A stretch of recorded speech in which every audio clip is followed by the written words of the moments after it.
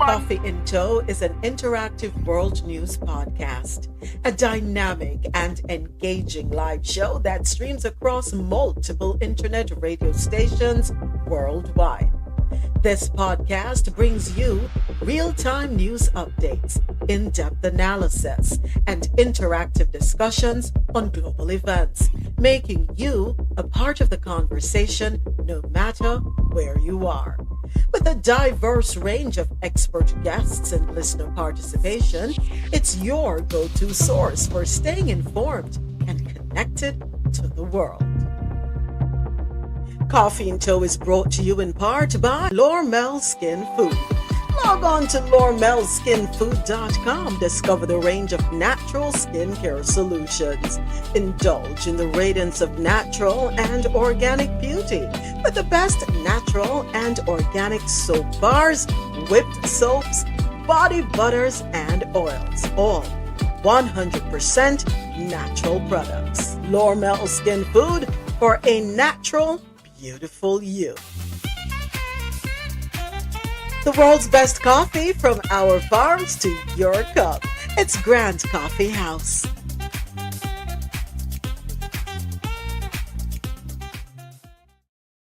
For the top of the hour. Ooh, no bags, wallet. 15 minutes before the top of the hour. Welcome to Coffee in Tow, world news on the go. It is Friday, May 9, 2025. Thank you for joining me for 4 hours filled with news from around the world. Always great conversation and music. Coffee in Tow comes to you live weekdays starting at 9 a.m. to 1 p.m. Eastern on QMZRadio.com for quality music while you work or play, JanoRadio.com, your non-stop party vibe station, and MadMusicHouse.com for any genre, anytime. We are live on YouTube. Supposed to be starting at 9:30, but you know your girl done unruly. Don't forget to subscribe to the YouTube channel. And if you want to catch up on past episodes, there are past episodes of Coffee in Tow. You can find them all on the Coffee in Tow YouTube channel. Go ahead and subscribe. Thank you to my studio audience, courtesy of TikTok. We do not stop. I know TikTok I try to crap with style, but I'm not me. I'll go through the same way. Coffee in Tow is brought to you in part by LormelSkinFood.com for a natural, beautiful you. Head on over to LormelSkinFood.com, and also brought to you in part by Grant Coffee House. Enjoy 20% off all your coffee products, your Jamaican coffee products. You don't know. Support your brother who's doing his thing up there in Atlanta, the ATL. Enjoy 20% off all your coffee products at checkout when you use the code COFFEEINTO20. Head on over to www.grantcoffeehouse.com. And here's what we have coming up for you today out of the Caribbean corner.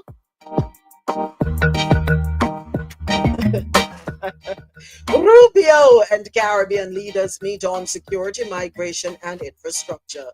Caribbean Investment Forum 2025 launches with bold vision for regional growth. Bahamas to pay Cuban doctors directly amid U.S. scrutiny.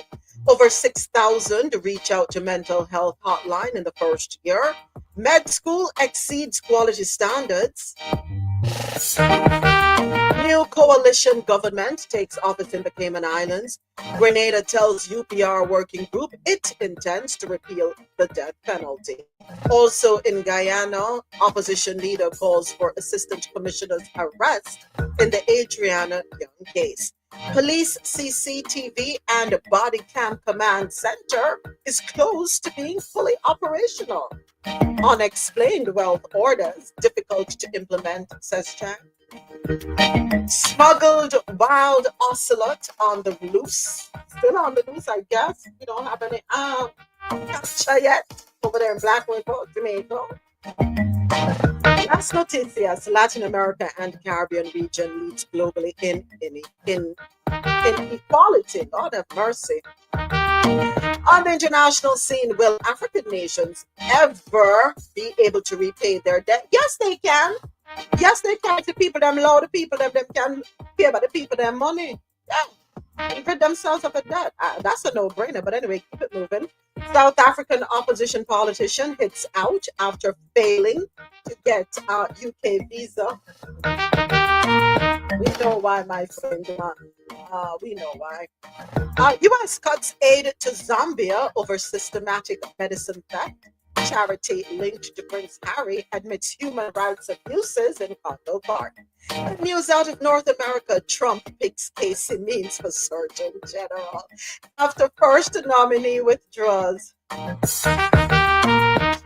USDA chief says agencies trying to fill key jobs after paying $15,000 to leave. This makes sense. Jesus, only you can take the wheel at this point. Bill Gates plans to give away most of his fortune by 2025. And business and tech news brought to you by Grant Coffee House, from our farms to your cups. Trump keeps 10% tariffs on UK, but cuts taxes on British autos, steel, and aluminum with trade deal. Americans are already seeing Trump's tariffs kick in. You think they sent in receipts to prove it. In health and science news brought to you by Lormel Skin Food, North Dakota is 11th U.S. state with a measles outbreak. And here's what you need to know. Also in health and science news, former CDC staff have issued a warning of a 5-alarm fire. Cancer-causing chemicals are in beauty products women use. All right. Yesterday, we didn't get to talk about the Smokey Robinson accusation of SA by 4 women in the Brew Entertainment News. We're going to try to hit that today. Happy Friday, folks. That's what we have coming up for you today. Just great conversation, as always. Quick check-in. Ja, how you doing? How are you? Good morning. Good morning. All is well. Good morning, CIT family. Happy birthday to all the May Tauruses. Rosolo, big up. Are the soldiers not here? Oh man. Oh, okay. Did you share the live with them? No. No. Mm-mm. How could you not? Let me go ahead and share the live with Addison. How could you not? He has some other women to do that for him, so you know. Okay. All right. Normally share the live with him, but as you can hear, I was rushing to get in the car. No, listen, no apologies. No apologies, necessary. Okay, I shared it with him. Good morning, Ozzy. Good morning, Alexia. Good morning again, CIT family. All right, who we got here with us? We got you, Jack. We got Shelly. Hey, Shelly. Shelly, you know, I'm gonna be honest. I'm gonna tell you something, Shelly. I gotta tell you something. I tend to be very transparent. I've been accused of being too transparent. So, Shelly, let me tell you a story. When you came in this space, the first time I saw you in the space, right? I said, "Oh, interesting. Let me bring up Shelly." We share the name Shelly. I'm being very honest. I bring up Shelly. Yeah, because we share the name. Just spelled differently. I have an extra E in my name. So, yeah. And I have no regrets.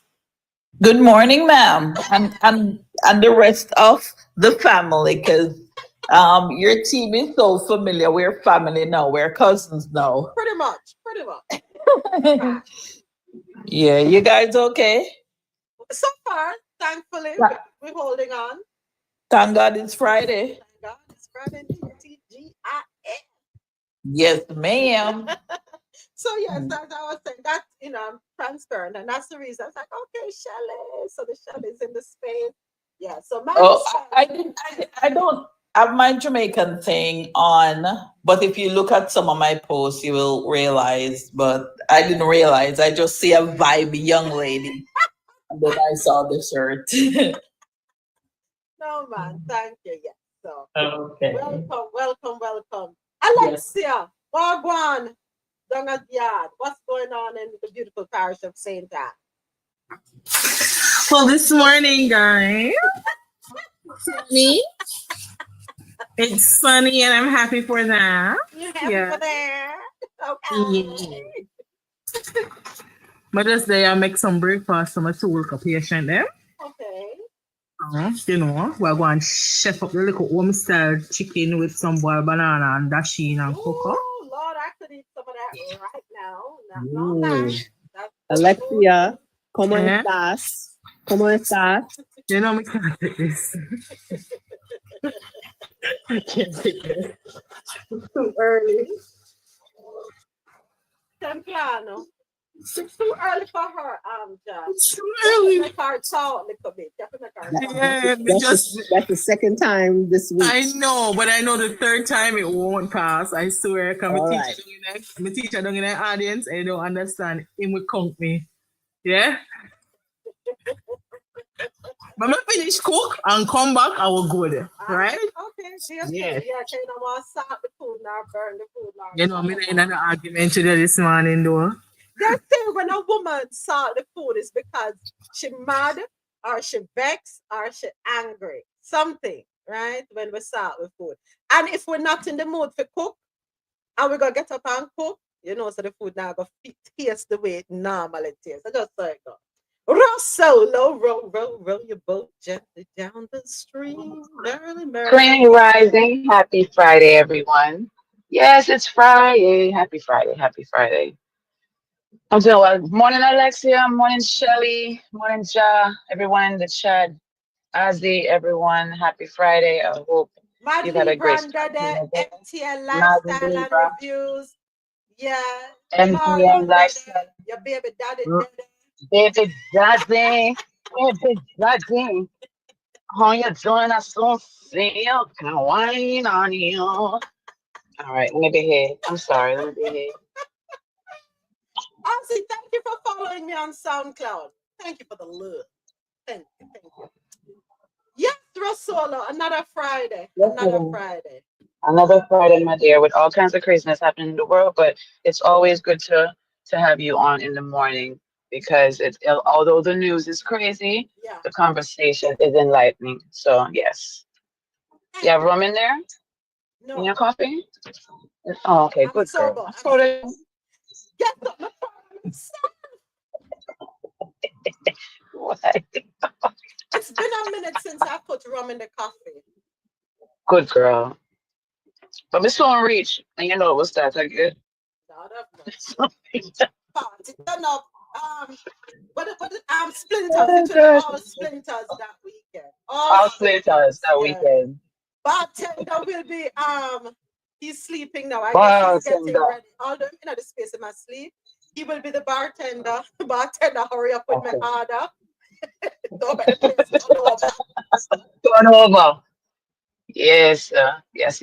So yes, everyone. If I don't come on, well, I will come on because I'm off today. I'm gonna go pick up my son, my favorite son now. From that always throws people, Yeah, when I because say they that. I think have she has one more than one. It's just one more dege, than one. I have one one dege dege, son, one dege dege. one son, and three daughters. So I'm gonna go pick up my favorite son now because he wants to be here for Mother's Day weekend, and he's babysitting for me next weekend. So we had a whole. Look at Azzy right in the chat. Wait. So coughing to really been LIGUOR group. Listen, host, she used salt, certain characters. Listen, MTL. Okay, so MTL, you bring up salt. I do occasionally, I will put a dash of salt in my coffee. And you know where I learned that? Many years ago, in the early 90s, when I was working at National Commercial Bank in Kingston, the atrium to be exact, where the head office is. I'll never forget, I can't remember the lady's name, but she used to work part of the ancillary team. And in the morning, she would come around with a coffee cart and she made coffee for me one morning. And I was watching her making the coffee and she dashed salt. I said, salt, you put salt in your coffee? She said, yes, that's why it tastes so good. It enhances the flavor. And it really does. So ever since then, 1990 something, I started to put salt in my coffee. I do it every now and again. I'll put a dash of salt in there. And it does enhance the flavor. So now when you talk about the RUM, I usually put the Tortuga I used to put our own, the Ray and nephew, Ray and him nephew, but boy, the Ray and the nephew trying bad. So I started to use the Tortuga coconut rum in the coffee, a capful, about depending on the size of the cup. Like a cup this size, I'll put a capful of the coconut rum, RUM, in there. Yeah, man. Turn up the thing, make you feel nice too. And remember, alcohol disinfect the body too. It preserve your organs. Let me stop. That's what I tell myself. That is what I tell If myself. it works, it works. It will work. Absolutely. I saw the thing go. I saw it go. All right, folks. Okay, thank you to everyone here with us. Madly Brand, big up yourself.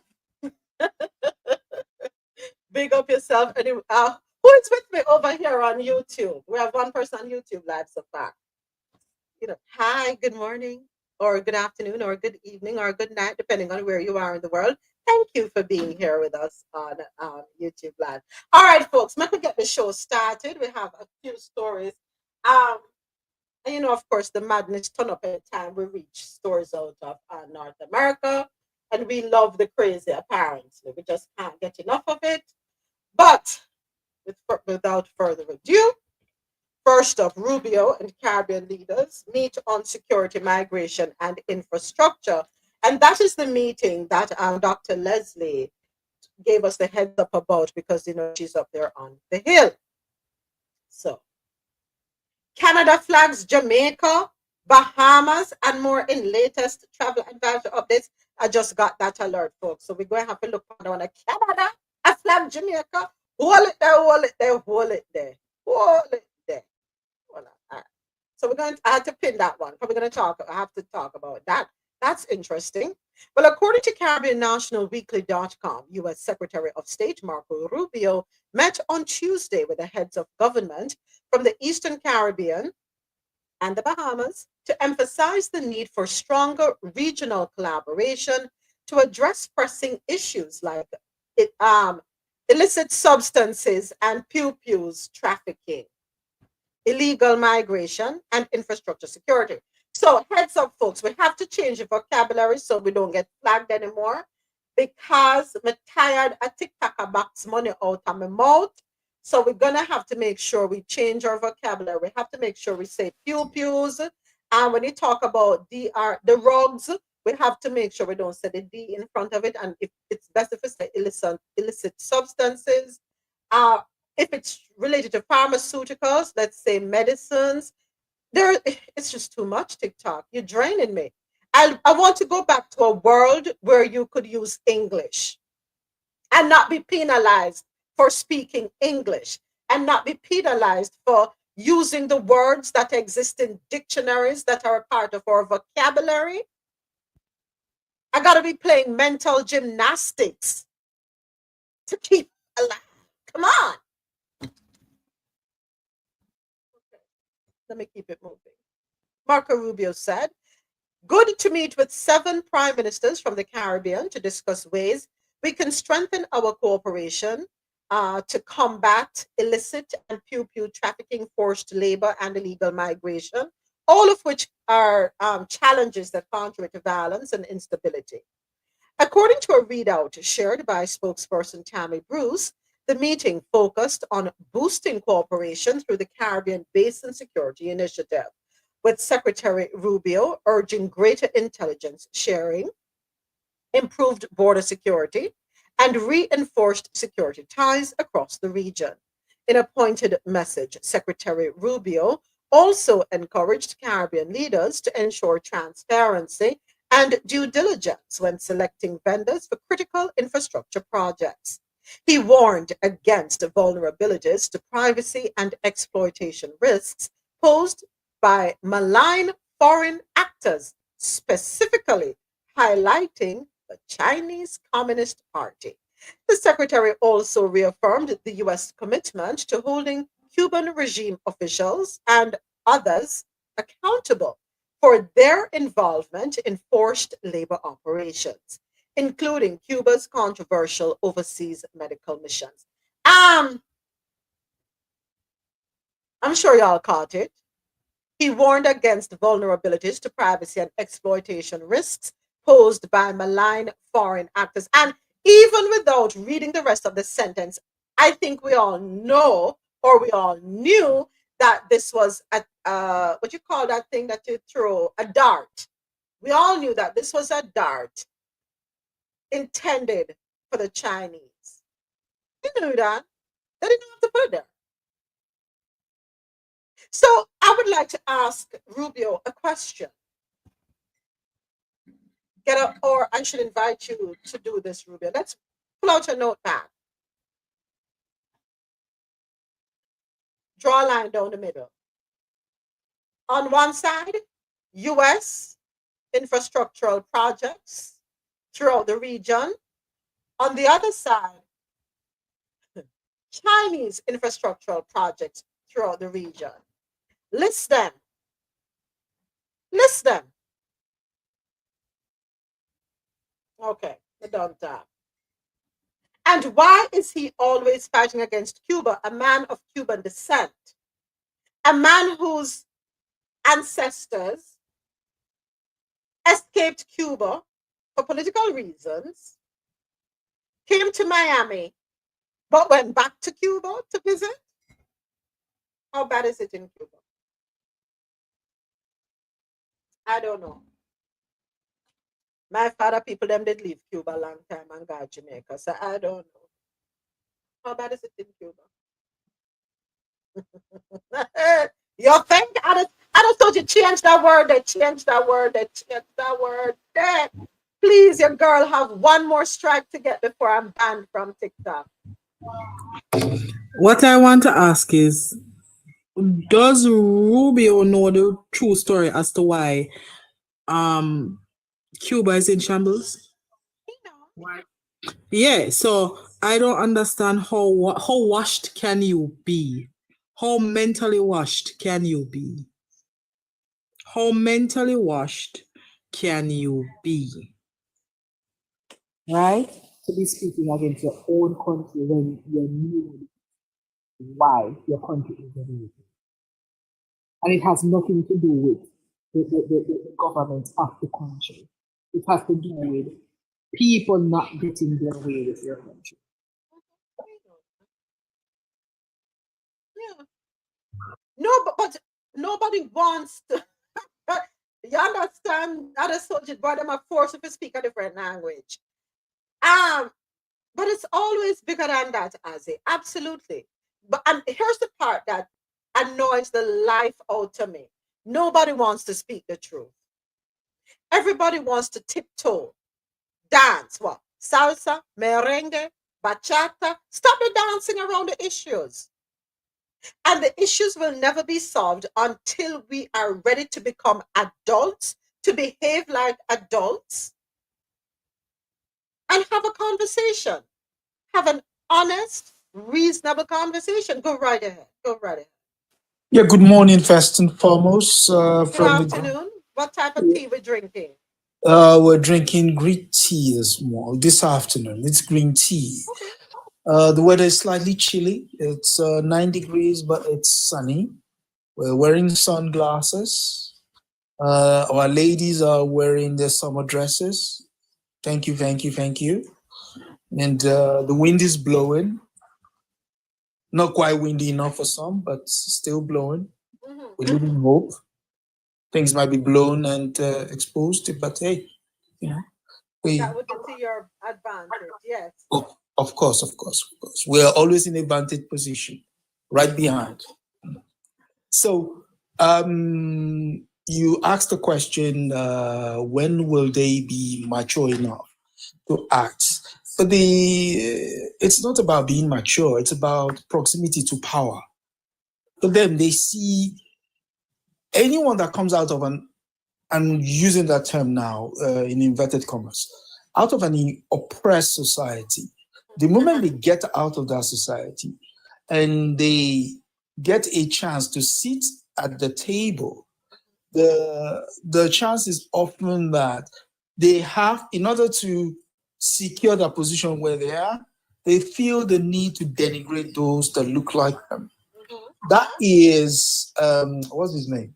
That is your Secretary of State's biggest problem.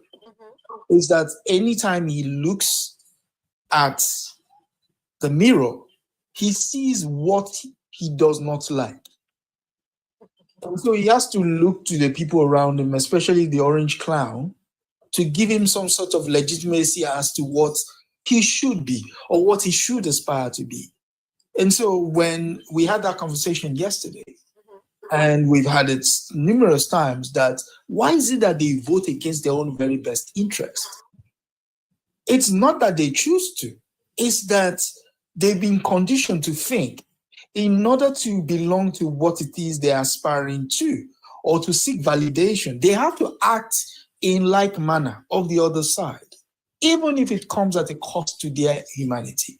But also, isn't that still ultimately a choice that they have made?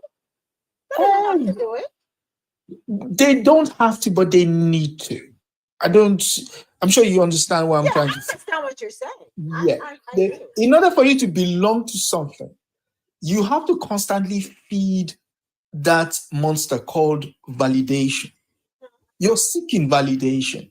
So when he goes from calling him playground names like Little Marco to calling him Senator Rubio, for Little Marco, Marco believes now that he's gotten validation. So what does Marco has to do? Marco has to double down. I mean, imagine you as a senator of the United States in the Foreign Affairs Committee that you are part of. Would you say during, who was there when he was initially there? During George Bush's days, he would say there are people, there are countries outside there that we're talking to accept US citizens if we don't like how they think. Would you think that? But because he wants to be part of something, and that is the terms of engagement, you have to be willing to bite the bullet and say the most egregious of things and not bat an eyelid. He is willing to be it. So even if it comes at the cost of pushing Cuba into the sea, and he won't do it, nobody will do it because the state, as powerful as it is, has not been able to do it for over 60 years. Cuba is going to exist in some shape or form. Yeah. And Cuba has proved it, that if you're willing to, quote unquote, bite the bullet, you will survive. It's just that, again, proximity, and like you said, only few people in the Caribbean are willing to point the finger and say, listen, enough is enough. Shout out to Mia Motley. I won't exactly say that for the gentleman, the ones whose t-shirt you're wearing at the moment, but hey, that's a matter for another day. Don't worry about him. It's still gonna bleed me. Black, green, and gold. Hardships they are, but the land is green and the sun still shines, right? Yeah. And it's the same thing it's the same problem with Haiti. Everybody a tippy-toe dance around and a galang with themselves a dance compa over there. Come on, man. Until we are ready to face the truth and speak the truth, we're not going to reach nowhere. We are going to be on the hamster wheel. We're not going to be coming off. Thank you, Addison. All right. Next up, Caribbean Investment Forum 2025 launches with bold vision for regional growth. Article courtesy of CaribbeanNationalWeekly.com. The Caribbean is ready to change the conversation. Long known for its pristine beaches and vibrant culture, the region is now setting the stage to present itself as a serious contender in the global investment landscape. This July, Montego Bay will host the Caribbean Investment Forum CIF 2025, a landmark event aiming to position the Caribbean as a competitive and credible investment destination. Officially launched this month in Kingston, CIF 2025 is being promoted as the region's flagship platform for linking international capital with investment-ready opportunities. The forum will run from July 29 to July 31 under the theme Smart, Green, Connected. The event is being organized by the Caribbean Export Development Agency in collaboration with the Government of Jamaica, the European Union, and the CARICOM Secretariat. Together, these partners aim to drive a shift in how the Caribbean is marketed, moving away from traditional sectors and showcasing its strengths in innovation, sustainability, and digital transformation. The Caribbean has reached a pivotal juncture. That's according to Executive Director of Caribbean Export rather, Dr. Demis Sinanan. We can no longer rely solely on traditional sectors to attract investment. We're building an economic ecosystem that is green, digital, and inclusive to ensure a resilient Caribbean region. CIF is where those ambitions meet action. The Caribbean Investment Forum continues to be the premier platform that transforms Caribbean potential into performance, and the Caribbean region will move from global interest into investment impact. Jamaica's Minister of Industry, Investment and Commerce, Senator the Honorable Auburn Hill, emphasized the significance of the host nation's role. Well, they're expecting about 500 delegates or over 500 delegates, including um, international investors, entrepreneurs, government officials, development finance institutions, and diaspora leaders. So expect at the 3 day investment that they should have pitch sessions, policy dialogues, sector specific roundtables, and opportunities for deal making. So the four areas that they're going to be focusing on, the forum will spotlight are sustainable agriculture, aiming to bolster food security and promote agribusiness innovation, green economy transition, focusing on renewable energy, climate resilience, and sustainability, digital transformation, which is centered on fintech, AI, and smart technologies, logistics and transportation, enhancing mobility and regional trade infrastructure. So it sounds like we need to be there. Who is going to go and represent Coffee and Toast so we can get firsthand information? No, we talk about the region moving forward as one, the region working together hand in hand. Do we see opportunities for this to happen coming out of this forum? Go ahead. It is Go ahead. Okay, Alexia, Mr. President, and then James. Go right ahead. happening. Remind me. What we're talking about? Okay. Yeah.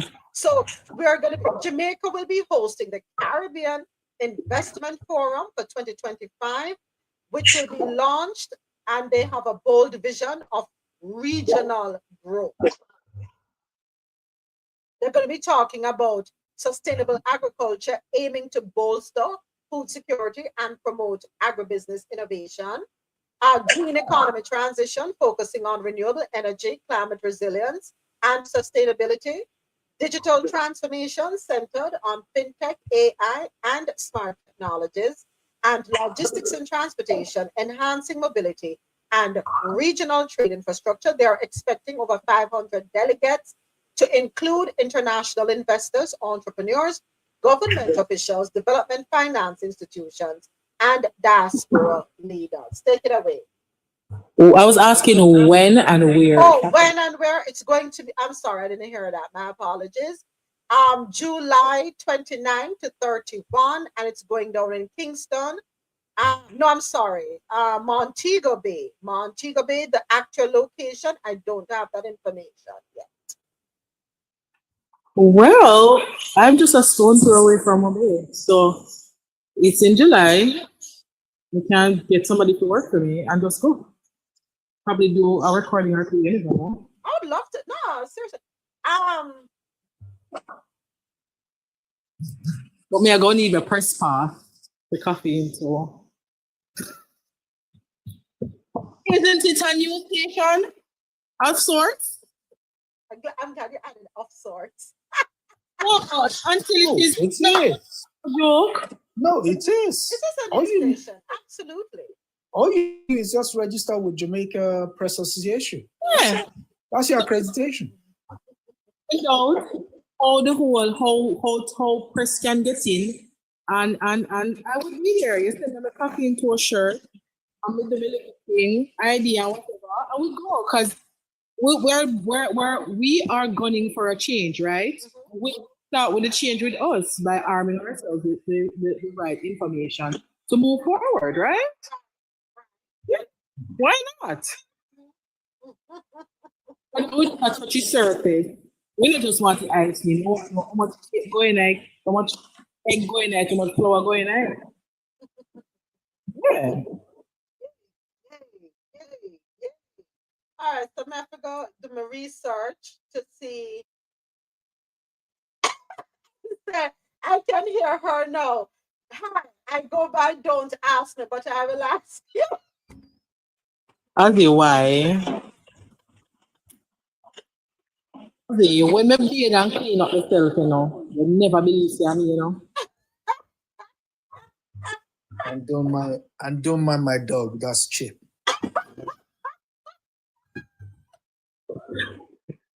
Ozzy, when me clean up, Ozzy, you see the scentillas are shine right through, Ozzy. Don't play with me.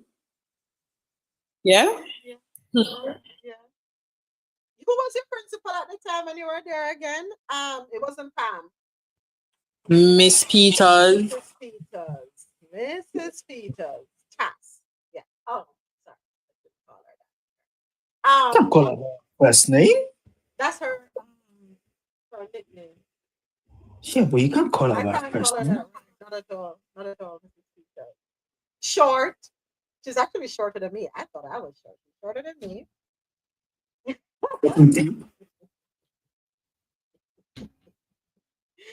All right, folks. So interesting. We have spoken several times about the need for the region to move forward. So let us see what comes out of this. No, I'm here for it. How want to feel? Anybody want to share your thoughts? James, you want to share your thoughts on this? Yeah, yeah, it's a good initiative. The thing I don't understand, I think everybody at Jamaica need to get beaten. The politician and the people need some beaten too, because Jamaica have good initiatives, right? They have good things going on. They have good. I've seen quite a few people who go overseas, study, went back to Jamaica and start a business like as easy as it can be started anywhere in the world.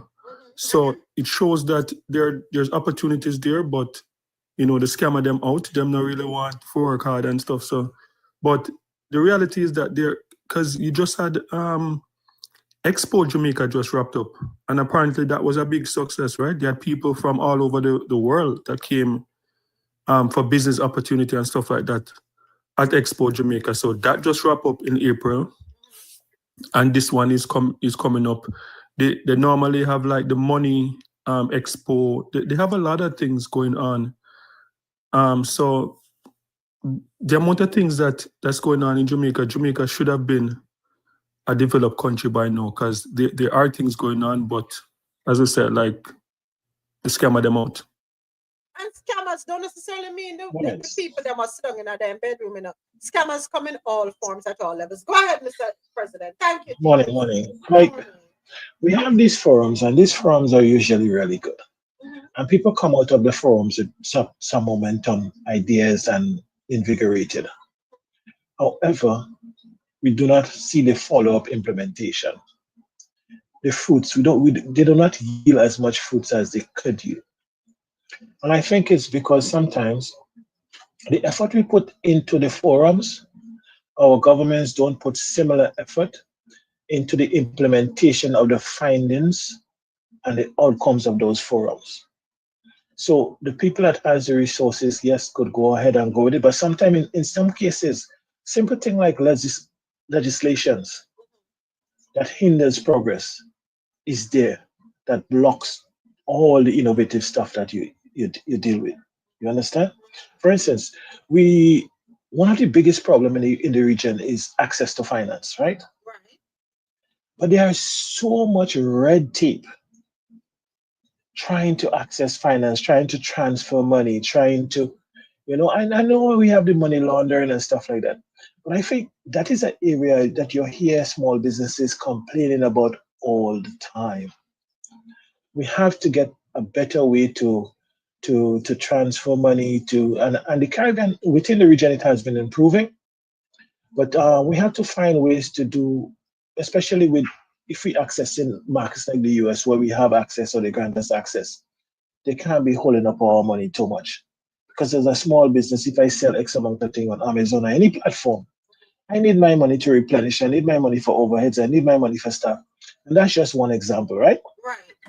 But I think the same enthusiasm the governments go through to plan, and they spend a lot of money and they put a lot of effort into planning these forums. I want to see similar efforts behind the brain children that comes out of those forums on a micro level, on a Caribbean level, which is specifically geared to improving investment from within the countries and within the region. The big donors coming from overseas, the foreign direct investors, and so they have platforms that facilitate them.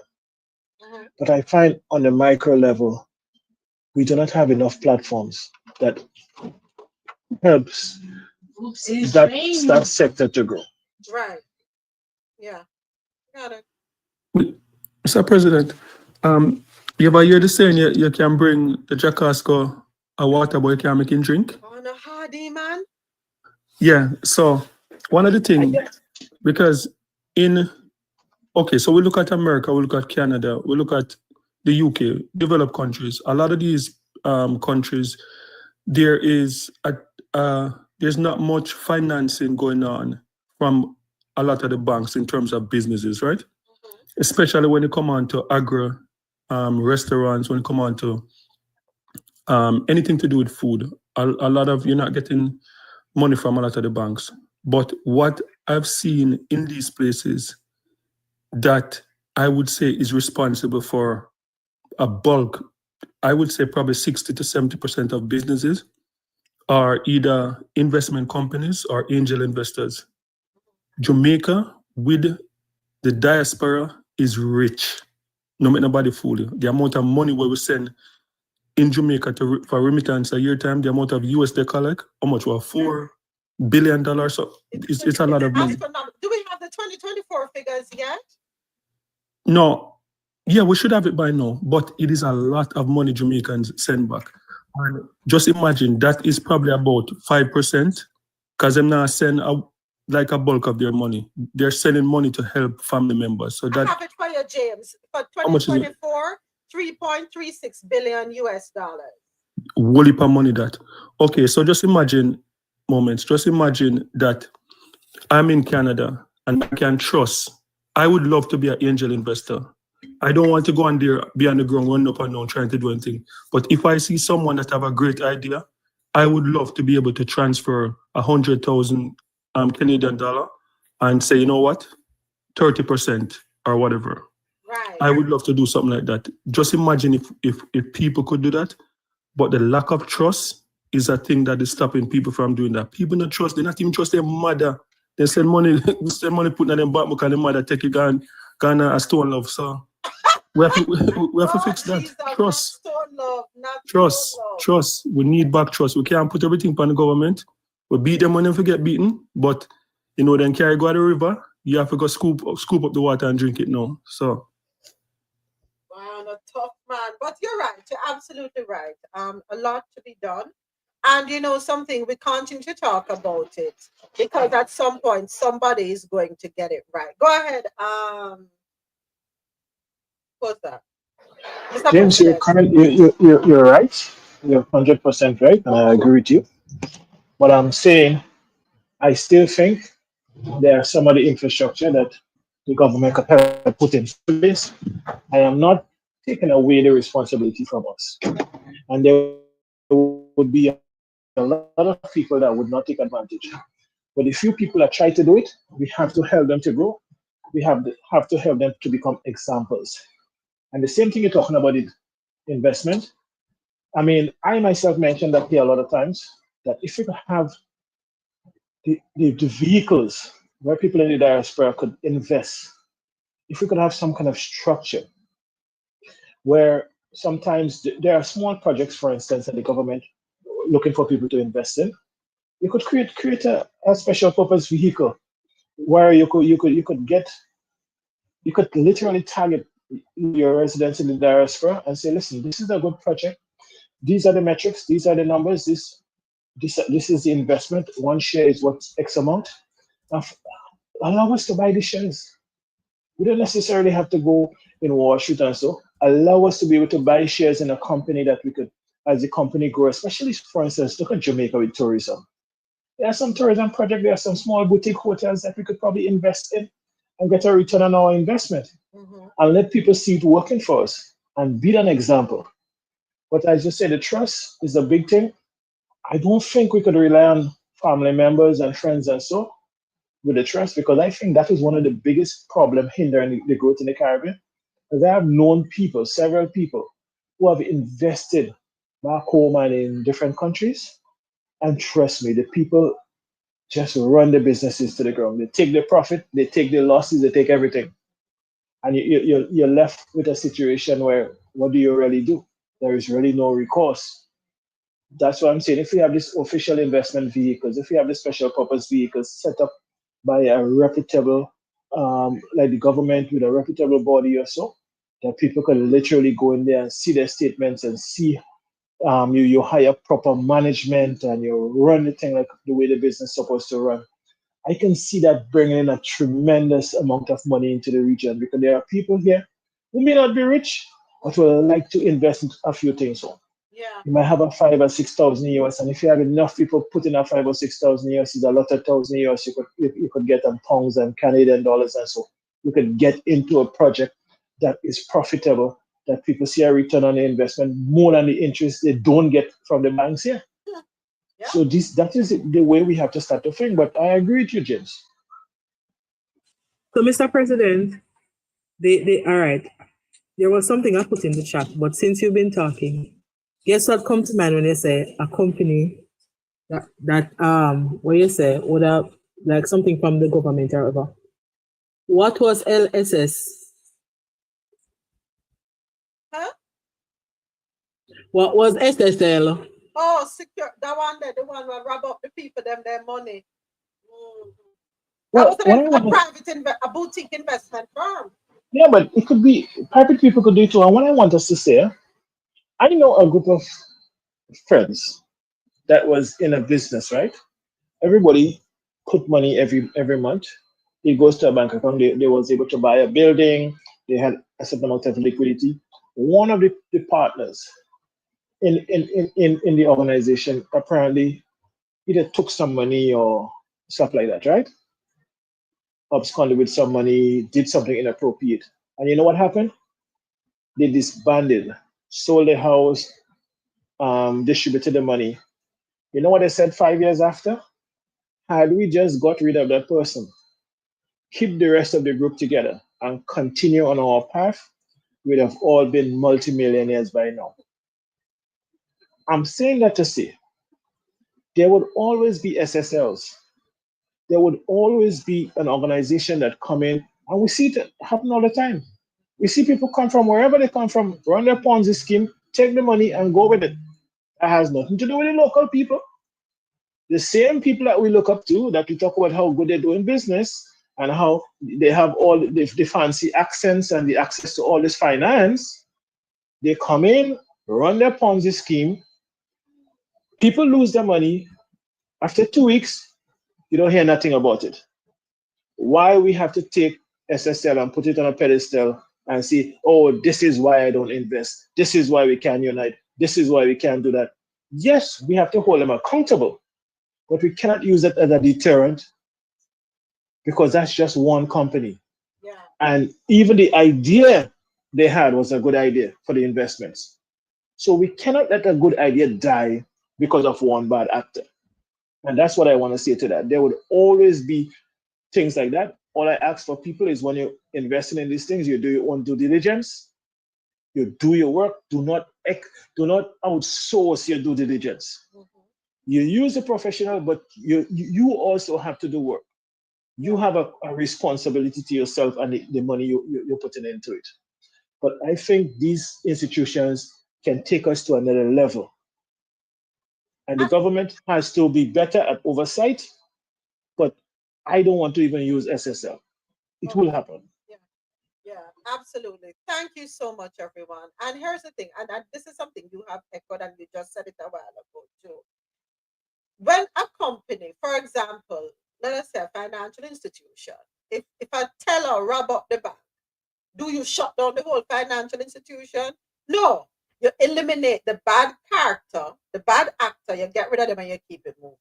So it's the same thing. Whatever element is there that is not aligned, you remove it and keep moving. Plain and simple. All right, folks. Next up, thank you all again. A moment, just a point of information. I think Jamaica has an angel investment group. I can't remember the name. I could probably find the information for you. But I know in the last UNDP forum out of Antigua, July of last year, there was representation from, I think, the first angel investment group in the region, or at least in Jamaica that I know of. I will get that information and pass it on to you. So there are at least one angel investor I know of in Jamaica. Okay, awesome. Thank you. Thank you for that, Mr. President. We look forward to that information so we can share it because just like James mentioned, I'm sure there are others with a similar train of thought. That's my face, with a similar train of thought. All right, folks. So this one just popped up, and let me get to it before we move on to the Bahamas. Canada flags Jamaica, Bahamas, and more in latest travel advisory updates. According to Caribbean National Weekly, Canada recently updated its travel advisories for dozens of countries, flagging several high-profile tourist destinations for elevated caution, including Jamaica, the Bahamas, Trinidad and Tobago, Cuba, Guyana, and the Turks and Caicos Islands. These countries now fall under the exercise a high degree of caution category, a standard designation used by Global Affairs Canada when there are identifiable security concerns such as crime or localized unrest. But travel is not discouraged, okay? For Jamaica, the advisory states violent crime, including armed robbery and MURDER, unaliving, is a problem in large cities and tourist areas. I'm going to stop on the right there, so. When last in the year, so the tourists them get bada so. Talk it truth. And why the US not on the list? I got to tell you something, you know. I remember having a conversation with somebody in Jamaica, and I said, boy, why they make it look so bad? Them say, listen, most of what you say happening down there, I know, then just get up and decide to lash out on people. They are targeted. So stay out of people way, stay out of trouble, and trouble won't take you. When you're going to make a statement like this, violent crime, including robbery and unaliving, is a problem in large cities and tourist areas. We didn't just have carnival the other day. Who trouble anybody down there for carnival? Including parts of Kingston and Montego. Who are troubling tourists them down there? You know what? Stop. Keep it moving. Anyway, and including parts of Kingston and Montego Bay, despite the presence of police to counter criminal activity. It further notes the availability of pew-pews is widespread and most violent, illicit, and gang-related crimes, especially unaliving, involves pew-pews. There is a risk of becoming a victim of crossfire in these areas. When last year, one tourist get caught up in a crossfire. Tourists are also at risk of crimes of opportunity, especially theft and robbery. Alexia, you're down there on the ground. Talk to me. Talk to me. Look here, me no live I see in Jamaica where them a talk about. So here, leave me alone. You see if they want to tell them people them don't come, we still are gonna eat. Stay up in another cold. If I no fire and snow, stay up there. Leave we alone. Crimes tend to be concentrated in traditional hotspots or high risk communities, but authorities warn incidents can occur at anywhere at any time. So I could stop right there. So I have seen several videos where ladies left way around Germany, reach in a song ghetto in a Kingston, I learn for dance. They reach in some of the inner cities area them and they dance 12, 1, 2, 3, 4, 5, 6 o'clock a morning. What trouble them? Go on, sir. What trouble them? No, but if it was so, if Jamaica was such a criminal hotbed, I was so much American, Canadian, European vlogger do down here. I do then travel vlog, all the coronation market and all of these things. Hey, make them cure out.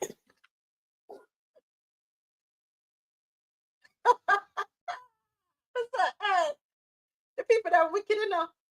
But anyway, let's keep going. Other nations in the region with similar advisories include the Bahamas, Cuba, Guyana, Trinidad and Tobago, Turks and Caicos, primarily due to concerns of a violent crime, opportunistic theft, and in some cases, corruption or strained emergency services.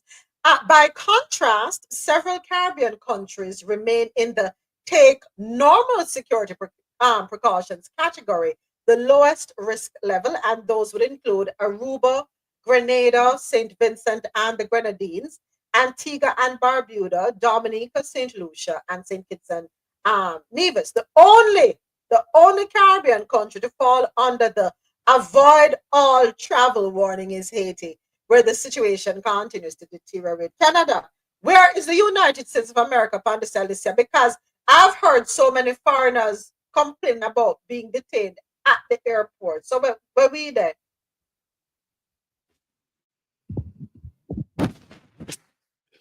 Yeah, yeah. So moments. The travel advisory. I'm not really upset with it because here what happened now. The the travel advisory is it's a standard thing. It's not rewritten every year. What you see, what you just read is there for like decades, right? So what they normally do, um, there's always a travel advisory. Every single country in the world, like Canada, would have every single country on a travel advisory. The level one, take standard precaution like don't just go into any like taxi or whatever. That's the basic one. Canada, America use the same one. I don't know about England, but America use the same one too. So every country is at level one, that level, the first level. And then you go 2, 1, 3. And if there's like, say, for example, with Trinidad having a state of emergency, as soon as there's a state of emergency, the consulate in Trinidad would reach back to Canada or to America and say, look, there's a state of emergency, so let's elevate the travel advisory. And the reason why they do travel advisory is sometimes some people use it as a weapon to scare people from going there. I think America do it a lot of time. But one of the standard reasons is that Canada, America, some countries in Europe, they have like their consulate track their citizens wherever they travel. So if there's something going on in Jamaica, someone is on the ground. That's why when you see like even Jamaican born, a couple of the guys who went down last year, one of the guys that got killed, like James, oh sorry, one more violation before I'm banned from TikTok. Unalive, yeah, sorry. Yeah. The guy that went down, the consulate was the one that dealt with everything in Jamaica, even though like he's Jamaican born, but he's a Canadian citizen. So the travel advisory, it works both ways, but it's not something that they write every year. It's a standard thing that they write and put down. And the reason why America is not on it, because America is a bully, but they announce travel advisory. They warn Canadians not to go to America right now and to take precautions if you're going. So they do that here too. You know how I look at the travel advisories, and it's like they refuse to take them foot off our necks in the Caribbean. This is how you keep countries classified, in my opinion. They want to control your economies and they will do it by any means necessary. And interestingly enough, not related but somewhat related, I came across a video last night and I want to play the video. Hold on, wait there. Profile. I tagged it because hold on a second. And so she's like, what the hell is she saying there? Just work with it. They're not coming for your land. Not this time. They're coming for the path to your land. And once they own the roads, the rails, the shipping lanes, the ports, they don't need to own your products because they will own your movement. That's how the new game is being played. Let me be more specific. You probably had the names BlackRock, Vanguard, DP World, China Merchants Port, Dubai Ports, even Maersk and MSC. They're snapping up ports like they're on clearance. Mombasa Port in Kenya, China got a grip. Lamu Port, same story. Djibouti Port, leased long term. Ghana's Tema Port, major stake sold. Kingston, Jamaica. The port's operations are now controlled by China Merchant Port. Freeport, Bahamas. Chinese farm Hatchington, Whampoa. Panama's Canal Rail, part owned by US asset managers. These companies aren't evil. They're just strategic, and we're asleep at the wheel. They don't want your goods. They want the toll booth. Because if they control your port, your shipping rates, not up to you. Your customs clearance time, not up to you. And let me explain this plain for the diaspora. A black farmer in Mississippi, a cocoa farmer in Ghana, a banana exporter in St. Lucia. They all face the same middleman. He just wears a different suit in every country. You want to build wealth for your people, you better control how your people get their goods out. So how do we counter the power grab? We have to come up with a strategy. We don't just resist, we out-strategize. So one, we have to buy more land. But owning the access to landlocked land is useless without access to markets. If you're buying land in Africa or the Caribbean, invest with others to secure the roads and trucks too. Form land plus logistic collectives. Own the route and the harvest. And then two, we're going to form regional black trade alliances. Imagine a black shipping alliance between Lagos, Bridgetown, and Baltimore. Shared ships, shared ports, shared power. Stop waiting for the AU or CARICOM. Black entrepreneurs can organize across borders. We don't need these organizations. They don't do anything for us. Three, we need to use domestic currencies for regional trade. The CFA franc, the East Caribbean dollar, the Kenyan shilling. Start trading in what we print, not what they lend. I repeat, not what they lend. No more selling cassava in dollars. That's just crazy. Regional trade should be in our money. And then four, we need to tax foreign firms that don't reinvest. Our governments must wake up. Private firms should pay higher taxes if they don't build roads, schools, or water systems near the ports they profit from. We shall call it a community access tax. And then lastly, we need to build parallel infrastructure. Just like we've built alternative media, we need alternative ports, smaller regional ports, black-owned logistic parks, inland dry ports, all owned by us. This is how we leverage small to control big. So before I go, they're not buying routes, they're buying influence, they're buying leverage, and they're buying silence. But we don't have to play victim. Don't play victim. Because now we know. We know that whoever owns the port decides the price. We know that whoever owns the rail decides the reach. And we know that whoever owns the ship decides the schedule. I mean, we can complain or we can coordinate. They're building a future where freedom comes with a shipping fee. Let's build one where movement comes from us. From Lagos to Kingston, from Accra to Atlanta, from Bujumbura to Belize. Black movement should never depend on private companies. Black movement should always depend on you. Let's move. There is a correlation. Control is the name of the game. I am going to control the tourism in your country by seeing to it that I apply, and how that is by applying these different flags And when I do that, in the minds of the persons desirous of visiting your country, they are probably going to think twice and say, whoa, let me go somewhere else. How many European countries or countries with predominantly European descendants have travel advisories on them?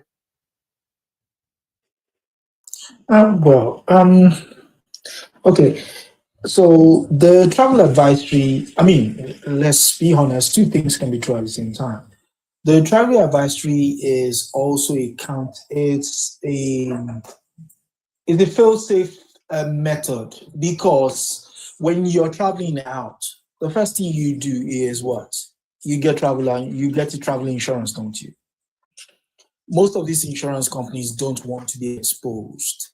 So what they would say is there is a travel advisory against you traveling. So if anything beyond what is normally, what you're normally insured for happens, they can use the travel advisory as a cover. That at least you were told.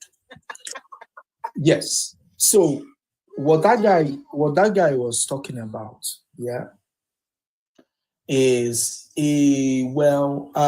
what's his name? Ngugi wa Thiong'o. He wrote an essay a couple of years ago, and the main thrust of the essay was the kind of world we are now living in. And I want to quote his words exactly. He said, "We, that means the global South, want accents. Yeah, we want to sound like Europeans. You know the story we talked about Marco Rubio wanting to sound like his, and they want access. Yeah. That point he made there is further buttressed by a book released in 2021. Chris Madrapra, he wrote a book titled Colonialism in Global Perspectives. He said, if you want to understand how colonialism works, go and look at each port in each country. Whoever controls that port controls that country. It's sad, but what he was saying there is actually what's the point of getting to the ports and then you have to pay for freight to the other side?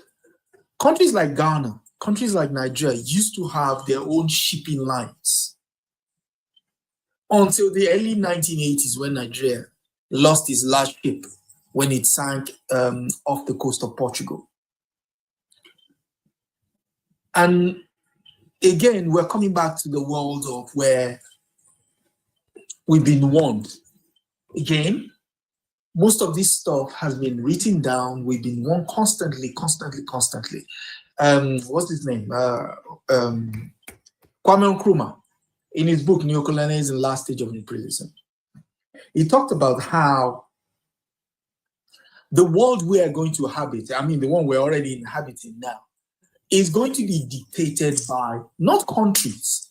We keep making this mistake of thinking it's the USA, it's France, it's Germany, it's all of, no. Companies, Apple, Microsoft, BlackRock, the Carlyle Group, what's the guys who do crafts, the guys who do your clogs, who do your Kellogg's and stuff like that, Procter & Gamble, Unilever, this Chevron, ExxonMobil, in terms of banks, Standard Chartered, Citigroup, and why are all of this important? These are multinational companies that some of their, in terms of their asset, they're even richer than so many other countries put together in some cases. So the key thing is we have to be mindful of the politicians we elect, because most of our politicians are beholden to these companies. And the faster we get them out of the way, the better we can see the enemies for what they are and able to make legislation. Because most of these companies just move through all these countries, zero tax in certain places. Sometimes we have to even pay them for them to be near us. I mean, the mind boggles, but that's how it works. So that gentleman was spot on. And like he said, we built alternative media. Now is the time to start alternative thinking. This idea, this notion that these people owe us anything should be dead and buried. I yield. Unalive and buried, I don't saw it. If you're Oh, them so bad, sorry. they're going to show up on your doorstep. I'm so sorry. It's because we're Brits. We don't know how to color our words. We use the full breadth of the English language. We're not allowed to do that here. Our language is curtailed here. The English is curtailed. Okay. So what's the word I'm looking for now? It's a struggle. If we don't want to ensure that we are deleted, let's just right. So I want to touch on something that Dre said in the chat, which Dre, I agree with you 110%. We do need to clean up. Absolutely. We need to do better in Jamaica by far. As a matter of fact, Dr. Holness has unleashed right now. And I've seen a couple content creators on TikTok urging the people to put on the bad manism thing. Stop it. It's not going to end well, right? Just stop.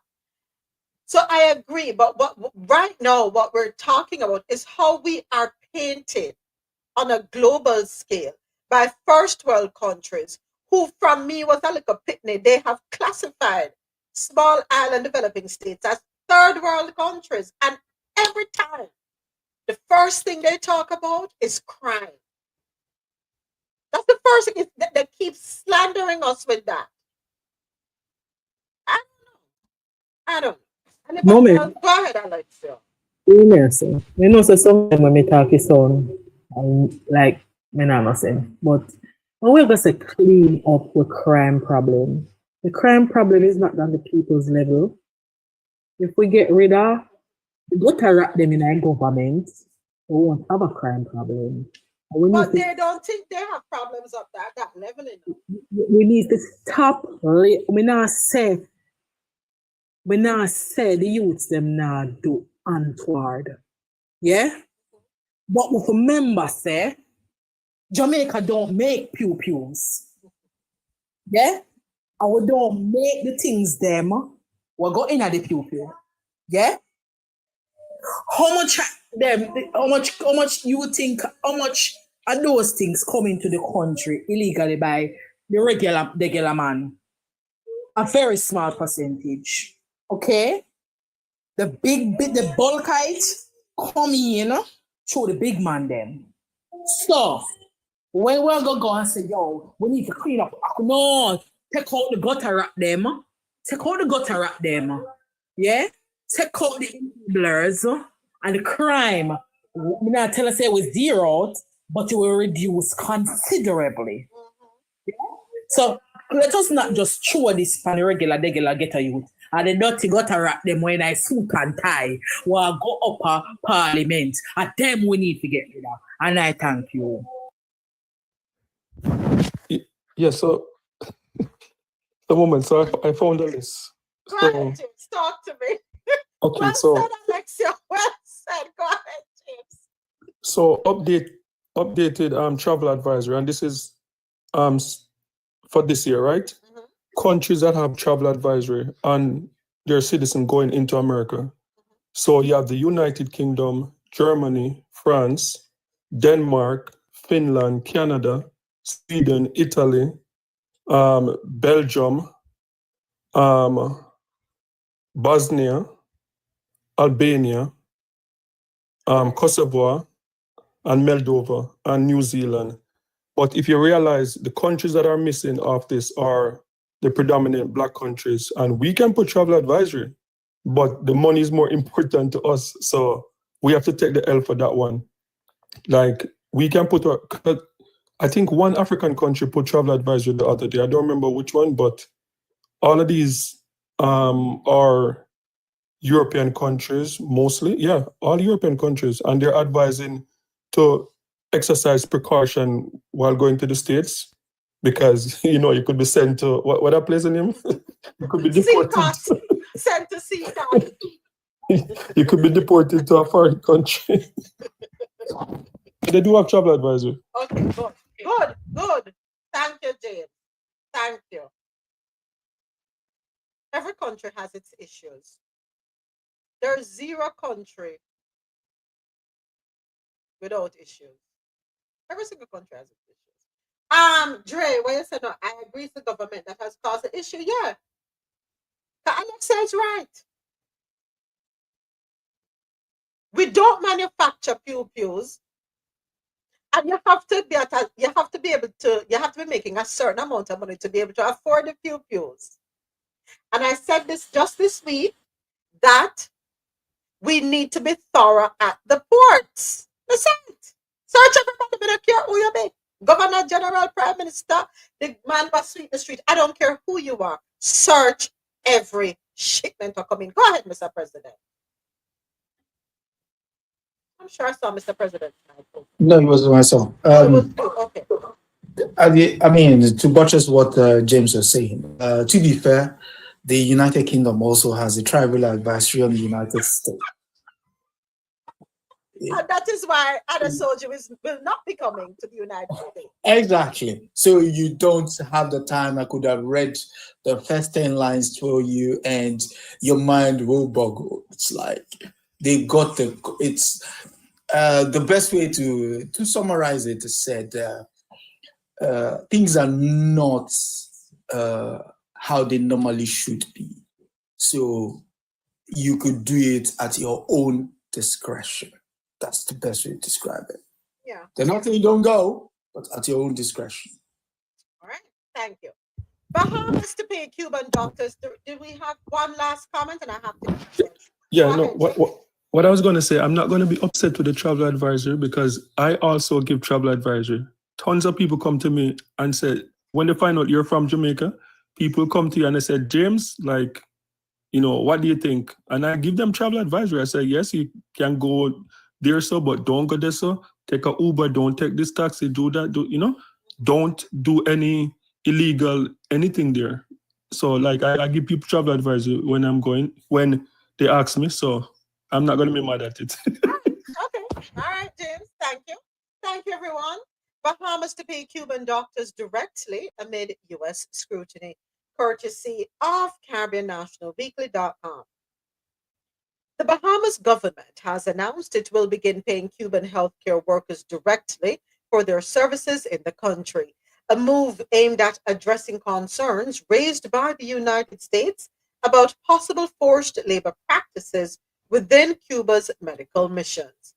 Prime Minister Philip Davis revealed the policy shift during his meeting with U.S. Secretary of State Marco Rubio in Washington, D.C. earlier this week.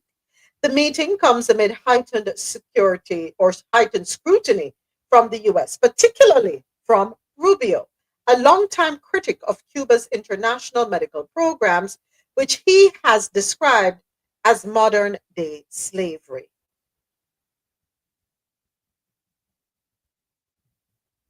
He added that his government is proactively reviewing the structure of its agreements with Cuba to identify any potential indicators of forced labor. If we discover that, that will be corrected. So let me ask a question. I'm not sure who opened the mic, but before I pass the mic along, let me ask a question. You've had Cuban doctors working in your country over there in the Bahamas. You don't know what's going on? Are you trying to appease Rubio? Go ahead. I don't know. Go ahead. Who opened the mic? Mr. President. Go ahead. Good morning. Oh, hold on. Who first? Me. Oh, sorry. Go ahead, Dr. Leslie. I thought it was Mr. President. Go ahead. Yes. Good morning. We had the article earlier, the one that you were in attendance. So we had that one earlier with the leaders of the Caribbean. But go ahead. Sorry. Oh, okay. No worries. I always have such an issue when people like to liken any kind of labor issues of today as modern day slavery. When we look at what slavery really was, to flippantly use the term, this situation with Cuban doctors and modern day slavery is just outrageously stupid and outrageously ignorant, to be quite honest. If we want to talk about modern day slavery, let's look at what's going on in, I believe it's, is it Alabama, where they've got the inmates in white working the cotton fields for no pay with the overseers on horses. Okay, all right.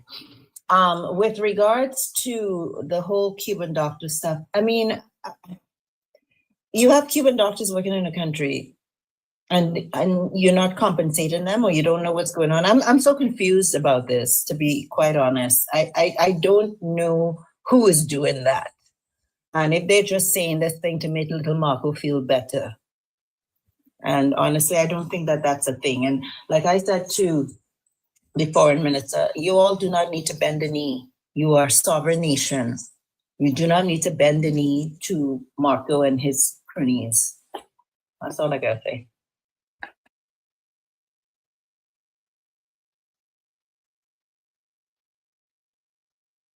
Oh boy, like moments gone. Let me party. Who have the music?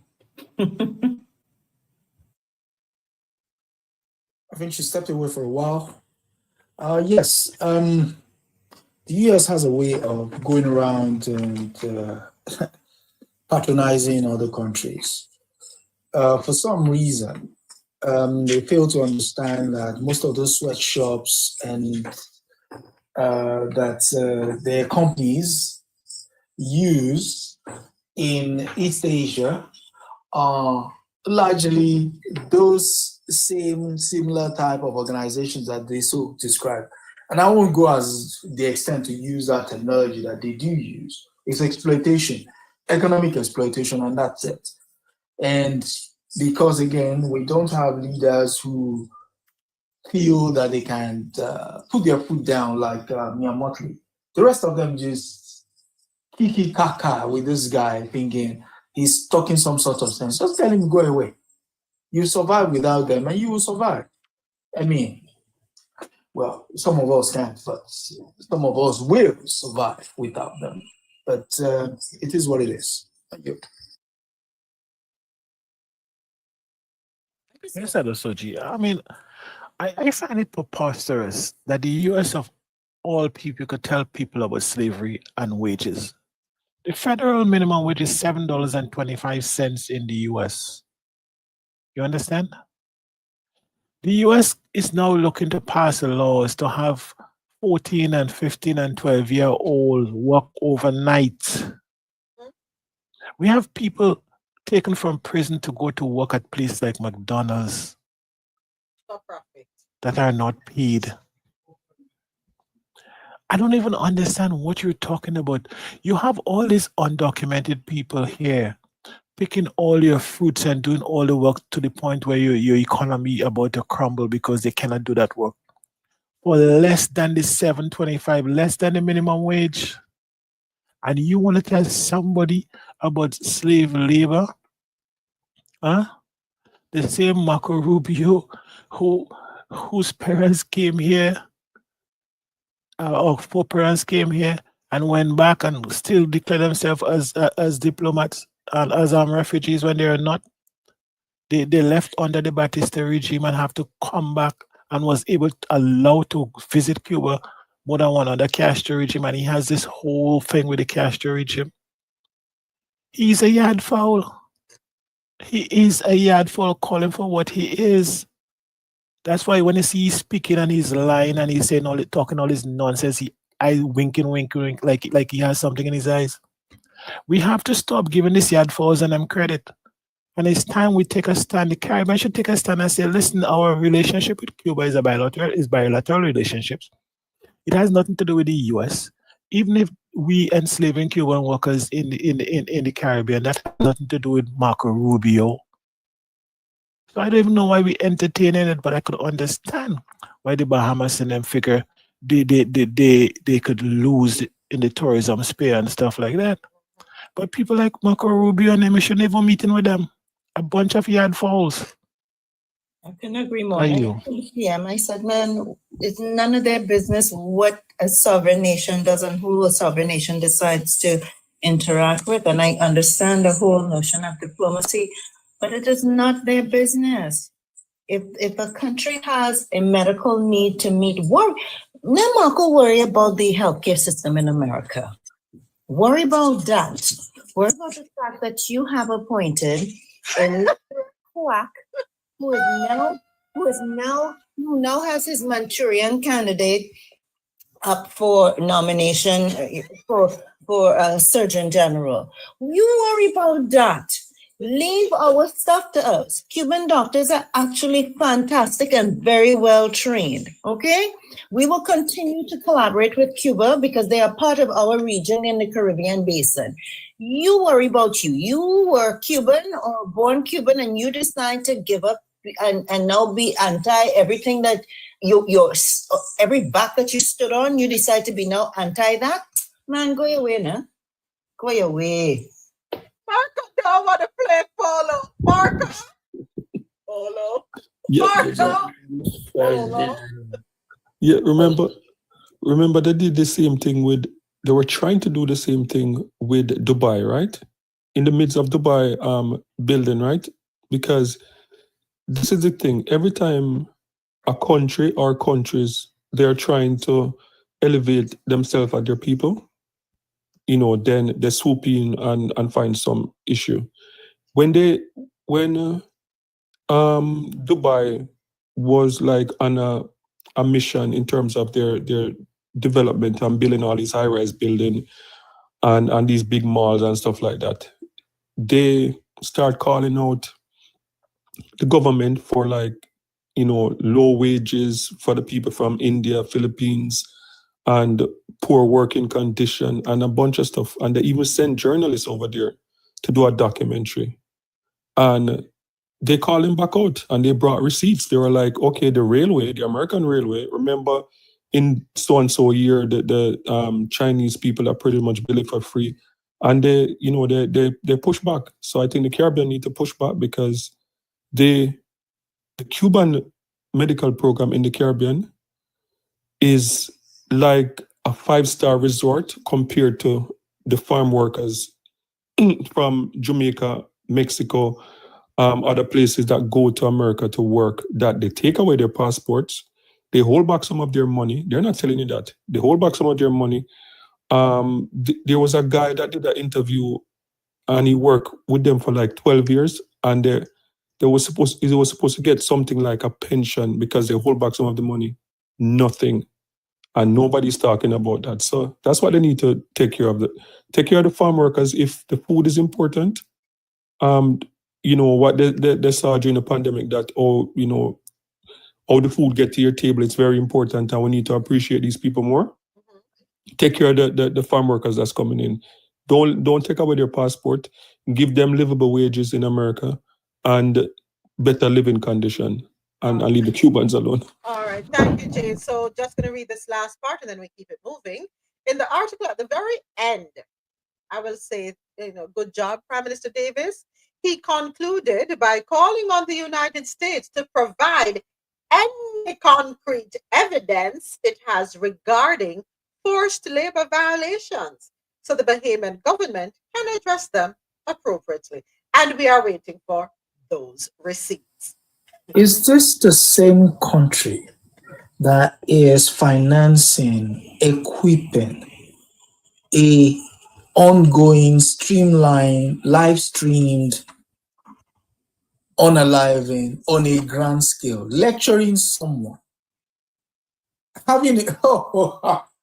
The world has lost its mind. I'm sorry. Come on, Anasoji, do as I say, not as I do. When are you going to learn that? Remember when your parents used to tell you, no worry about just do what I say? No, that's why I'm just asking the question. I didn't make a statement. I just asked the question.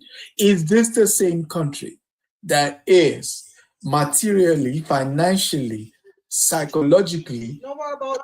Don't worry about that. No worry philosophically, and literally stabbing children to death. Literally stabbing not children metaphorically, literally arming. Oh. Don't worry about that. We just need to pay attention to. If I was the foreign secretary of any of this country and he comes in, I will start playing him reels. Yeah, that's what I was What not showing China him. do when China put some man for a whole play recordings of Exactly. Let's keep it moving, folks. Over 6,000 reach out to mental health hotline in first year. This article, courtesy of Barbados Today.bb. The 24-hour mental health hotline, Lifeline Barbados, has received well over 6,000 calls since its launch in April 2024. Evidence, said Minister of Health and Wellness, Senator Jerome Walcott, of the nation's growing reliance on accessible mental health support. Delivering the feature address at the opening of the 69th CARFA Health Research Conference on Wednesday, Senator Walcott described Lifeline Barbados as a vital step towards ensuring accessible mental health care for all persons. From February 1 to May 2, the helpline received 6,572 calls, he disclosed. Issues ranging from anxiety, depression, unaliving, and the idea of unaliving, substance abuse, and social challenges. There were 740 calls recorded last month, the highest number for a month since the start of the program. Hold on, now we have an issue in Barbados because Barbados only have 1,000 people. So why we have 700 and some people calling in 1 month? You're wrong for that. I thought you're wrong for that. Stop it. Stop it, moment. Right now. All right, It's seriously not, speaking though, it's not moments. On a serious Barbados, note, hold on, Barbados population is 282,336 per the World Bank 2023. Go ahead, Mr. President. Sorry. it's not necessarily that it's bad, you know. There are a lot of mental health issues has been left unaddressed for so long that in some cases we have chronic mental health issues. And the stresses of the world is getting more and more. And we don't have ways of doing it. We don't have the communities we used to have to help us out and stuff like that. And sometimes people get tired. Sometimes people don't even have people to reach out to. They don't even have a trusted group of friends or something like that. You have to look at the changing dynamics of our society, especially our society where we have been so interactive. We grew up in communities. Now we taking on, remember the whole American nuclear family become the it thing of the day. And now the same family structure is being condemned by the same Americans as they know that's not the way to go. We used to see our extended family as something that's related to maybe, I don't know, our slavery or past, whatever it is. But it was too African for us. So those structures took care a lot of the mental health issues. Yeah. So now that you have the avenues where people could call to express their needs, the government can put a little more resources there because it's highly under-resourced throughout the Caribbean. And we probably could put some more mechanism in place to ensure that it's properly addressed.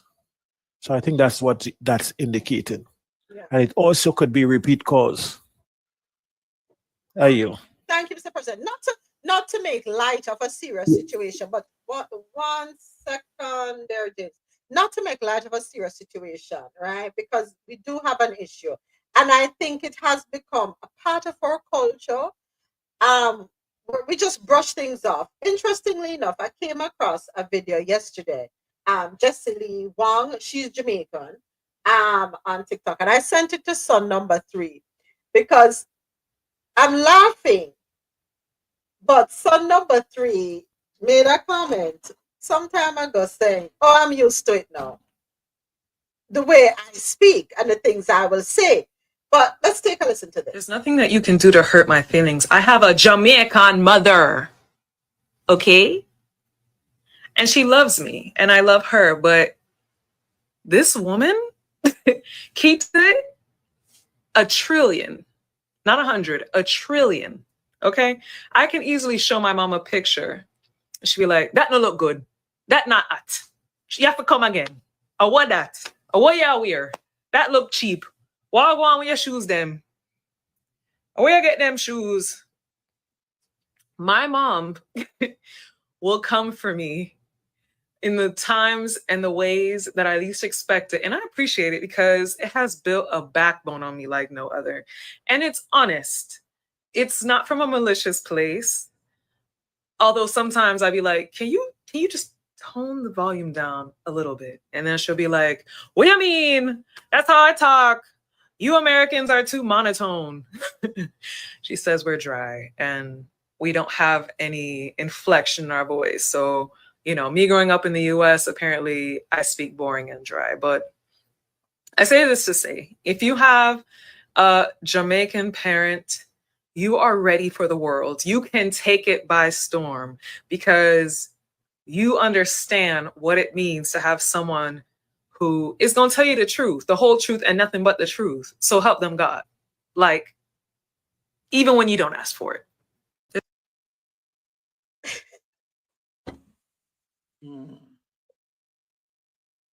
That is a interesting take because I do think we adapted and we kind of deal with it. Yeah. We deal with the toughness, but it is not healthy and it is not good for our society, our children in general, because a lot of their feelings go unexpressed. A lot of their grief goes unexpressed. A lot of their fear goes unexpressed. And a lot of their anger goes unexpressed. So when you see our young men or women out there in the community meeting vengeance from the community, you have to look at the root of that anger and the root of that, because, you know, there's a fear in there as well, right? There's fear rooted in that, in those behaviors. So I don't. What you doing? You have a whole lot of screeching going on. It's what you do. Screeching? You hearing screeching? You're not a lot of screeching. Like you're over there oiling. Oh, the bird! I got birds. Sorry, my bird's loud. It's all like, Oh, you have to tell them out. it's all like Dick on their background. What do you say? It's too early. About 12 o'clock strike. Please. I hear what you say, James, No, but it's don't not. repeat it, James. No, please. It's not no Don't it's not repeat it, no James. mattress wire. What? I wanna add to what was being said. And even though at times it has been too much, I have to say that a lot of it I still thank for having it because it made us tough. And a lot of us need to be toughen up in this world that we walk in. So I yield. Thank you for that, Ja. James, I know you wanted to say something. Go right ahead. Before I play the video. Yeah. Yeah, so to reinforce what Mr. President said, the thing is, like, if there's no number, you can't get no call, right? So you might not hear the numbers reflecting in other islands. You might not hear it in Jamaica because there's no number to call for help, right? If that was the case, you'd probably hear hundreds of thousands. And the thing is, Barbados per capita, more than all the other Caribbean islands, invest in a lot of social program for their people. And that is why they are one of the most indebted Caribbean islands because they have a lot of social programs in Barbados. So it is good because, you know, in Jamaica, like everywhere you turn, you see somebody on the street and you wonder, like, if there were programs to help people cope, if they would be in a job and not walking around on the street dirty. So it is a good thing to have those programs. Yeah, absolutely. Absolutely. I agree with you on that. Definitely. All right. According to the World Health Organization, WHO, there has been a 25% global rise in anxiety and depression since the onset of the pandemic. Now, the minister over there in Barbados said that the C-19 pandemic had exposed the weaknesses in mental health support systems and showed how closely psychological well-being is connected to economic stability, education, and social resilience. Do we agree? Psychological well-being is connected to economic stability, education, and social resilience. Yes. Absolutely, and it's also tied into our physical health as well. I mean, if you're not psychologically healthy, you're not going to be physically healthy, and you're not going to be able to contribute to society to be productive as well. So it does tie in. And enough of this tough parenting we do it in the Caribbean, y'all. It ain't tough, it's abusive, most of it. It's not tough. You can teach your children resilience without being mean, without dishonoring them. You can teach resilience without all of that, honestly. Yeah, it's something that I don't know, parents probably lacked the patience, or they just didn't have the know-how. Is that reasonable? I mean, and I think a lot of it, yeah, it's education, it's information, and it's the application of the information, because we have a lot of information now, but people don't know how to apply the information. Are we still hearing that screeching? A little bit. I don't know what you're over there doing now. I have to agree with what I don't have them kind of mattress no more. She used to. Okay. Maybe it's so rude. It's so rude at times. I can't manage to do it now. I cannot manage to do it at all. All right, so I'll close off the article with this. Mental health is not a luxury, nor is it optional, he said. It is a fundamental human right. Our response must be rooted in shared responsibility, and it must be sustained by a collective will to act. I agree. We need to have outlets available for people. It is important, folks. And this idea, us as Caribbean parents, we need to stop this foolishness. When your child say, boy, I'm feeling down or I'm feeling depressed, what our response is? Who can tell us what the response is? Most of us here are from the Caribbean. What's the You don't pay no bills. Why you why you depressed? Go sit down. what Go and else go, we hear? go and go pray. Man, stop the stupidness. But that's true. That's what so these are the responses we get. Tell your parents, tell a Caribbean parent about you depressed. Depressed what? Listen to me. Try to take up one book, read. Try to pray about it. You have paying a bill in here. You have a roof over your head. And then start listing out all the things that they do for you to let you know you have no reason to be depressed. Go ahead, Adasoji. And don't let me give you a reason to be depressed. I'm making you for ball for. Lord, if you're crying, what you crying for? Oh, because XYZ. You want me to give you something for ball for?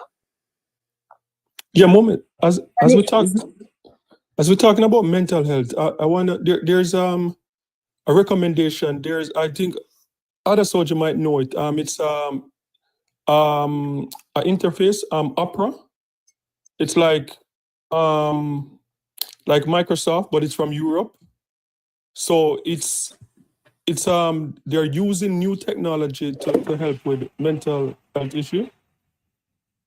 So, for example, if you work in an office and you work on your computer and you have like an Opera interface instead of like Microsoft or whichever one people use, it tell you when to take a break. It gives you exercise to do for mental health and stuff like that.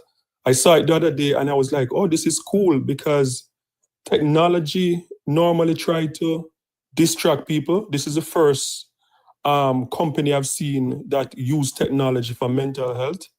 And I saw someone that used it and he said that it's really good. So and you can easily switch out Microsoft or anything and use it. So that's a good thing. Technology helping with mental health. That's I good. think, yeah. TikTok has that feature. If you're scrolling and if you're scrolling for too long, like then it picks up that you've been on the app for a while. You have this young lady, she pops up, you've been scrolling for, are you, whatever her statement is. But I've seen it a couple of times. So, yeah. But we have that on basically any technology we even hold in our hands. Our phones do it, our watches do it. Yeah, the watch, And yeah. I have family members that work for one of the oil and gas companies. They've been doing it for years. Their computer will actually shut down for 5 minutes.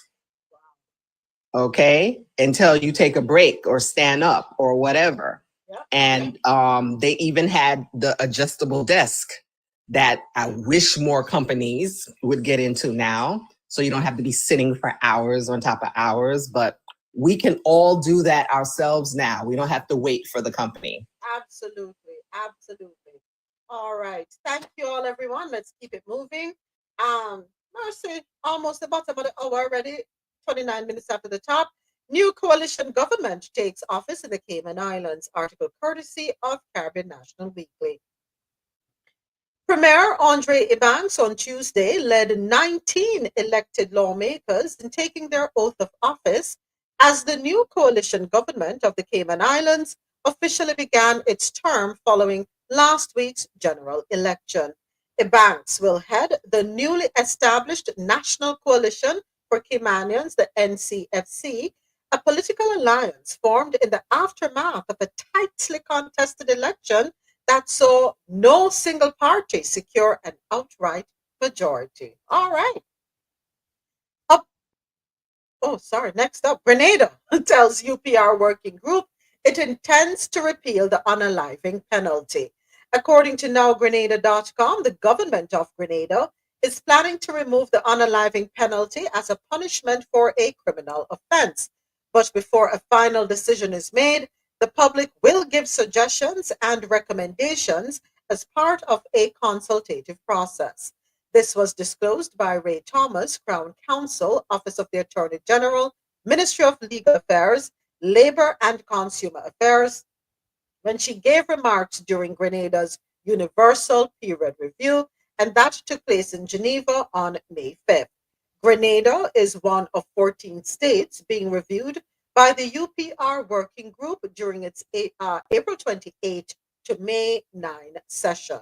In response to recommendations from various UN members, including Italy and Mozambique, that Grenada intends to repeal the unaliving penalty as a punishment without providing a timeline, Thomas told the UPR working group that the removal is the government's intention. Government intends to initiate public consultation on the potential abolition of the unaliving penalty. Grenada remains open to receiving international support and technical assistance to help facilitate this important conversation. All right. Okay. So a good move, I guess. They had their last unaliving by the rope in 1978, and there has been no state rope incidences since then. It is ruled constitutional, but there has been a moratorium in place since 1978. So if it's not being used, might as well do away with it. All right. Okay. Next up, Guyana. Opposition leader calls for Assistant Commissioner's arrest in the Adriana Young case. This article comes to us courtesy of loopnews.com. Opposition leader Audrey Norton has called for the immediate arrest and prosecution of Assistant Commissioner Khalid Mandal, citing alleged false statements made during the investigation into the unaliving of 11-year-old Adriana Young. In a strongly worded press statement, Norton demanded equal treatment in the ongoing investigation that has sparked public unrest. The Guyana Police Force must immediately issue a wanted bulletin for Assistant Commissioner Khalid Mandal, Norton declared. When this issue with Adriana began, the police was called in, and the commander told this nation that they had video evidence of this young lady leaving the hotel. That turned out not to be true. Norton argued that if Nurse Tiana King is facing charges of creating public mischief and attempting to pervert and obstruct the course of justice, then similar charges should be brought against Mandal. Arrest all of them. And that means that too. Every last one of them, because this case makes absolutely no sense. And that those police officers were in cahoots with those owners, and there's a long history behind that. Arrest every last one of them. And I'm glad they burned down the hotel. They need to, I think they burned down the owner's house as well. Burn it all down. That's how I feel. The party done, the foolishness done. But I love how Guyanese got together and rallied together and say, we ain't taking this. I love how they did that, man. We need to do more of that street justice, man. Yep. Yep, I agree. Hold on one second. Let me just respond to a text message here real quick, please. Thank you. But the side chick's place was also burnt. Yeah, the side chick place burned down too. Only down. Chicken around here. All right. I missed this story, Mars. What was the essence of it? This one, Guyana, where the With opposition it. leader is asking that the assistant commissioner, Khalid Mandal, who cited alleged false statements during the investigation, be arrested. Okay.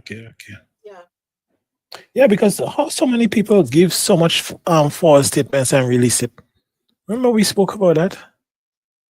And then you have to recant it and saying the spokesperson didn't represent the police. Something, it didn't make no sense. A lot of Guinea hen making ram goat over there. What the Caribbean saying? Guinea hen making ram goat. Lord have mercy. Someone explain that to me, please?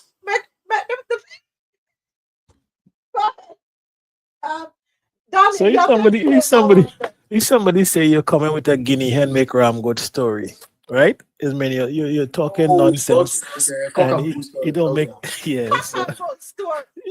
Bull story. Because a Guinea hen can't make no ram goat. So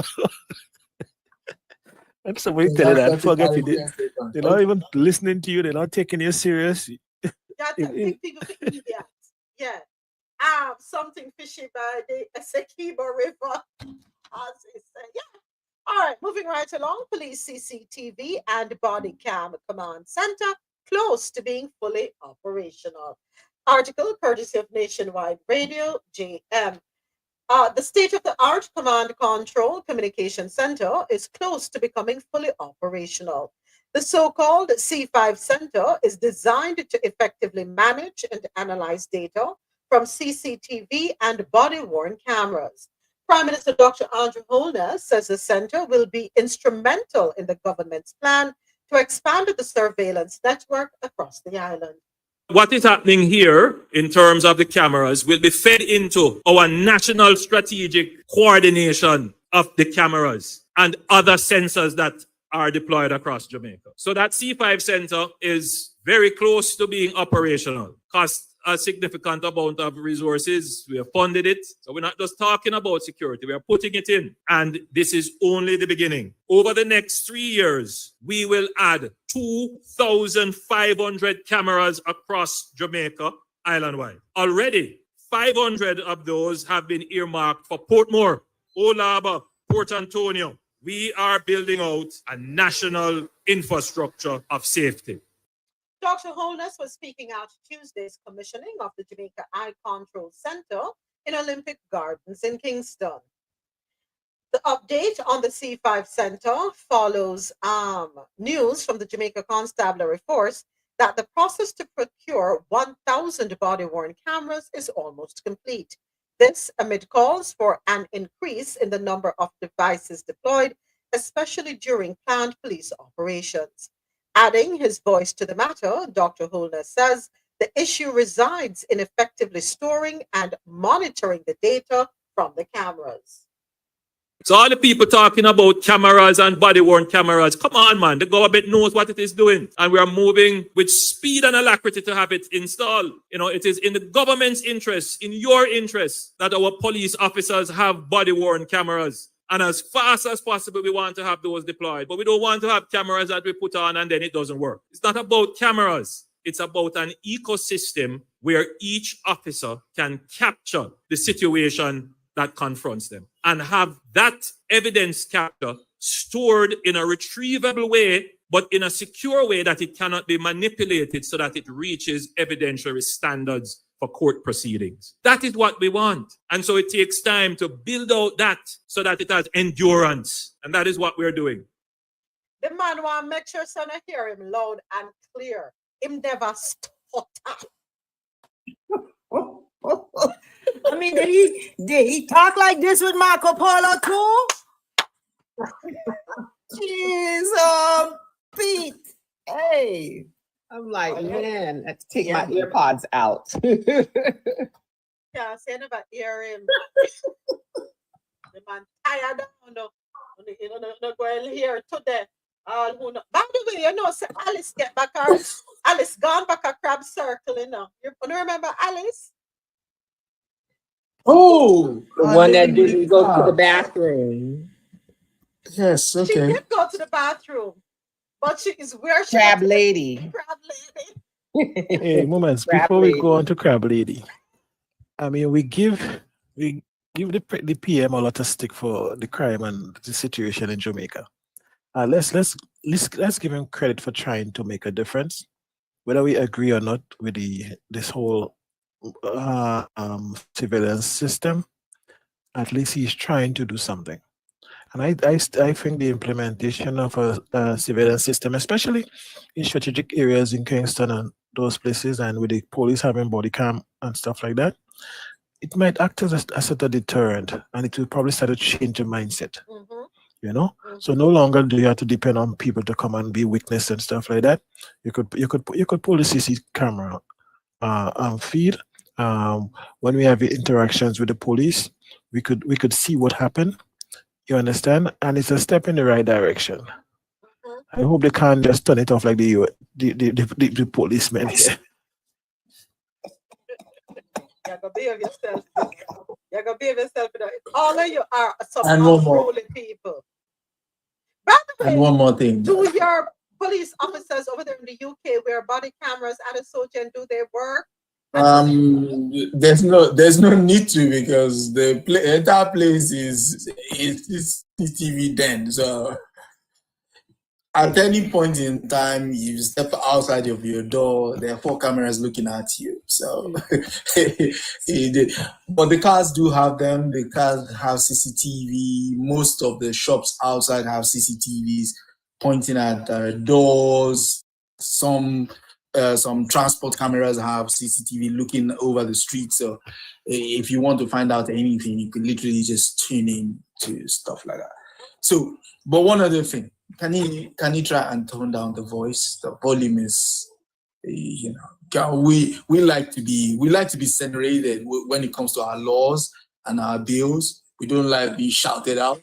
Sorry, that's how it works. The man are telling you what going on and have a problem. The man don't want to say we never hear him. I'll pass on the message. Dr. Holness, please tone it down a bit. The people them can't recognize. Yeah. You don't have to be, that forceful with your volume.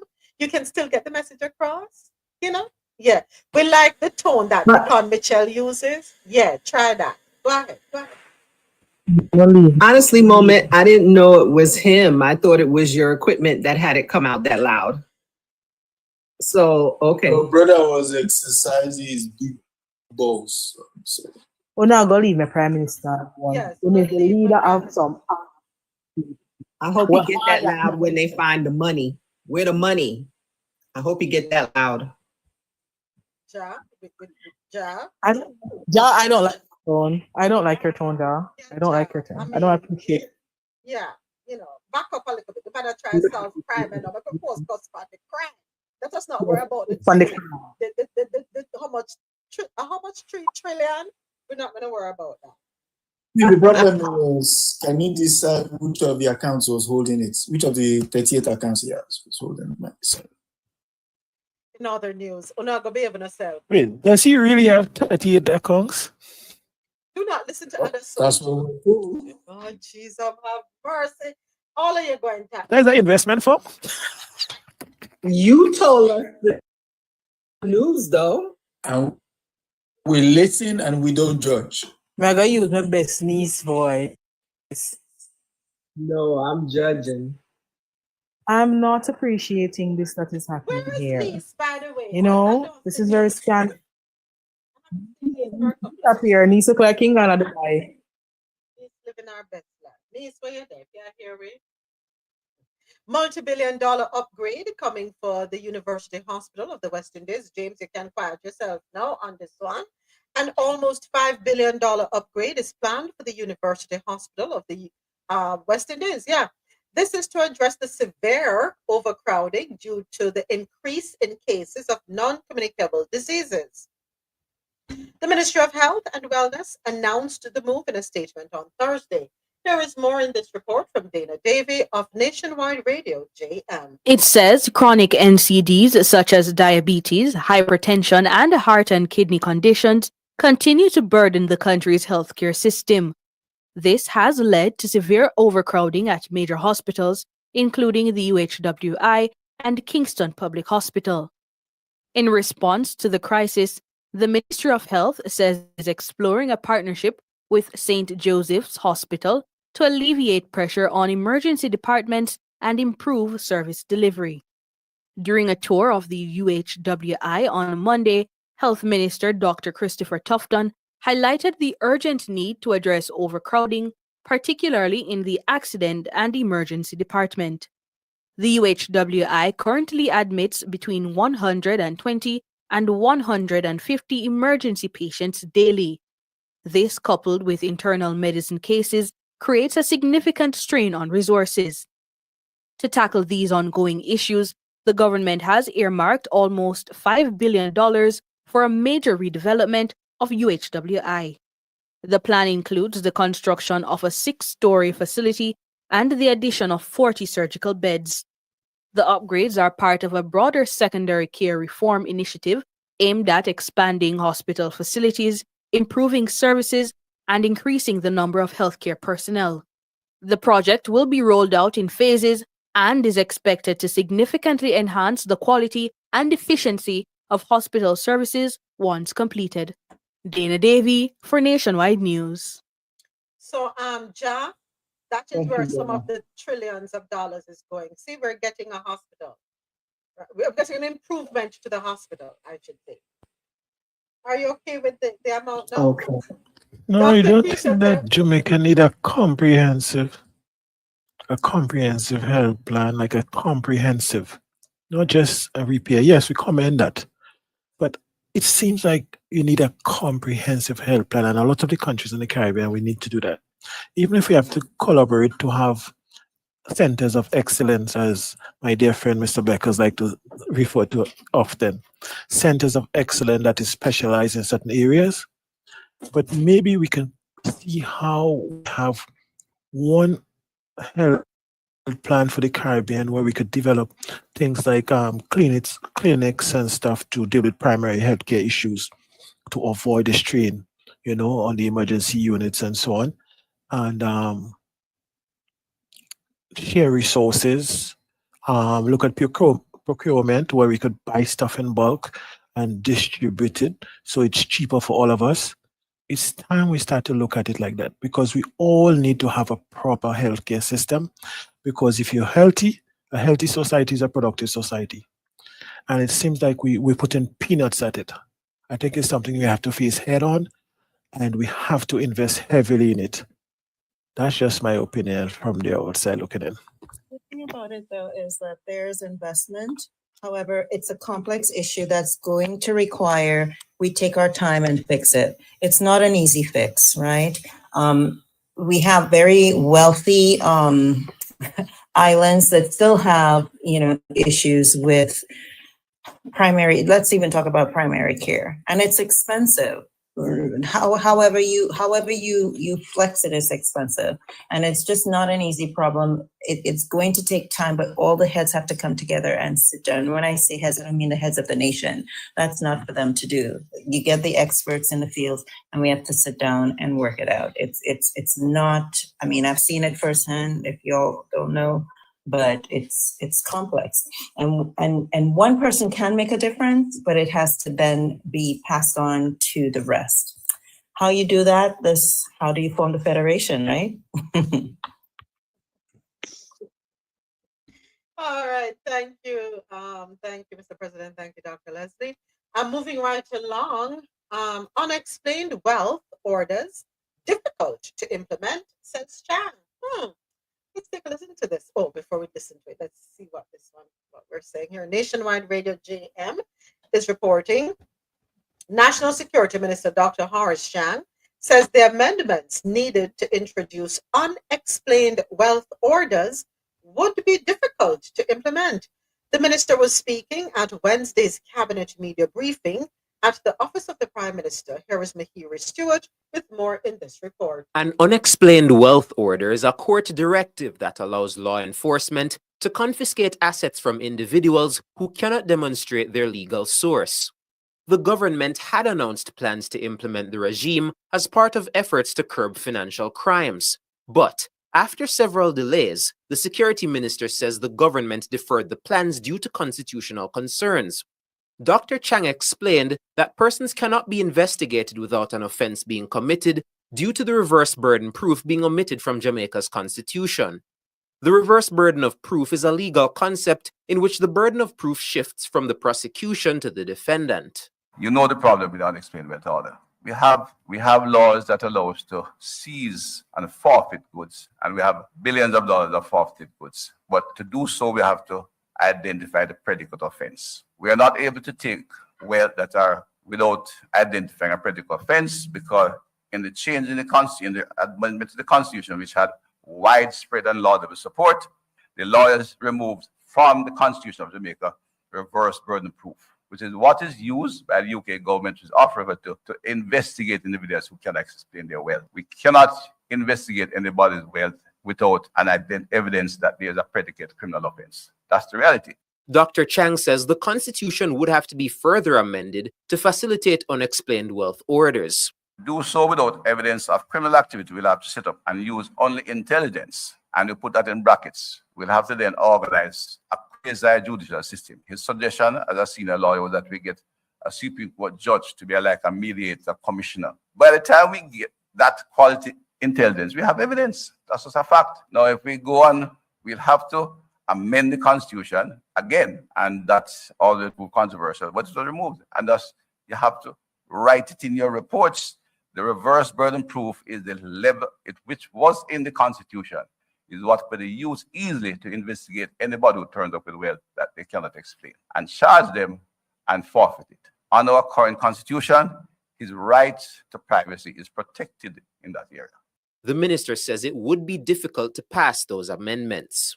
Now, to set up a system to do so, we have examined it, but setting up legislation to investigate and restrict an individual without evidence that the courts accept is an extremely difficult process in Jamaica's constitutional law, right? And that's the fact. And I said that the solution offered is one which the policy workers are looking at, and we'll continue to look at it because it has value. But the process will, in fact, from what we can see up to now, means that we can charge the person anyway. Mahiri Stewart for Nationwide News. It's difficult because we have an informal system, but since you made your comment in the chat, Adesoji, let me ask you a question. One question. I'll be quick. Does that mean if I have 27 accounts, I'm safe? Go ahead. Thank you. So let me ask you, Adesoji, do you know where you got your money from? Can you account for every penny that you have in your bank account? Is the money in your bank account traceable? Yes, it is. Okay. Yes, it is. All right. If I were to bring you into a boardroom meeting and I say to you, Adesoji, I see that you have £675,000 please explain to me how you came up with the 675,000 pounds. Would you be able to say to me, this is how I acquired it? Would you be able to? Yeah, I can tell you it's my money and it's not illegitimate. Can you show me how you got it?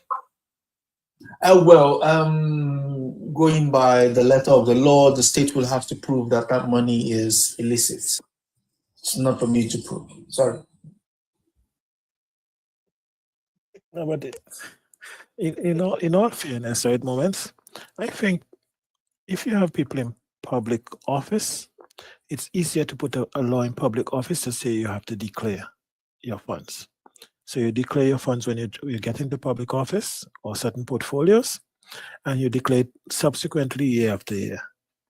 That way, if you come in with a certain amount and it grows unreasonably based on normal metrics, we could investigate it.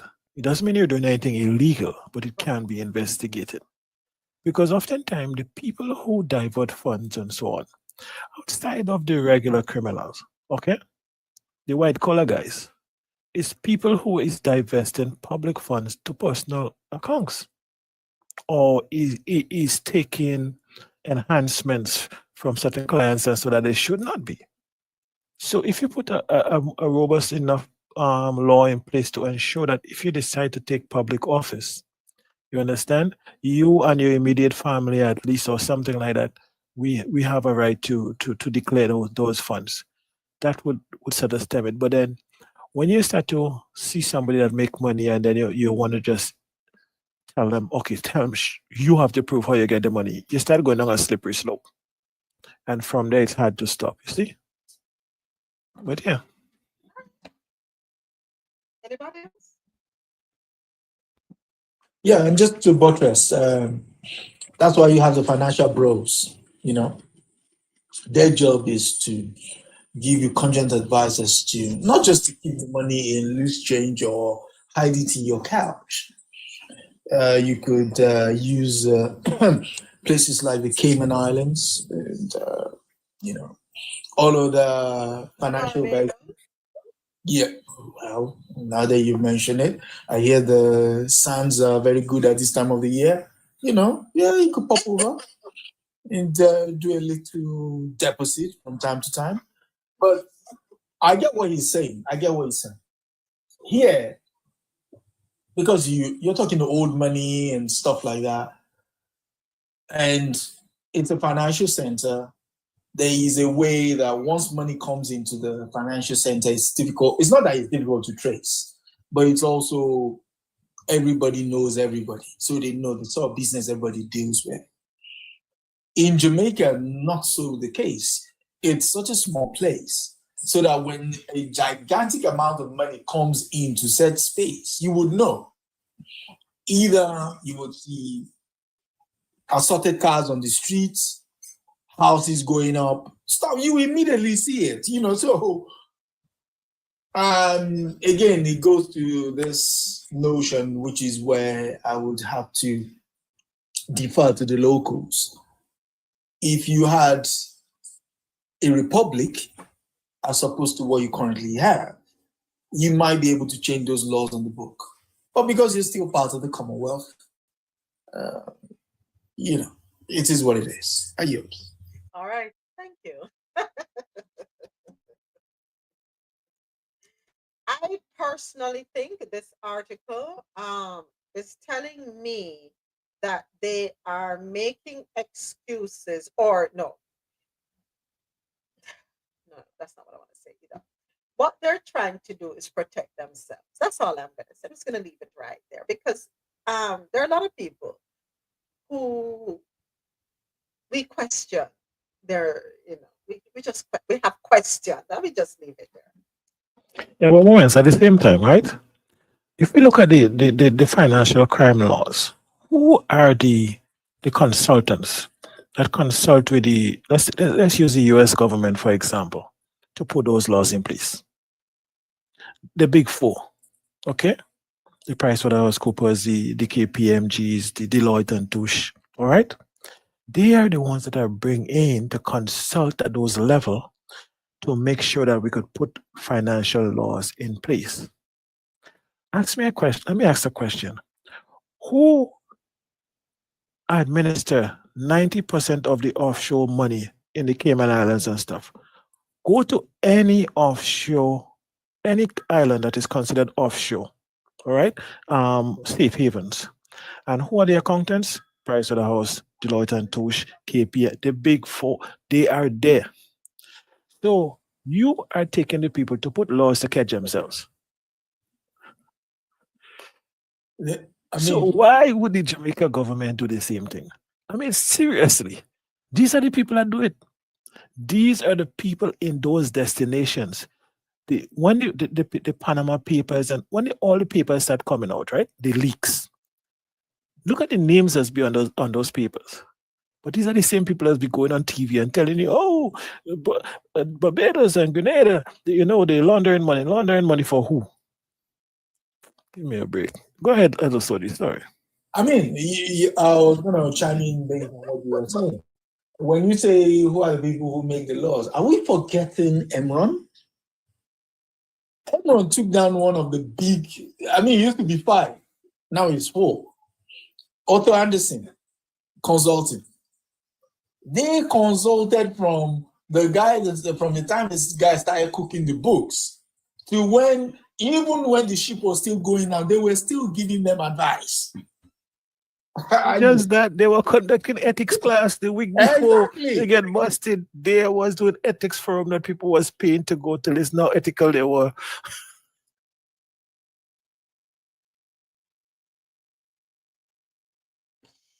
Lord, excuse me. I'm really laughing till me I start.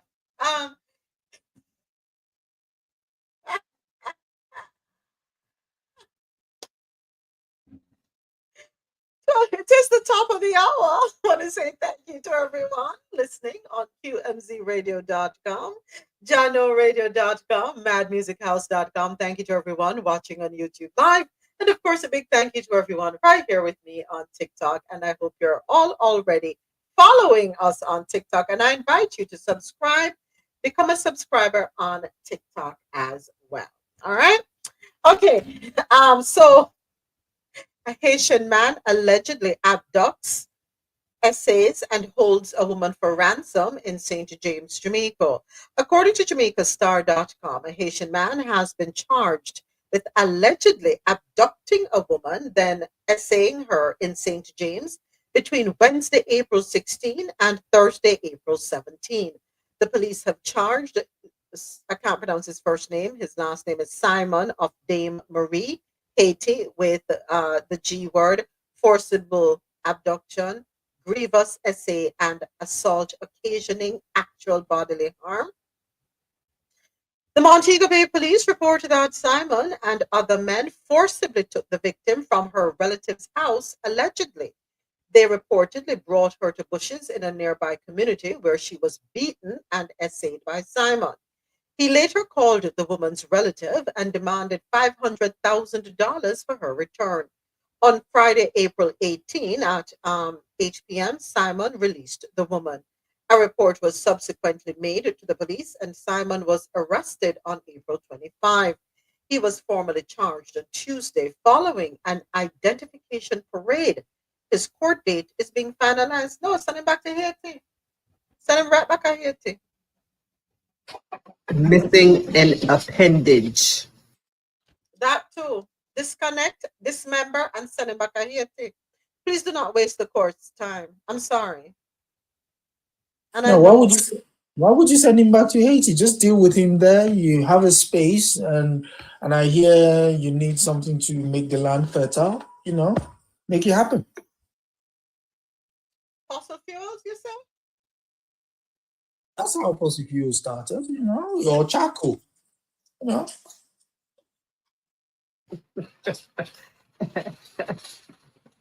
Ashes to ashes, dust to dust. Yeah, fatten the worms. Come on. Smuggled wild ocelot on the loose in Black River, Jamaica. According to Caribbean National Weekly, authorities are on high alert in the Black River area of St. Elizabeth after a wild cat smuggled into the island, escaped containment, and is now on the loose. Initial reports from the Jamaica Defense Force on Wednesday morning suggested that the animal was a tiger cub, but officials have clarified that information since that it is actually an ocelot, a smaller but still potentially dangerous wildcat. Dr. Sophia Ramlal, who is Director of Veterinary Services in the Ministry of Agriculture, Fisheries and Mining, confirmed the correction, stating that while the ocelot may resemble a kitten due to its size, it is not a domesticated animal and should be approached with extreme caution. The ocelot, believed to be young, was part of a smuggled shipment that included 4 monkeys, 12 parrots, and a quantity of Mary Jane. The animals were discovered when the Jamaica Coast Guard intercepted a vessel off the island's south coast. The wildcat managed to escape while the animals were being processed at Black River.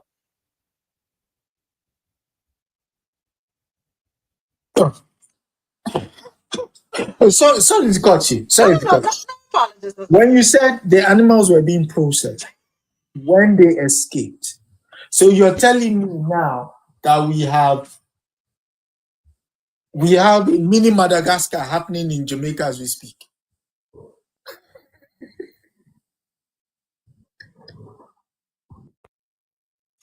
Yeah, so when you find the people them things and return the people them things to the relevant authorities, please and thank you. No, I think we'll be okay. You know what? Why? We've got parrots in there. They're gonna snitch.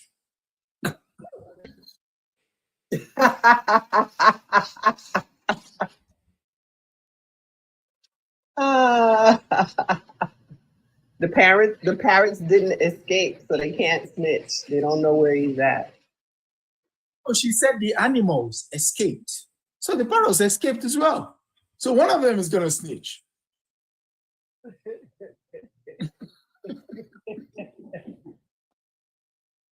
So for those of you who want to get your crab, if you were missing Alice, she's back at Hero Circle. Crab Circle, let me call it. For those of us with our crab fetishes. She brave bad. Me then I go back there. I'm sorry. I would have gone somewhere else and set up shop, but to go back to the very place. She's the national treasure. Come on. Left Jamaica in total because everybody would know me. I couldn't live there anymore. Seriously? Is back there. According to JamaicaStar.com, Crab Circle is once again at the center of national attention as a high-stakes multi-agency investigation has been launched into the return of disgraced crab vendor Alice Waugh to the popular street-side food spot. Chief Public Health Inspector for Kingston and St. Andrew, Grayson Hutchinson, has confirmed that there is an ongoing investigation but refused to comment on the nature or stage of the probe. Hutchinson told the Star, "I do not wish to make any comment on this just now because, as mentioned, there is an ongoing investigation. I'm not in a position to give you a timeline because the investigation involves other agencies." Waugh, once a popular vendor at Crab Circle, remember? She was on what a guy name on YouTube, his channel? Waugh, once a popular vendor at Crab Circle in Kingston, fell from grace after she was seen in a viral video in an unsanitary act while handling food in October 2023. My time fly by fast, see? The footage triggered widespread public outrage, and the number of persons who normally flock to the street side eatery for boiled crabs, soup, and roasted corns dwindled dramatically. The Kingston and St. Andrew Municipal Corporation, KSAMC, along with the Public Health Department, effected a temporary shutdown of the facility, trained vendors in food handling and sanitation, and cleaned the area. Waugh was barred from vending there and was subsequently arrested and charged. She pleaded guilty to breaching the Public Health Act and was fined. After being away for an extended period, War quietly moved back into her store last week. When the star visited the popular food spot on Monday, one vendor exploded in anger. The woman coming like crosses to backside. She fumed shortly after one of her longtime customers changed his mind about buying food there. At 3 years, the man a buy from me. And the minute him see her, him say, nah, come back, the vendor said. I just went there, me finally start sell off my things them. How, you know how long it take me to reach the point here after what she do? The vendor added. Despite the brewing resentment, War remained unfazed. All of who know want me there, I fit them business that, she told the star defiantly. I not them come out here come see me. War, who has sold crab for nearly 40 years, insists she did the work to return legally. She says she completed training at the Heart NSTA Trust and holds a valid food handler's permit. According to War, only one vendor is making noise about her return. Nobody else don't have no problem with me, as she alone attack, War argued. One nearby vendor seemed to agree. From she come, the place get lively again. Look how much car pass since you stand up here, he said, hinting that curiosity about War may actually be boosting foot traffic. Meanwhile, Robert Hill, CEO of the KSAMC, told the Star that War had not been pre-approved to return. This is a subject for the Chief Public Health Inspector, Hill said. He said he only became aware of her presence at the location late last week.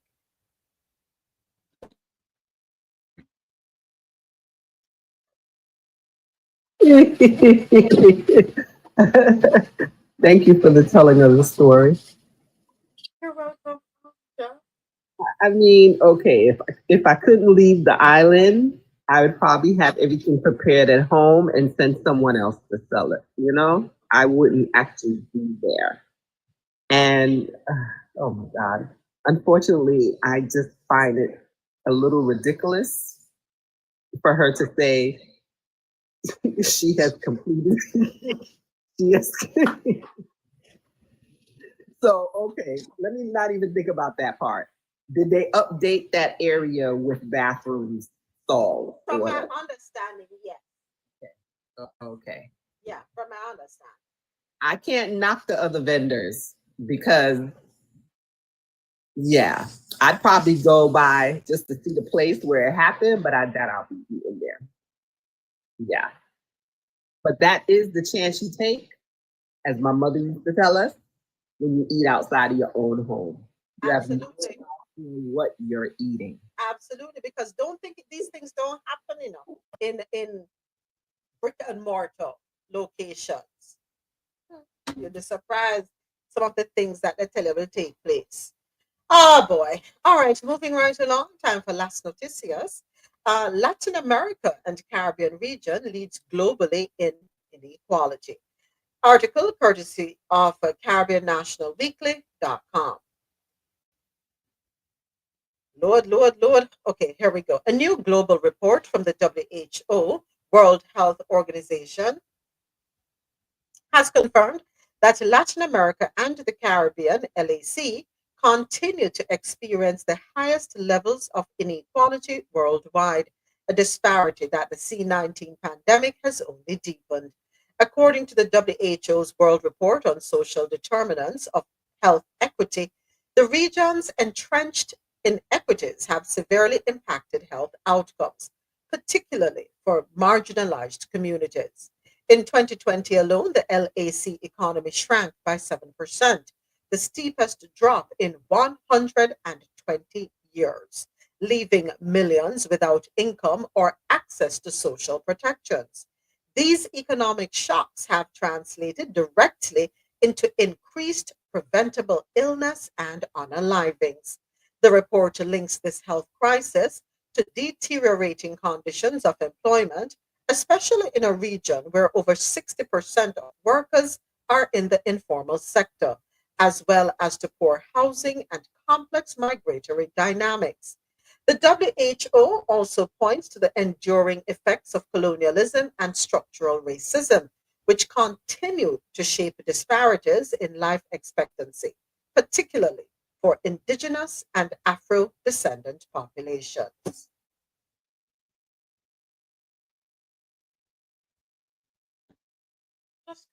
Just trace it. Everything leads up back to certain things, right? Everything. I mean, let me keep it moving. Everything leads back to certain things. And I think we have exhausted the conversation. Every disparity, everything that creates an imbalance in certain nations, in certain regions, can be led back to certain things, right? And that mega step on that. And we keep it moving. I don't think. Go ahead, Sophie. I was just going to reiterate that, yeah, that's factually correct. Yes.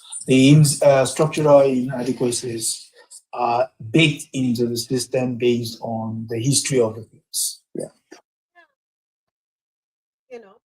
All right, next up, stories out of the international news segment. Will African nations ever be able to repay their debt? According to AlJazeera.com, African nations are drowning in debt.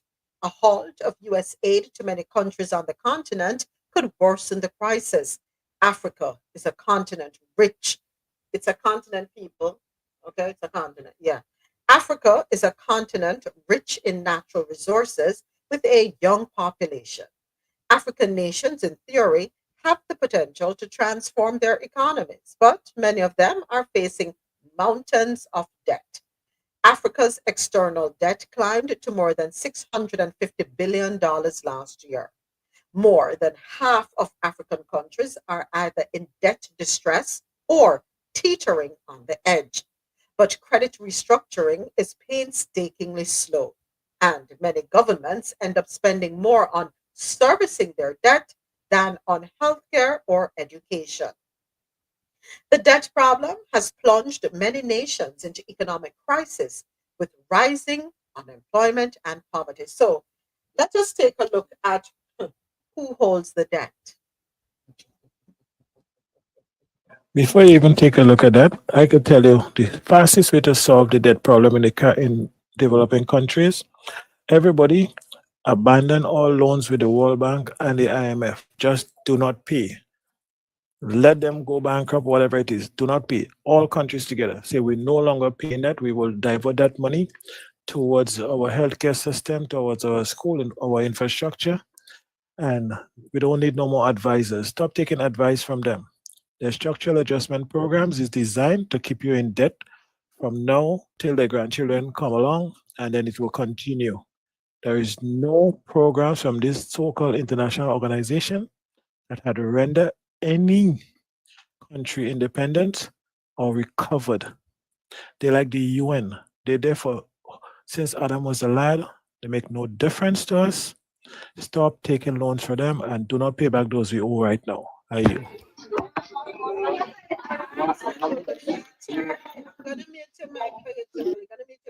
Yeah. So let's go back here. Africa is a rich continent in natural resources. Rich country. The continent, I mean, rich continent in natural resources. Natural resources upon which first world countries are heavily reliant to be first world countries. Think about that. The continent of Africa has been SA'd by developed countries for centuries.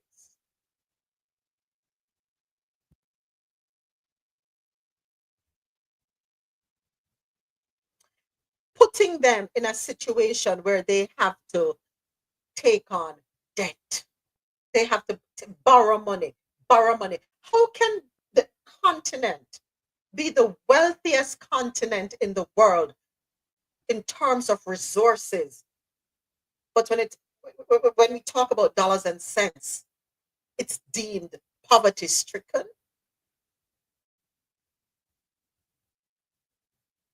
As Buju Banton said in song, I could have was about the East that everybody want a peace.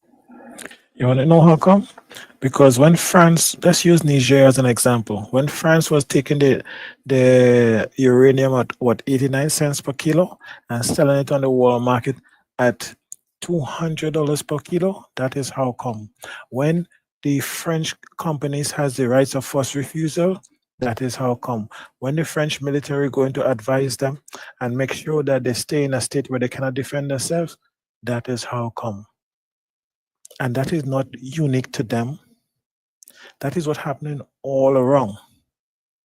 So get rid of the Europeans and the former colonizers, and that's a start. Right now, Niger go from earning about 1 billion a year to about 300 after they kick out the French from the same Uranian deals. Subject to correction. It's a tremendous 89 cents compared to 200. And they didn't even have the heart. And you know what they tell and say? Oh, African leaders corrupt. You cannot develop. They don't like the people, the thieving. Not the African leaders. Yes, they may be stealing some.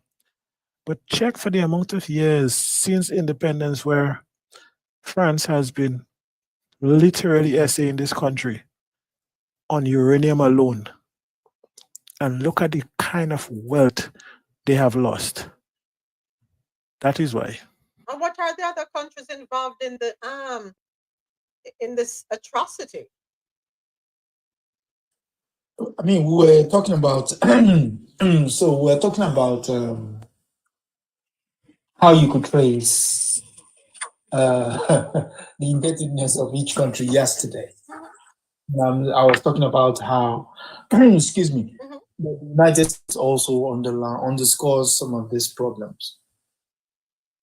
It's hard to look beyond, as sad as this may sound, the transatlantic slavery was the bedrock of all of this nonsense. Because the moment the continent was, sort of, I won't say recover, but getting to grips with what has transpired the previous 400 years before, then the Europeans came again in 1880, and we now have what we have. So the idea of independence in itself was not independence. It was basically, we don't have the means to control you lot. You know what we'll do? What's the word again? We'll outsource governance to you. You feed them. Yes. We feed you with your governance. But here's the thing. The moment one of you, and I'm sure that one of you might have ideas beyond their station. I'm using a European analogy now. An idea beyond your pay grade. We'll check you. So most of those leaders that were unalived were those who were thinking beyond their pay grade. The ones that survive into their old age are the ones who agreed that the Europeans' ice was colder than theirs. And they're there. So this problem you have that has been passed from generation to generation in terms of the debt, and again, from time to time, you will have one person who will come along and question the status quo. Before that person gathers steam, they want to alive that person. At the moment in time, the person doing the questioning is Ibrahim Traore. And you can see how the drumbeat is starting again. Because they know. And going back to what Mr. President was saying earlier, stop with the IMF, stop with the World Bank, and I will also add two other institutions that people don't often see. Stop with the Paris Club and stop with the London Club. Those are institutional lenders who hide behind the facade of we're helping you to develop. But most of the stuff they end up doing is the moment you make money, they will say, oh, and even when you have the money to pay, no. Why do you want to pay? Just give us a little bit of interest. And then the moment your money loses its value, guess what increases in value? The interest. So again, we don't have leaders. Rest assured that is the given. We don't. Across the world, especially in the global south, we don't have leaders.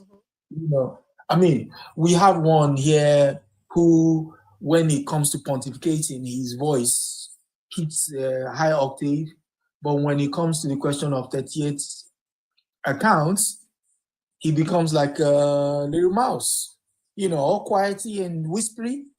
It's like, what's going on? I mean, so, that's it. It is what it is.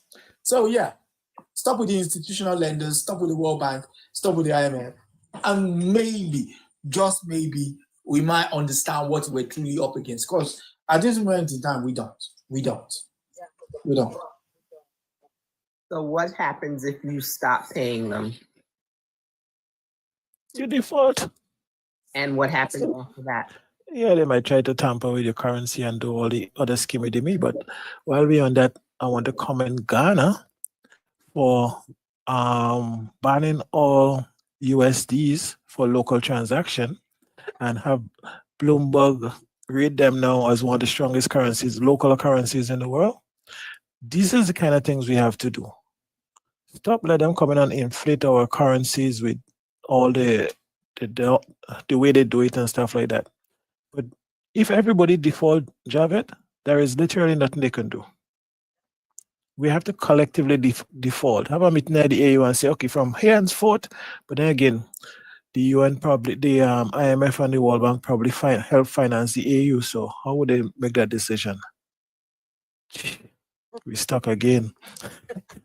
You know what, Mr. President? It is going to force us to think. There is a way. There has to be a way. We just need to think a little more. There is a workaround. Has to be a workaround.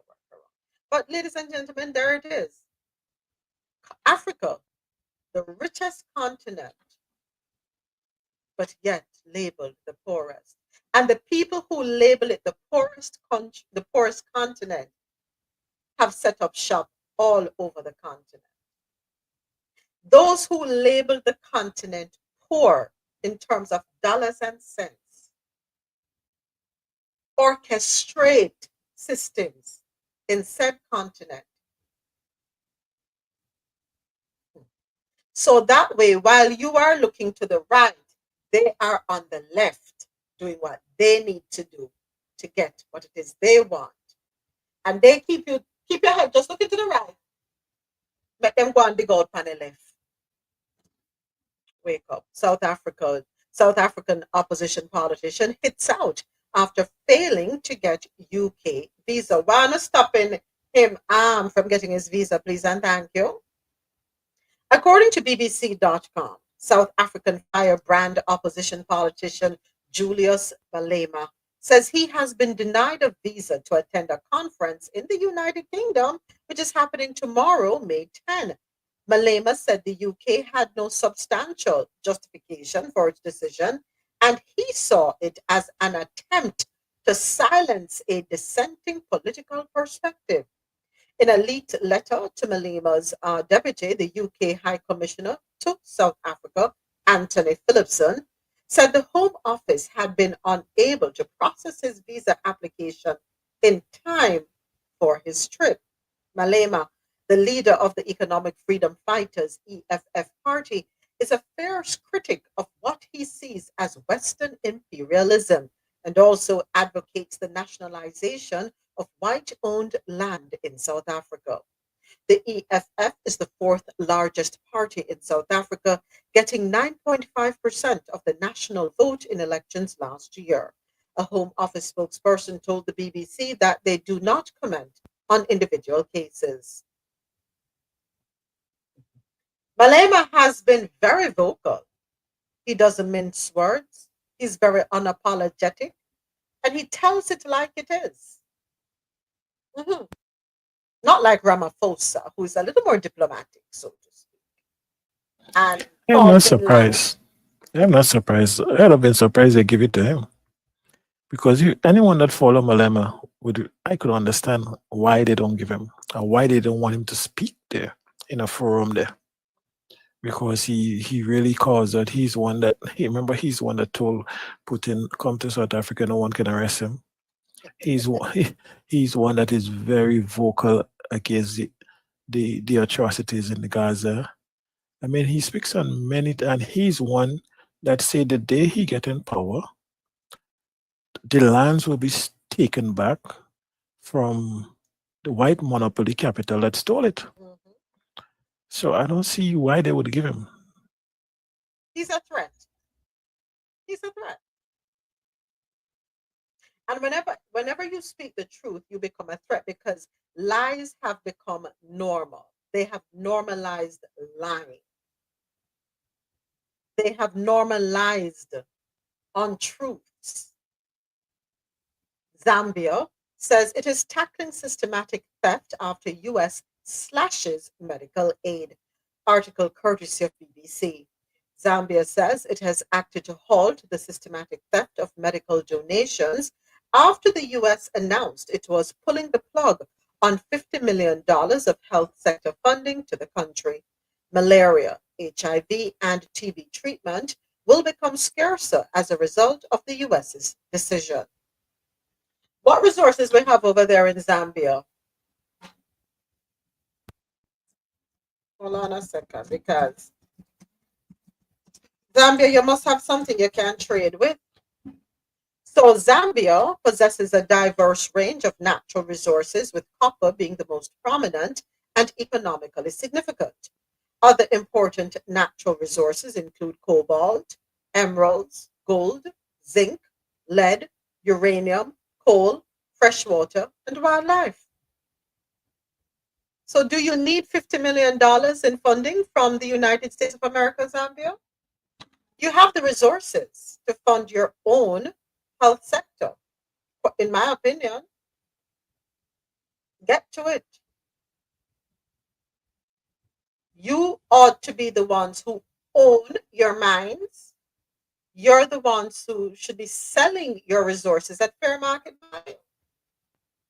You shouldn't have outsiders set up shop there, exploiting your country, taking advantage of you, and being the only ones who truly benefit from your resources. You know, as much as we don't like what is going on, there is a silver lining and there is some gratitude to be had out of it because there is an awakening. Now you need to understand that you have your the power in your hands, but you have allowed yourselves to be extorted for far too long. So now it's time to reshape your country.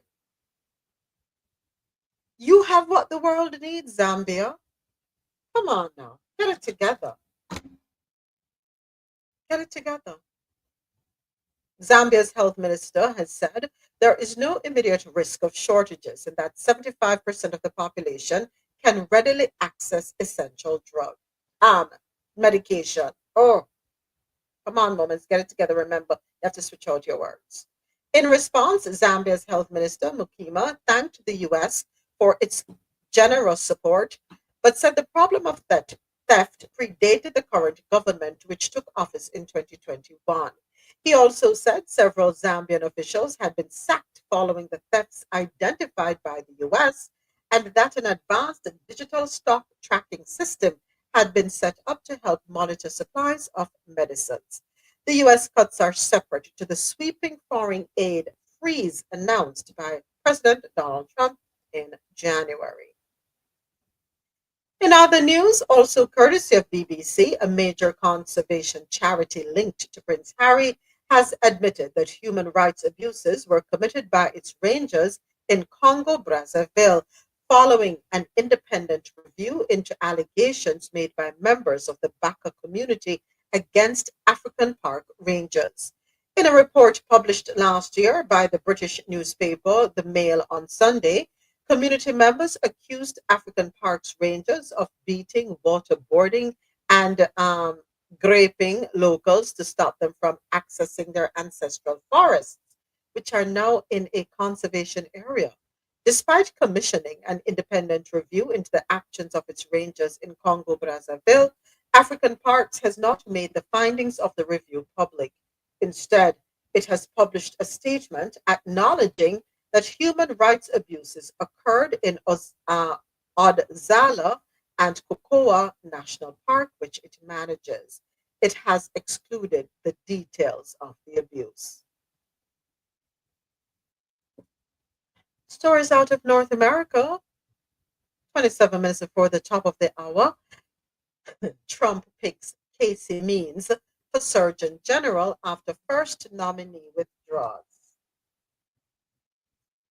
Where are my videos? Coming on, I have a video here because this one is funny as heck.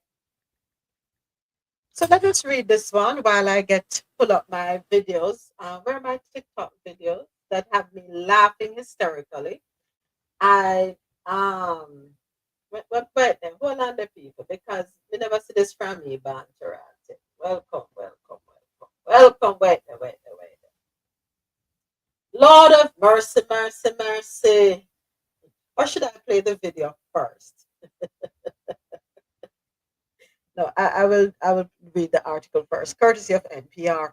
President Trump has switched his pick for U.S. Surgeon General, tapping best-selling author and wellness influencer Dr. Casey Means in place of his initial pick, former Fox News contributor Dr. Janet. I can't pronounce her last name. Anyway, Dr. Janet's nomination was withdrawn following scrutiny over how she had represented her medical credentials, as first reported by independent journalist Tony Clark. In an announcement on Truth Social, Trump said that Means will work closely with our wonderful Secretary of Health and Human Services, Robert F. Kennedy Jr., to ensure a successful implementation of our agenda in order to reverse the chronic disease epidemic and ensure great health in the future for all Americans. Means has catapulted into the mahosphere over the past year alongside her brother, Callie Means, a prominent advisor to Secretary Kennedy following the publication of their book, Good Energy. Both siblings often rail against the influence of the pharmaceutical and food industries in their many appearances on podcasts and other platforms. In their book, Casey Means describes how she became disillusioned with medicine's failure to adequately address the most pressing causes of chronic illness in the country, including diet and lack of movement. After attending Stanford Medical School, Means pursued a surgical residency at Oregon Health and Science University, but dropped out before completing the program. She went on to start a functional medicine practice and founded the company Levels, which offers consumers continuous glucose monitors and an app to track their blood sugar. Her website also markets various supplements and personal products. She's raised concerns about some vaccines and the immunization schedule and what she has called corruption at the FDA. Last year, Means was one of the speakers at a highly publicized roundtable on American health and nutrition, hosted by Republican Senator Ron Johnson, which featured Secretary Kennedy, Commissioner of Food and Substances, because I don't know if I can even say DRUGS, Dr. Marty McCary, and other well-known allies of the Trump administration's MAHA agenda. You just announced a new nominee for the U.S. Surgeon General who never finished her residency and is not a practicing physician. So can you explain why you picked her to be America's top doctor? Because Bobby thought she was fantastic. She's she's a brilliant woman who went through Stanford. And as I understand it, she basically wanted to be an academic as opposed to a surgeon. I think she graduated first in her class at Stanford. And Bobby really thought she was great. I don't know her. I listened to the recommendation of Bobby. I met her yesterday and once before. She's a very outstanding person, a great academic, actually. So I think she'll be great.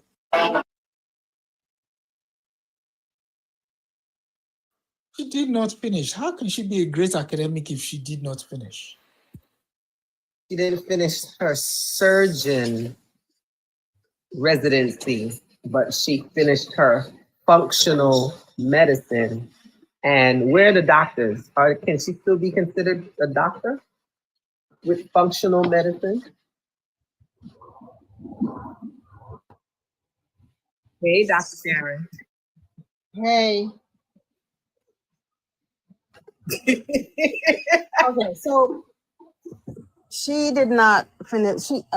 She did maybe 1 year of general surgery residency, right? So she didn't finish her residency. So to be, I don't even know if she's licensed. I didn't look that up because to be licensed, you have to take USMLE step 1, 2, and 3. You would typically take step 1 somewhere between your first and second year of residency. Even though I've known people who have taken it like in their 4th year of med school, if they're going to like a rough residency. Right? So once you've done step 1, 2, 3, you can apply for a license. So I didn't even check. She probably doesn't have a license. Functional medicine, anybody can do a training in functional medicine. I can do that, right? Where you don't have to be particularly licensed at all. And for you to sit for any board exam, you have to complete residency, right? Completed surgery residency to sit for her surgery written board exam, and then complete at least a couple years of practice to sit for your oral board exam to be completely board certified. So it is a long process, but she's not board certified in anything, and I don't even think she have license. In fact, you have to have step 1, 2, and 3 to even apply to sit for your board exams. Yeah, so, and you have to have, and for that position, you have to have public health experience. I don't even have that, and I'm more qualified than she is. Right? Thank you. Exactly. And the thing is that, I mean, when he said he doesn't know her, so how are you nominating someone for a position that you don't know? And even if somebody recommended her, okay, I get that, but vet the person. Vet the person. Look at her qualification. Look at her record. Look and see she's actually even qualified for the position. But you're just gonna accept her because another quack said you can't. So you have one quack recommending another quack. Okay, quack on. You said quack on. I'm looking at her Wikipedia page. What it said, John? It says she graduated with honors from Stanford University, earning a bachelor's degree in human biology. And then, okay, keep going. Then in 2014, she graduated from Stanford University School of Medicine. But for medical school, she embarked on a residency, which you've already read, in the Department of, I can't pronounce it, otolaryngology, whatever, head and neck surgery. Otolaryngology, that's ENT, ear, nose, and throat. Okay, so that's where she was a resident at of Oregon Health Science and University with the aim of becoming a surgeon, but 6 months before the end of the 5-year program, she dropped out of her surgical residency, having become disillusioned, which I think you read, with the healthcare in the United States. So I'm not understanding why they're calling her a doctor, unless she got a PhD. So no, hold on. If you graduated from med school, you are a doctor, right? You have an MD degree. Okay. Now, you may not be qualified to practice you may not qualify to practice clinical medicine without the training. Gotcha. Right? So I could have stopped when I'm done at Temple after, I did not necessarily have to go do a residency. I could have maybe joined a consultation firm, do something different, right? Or there are people who start residency and get disillusioned or can't hack it and they drop out. You have people who complete residency and then say, hey, to hell with this craziness, I'm done, right? But you're not board certified, are not allowed to treat patients without that clinical training. So she doesn't have that. Nope, she has no clinical training. She has no training, so she's not qualified, in my opinion. Well, I don't know. I'm unclear whether she dropped out after the first year or I think ENT's 5 year after the 5th year. Yes. Okay. Before the end of the 5-year program, she dropped out of her residency. Okay, the end of the 5 year could mean the end of the first year, second year, third year, fourth year, right? So I don't know when she dropped out, but either way, you're not your program director and your department chief will not sign off for you to sit for a board exam without you having completed the residency, or if they think you are proficient enough. So here it says her career practice from 2018 to 2024. Means is a medical doctor trained in that word with the O. After dropping out of residency, we sought to leave traditional medicine. She established a medical practice in Portland, Oregon, and she's dedicated to pseudoscientific functional medicine. Her state license was labeled inactive in January 2024. Okay, so then she doesn't even have a license. She might have had what we call a provisional license when you're training in Portland, right?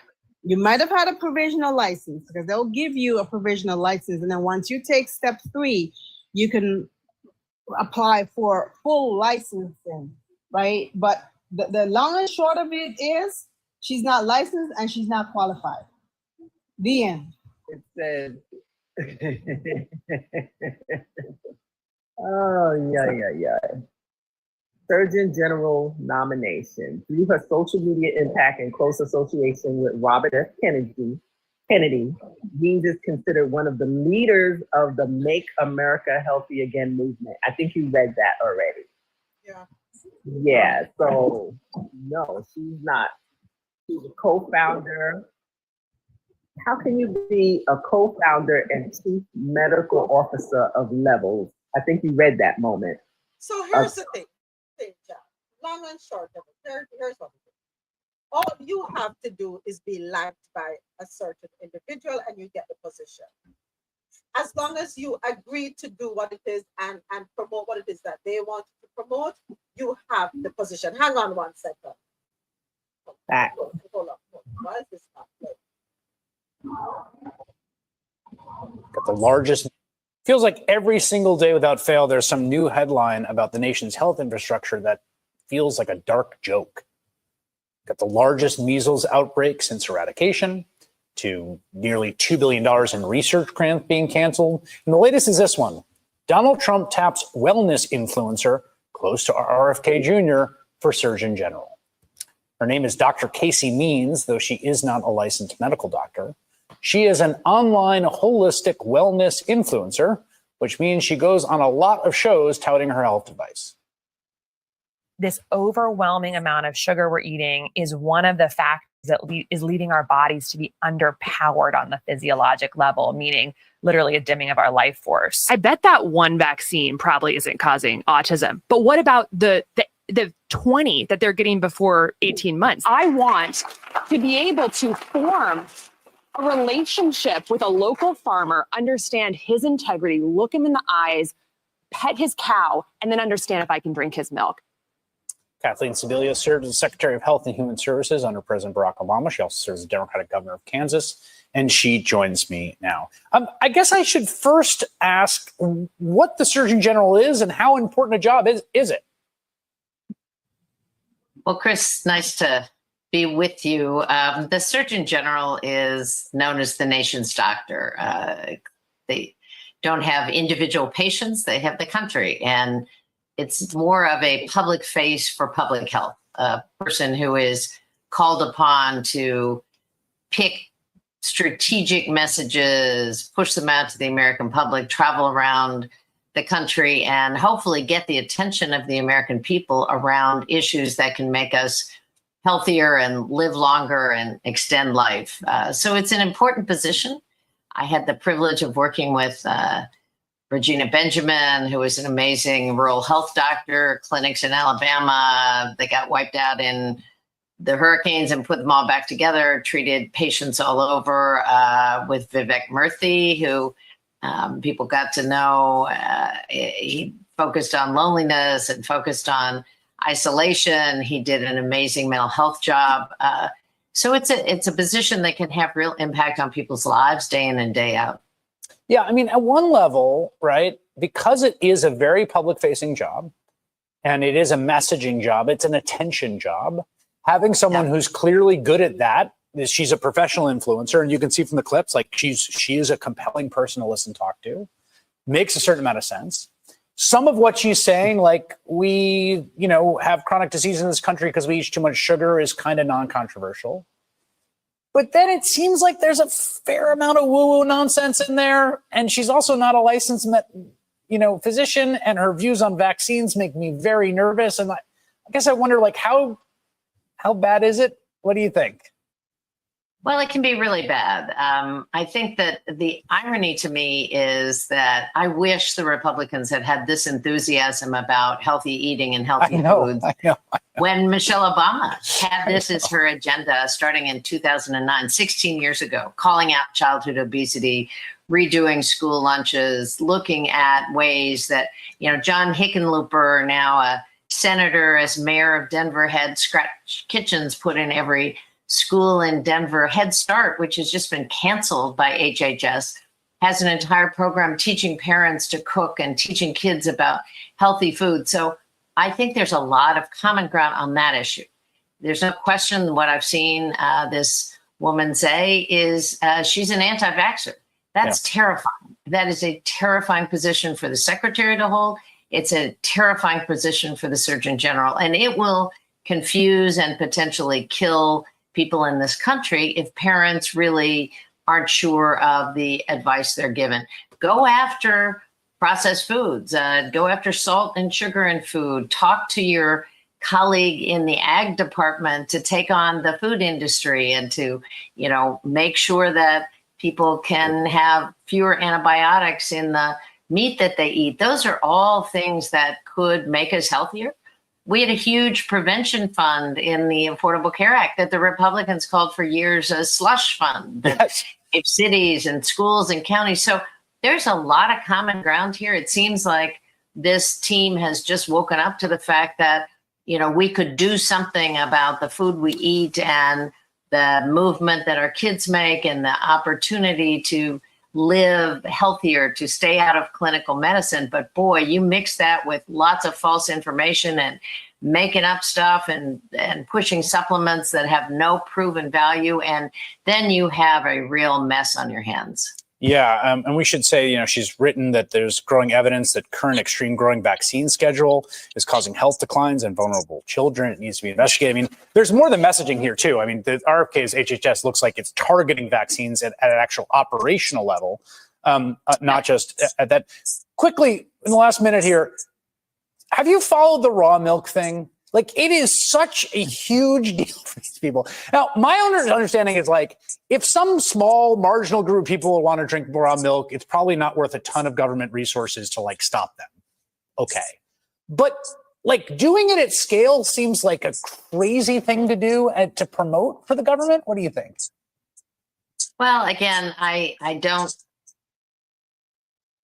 So she's not licensed, Ja. Yeah. So I had to look up the responsibilities. Well, we only got 8 minutes of the Surgeon General.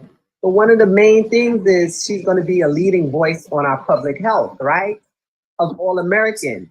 But it says they do this by providing scientific information. Okay? I don't have any issue with the functional medicine because I live my life using both. Okay, especially as Caribbean, we live our lives using, herbs over medical or both, intertwined. That's not the biggest issue here, but you have to be for me, you have to be independent minded to be in this position. You can't be all on one side. You have to be able to see both sides. And that's just me. Dr. Sharon, I don't know what you think about that. Shut idiot. She's a social media influencer. Yeah, I mean, I cannot. Okay, so first of all, so she's not licensed or report or is held to any board, right?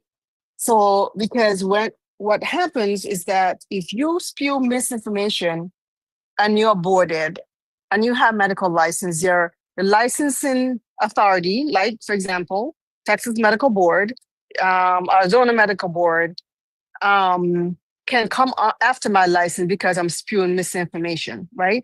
Or American Board of Obstetrics and Gynecology can come after my license for spewing misinformation. She has no accountability to anybody, so she can go on and say anything that she wants to.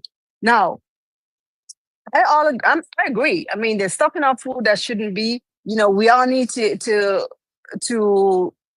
change our lifestyle and all that. I mean, I preach that every day to my patients, right? But we can still marry science and common sense and lifestyle medicine, right? But I'm not going to go out there and make up information for clout and likes and clicks. I mean, I won't ethically do it, and B, I have a board and people to answer to. So there you go. And plus, she's whitey. She can get away with that shit. I can't.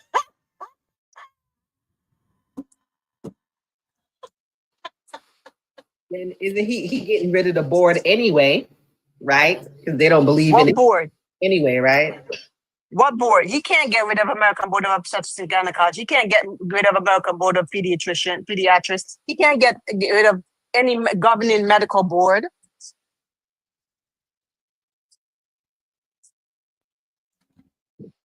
He needs to get rid of the board in his head. That.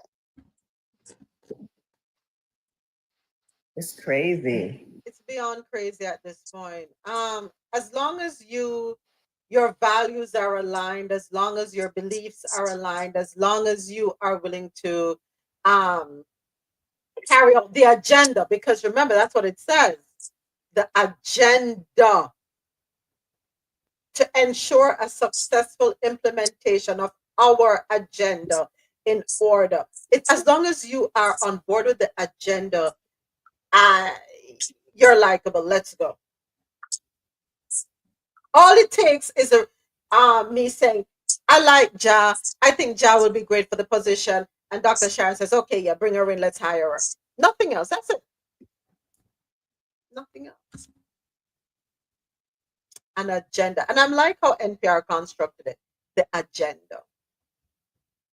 But here's another one. USDA chief says agency is trying to fill key jobs after paying 15,000 people to leave. According to NPR, in testimony on Capitol Hill on Tuesday and Wednesday, Secretary of Agriculture Brooke Rollins, I'm going to mute you, Dr. Sharon, Brooke Rollins confirmed that the U.S. Department of Agriculture is now looking to fill critical positions after agreeing to pay more than 15,000 employees' salaries and benefits through September in exchange for their resignations. Now, Rollins told members of the Senate Appropriations Committee on Tuesday, we're actively looking and recruiting to fill those positions that are integral to the efforts and the key front lines. USDA is among the agencies that twice invited employees to quit their jobs through the deferred resignation program, once in late January when the deal was presented to nearly the entire federal workforce, and again for a short window in April. The Trump administration has leaned heavily on the deferred resignation program as it seeks to dramatically downsize the federal workforce. But the need to fill positions soon after letting people go has raised questions, including from Senator Patty Murray of Washington, who is the top Democrat on the Senate Appropriations Committee. So you let people go and you're looking for new people to fill the positions that they had experience in? 2 minutes. Oh, let me wrap up on here. Thank you, Ja. Thank you. I want to say thank you to everyone listening on QMZRadio.com. For quality music, quality work for play, keep it logged on to www.qmzradio.com for that good music to get you through your day. Thank you to everyone listening on JanoRadio.com, the nonstop party vibe station. Download the Jano Radio app. It's available in your Apple and Google Play stores. Jano Radio, take us on the go. And thank you to our listeners on madmusichouse.com, any genre, anytime. I invite you to continue listening on our YouTube channel, Coffee and Toe YouTube channel. We're live there. Or join us on TikTok Live, Coffee and Toe. Have yourselves a wonderful weekend. Take care. Get some rest. Hit that reset button. And we'll see you Monday morning, 9 a.m. Eastern. God willing.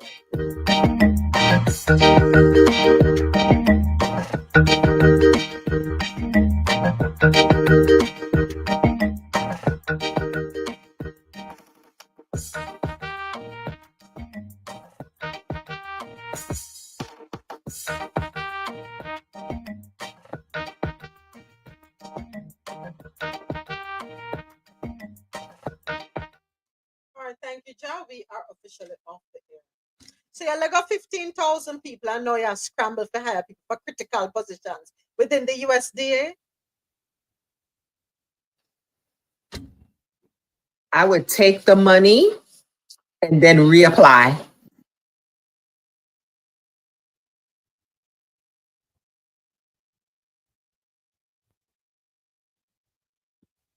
So Rollins invited some of those who took the deferred resignation offer to return. If they want to come back and if they were in a key position, then we would love to have that conversation. Explain that to me. Like nothing they do actually makes sense. And that's one of the things that I mentioned or was concerned about when they started this mass firing. Like, well, okay, the work still needs to be done. Who's going to do it? Unqualified people? I mean, like, so now you're scrambling to rehire people you should have never terminated in the first place. I mean, it don't make no sense. Maybe I'm maybe I'm wrong here. I don't know. It's just ridiculous. Sense. It makes a lot of sense. I'll tell you why. It's control. Remember, they did all this stuff to get rid of DEI and all that, right? So they got rid of quite a few people. Now they could control who's being hired. That's how I see it. So it makes sense. Hold on there to Azzy. In all of the scrambling that was going on, it provided an opportunity for a certain individual to secure more contracts. Remember? A certain individual? The certain individual who said we need to get rid of this, and the other to save money. While they were doing the cutting, they were busy acquiring, claiming to have found excessive spending. But that was all a distraction while they cemented deals on the back end to add to the $8 million a day that they were already getting. Turn the place upside down. And if you notice, that said individual is not as, you hear about them as much as before, because the said individual has already secured everything that the said individual wanted to secure. He's counting his coins. And said individual now has the same spokesperson that was pushing the car sales at 1600 Pennsylvania, now forcing Europe, countries across Europe to take Starlink.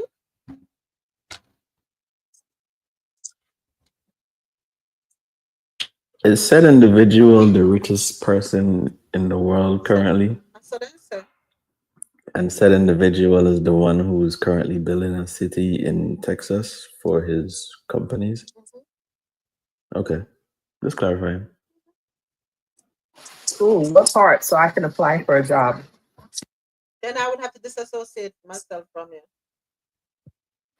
You don't want us to build utopia? No, not all money is good money. But I'd rather go live in a one cave.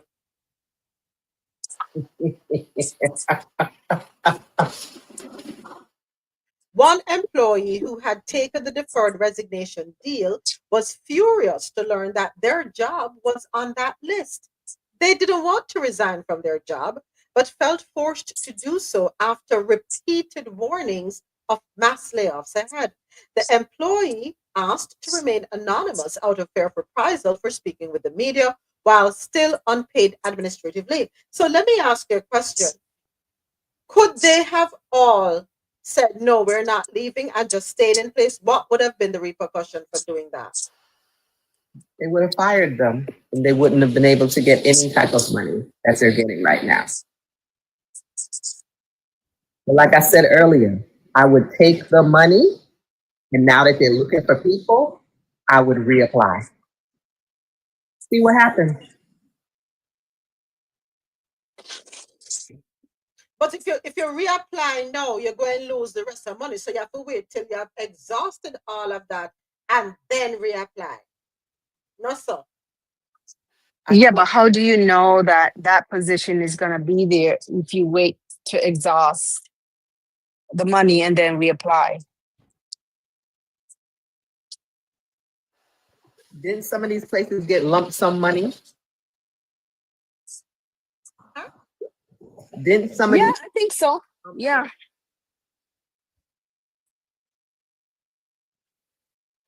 Imagine in the space of 100+ days, we turned this country upside down. I'll see what they do last year. They usually do a silver, I think. Do they? Yeah? In the space of 100+ days, we have turned the country upside down. Upside down, literally.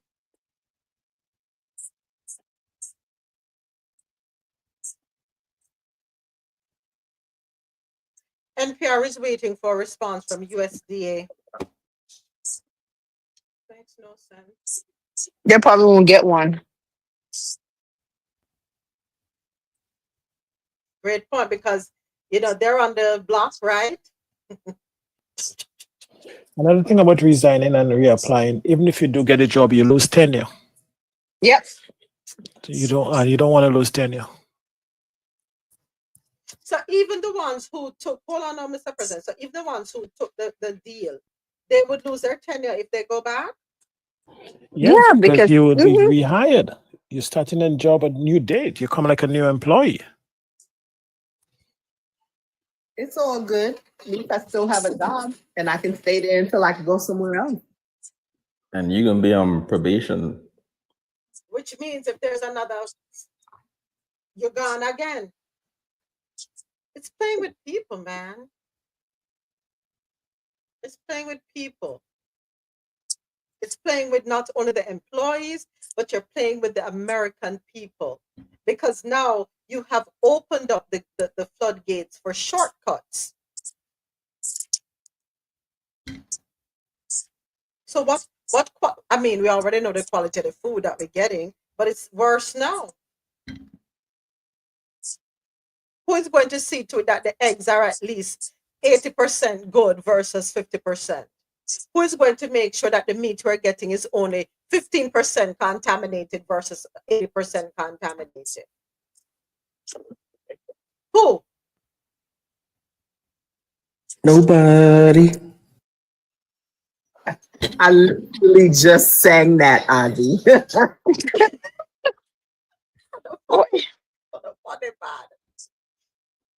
Bill Gates, according to BBC, plans to give away most of his fortune by 2045. I'm gonna mute you, Dr. Sharon. So in this article, Microsoft founder Bill Gates said he intends to give away 99% of his vast fortune over the next 20 years. Gates said he would accelerate his giving via his foundation, with plans to end its operations in 2045. How old is this man? Another 20 years. How old? He's 69. So he'll be 89 by then. Okay. People will say a lot of things about me when I pass on, but I'm determined that he passed on rich will not be one of them, he wrote in a blog post on Thursday. Mr. Gates, 69, said his eponymous foundation has already given $100 billion towards health and development projects, and that he expects it will spend another $200 billion depending on markets and inflation. I can make a suggestion for you, Mr. Gates. Take the whole lot and give to the people in Africa, with the country where you're going now, and stop it, moment. Allegedly went into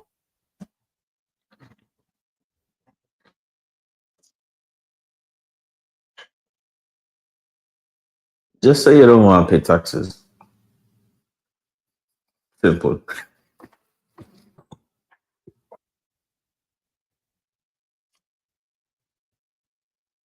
he also said here that this country's not headed in the right direction.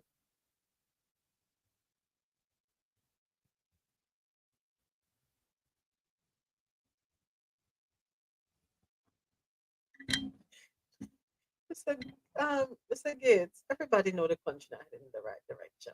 What else can we talk about? Huh? TikTok talk. The whole world knows the country's not headed in the right direction. All right. Well,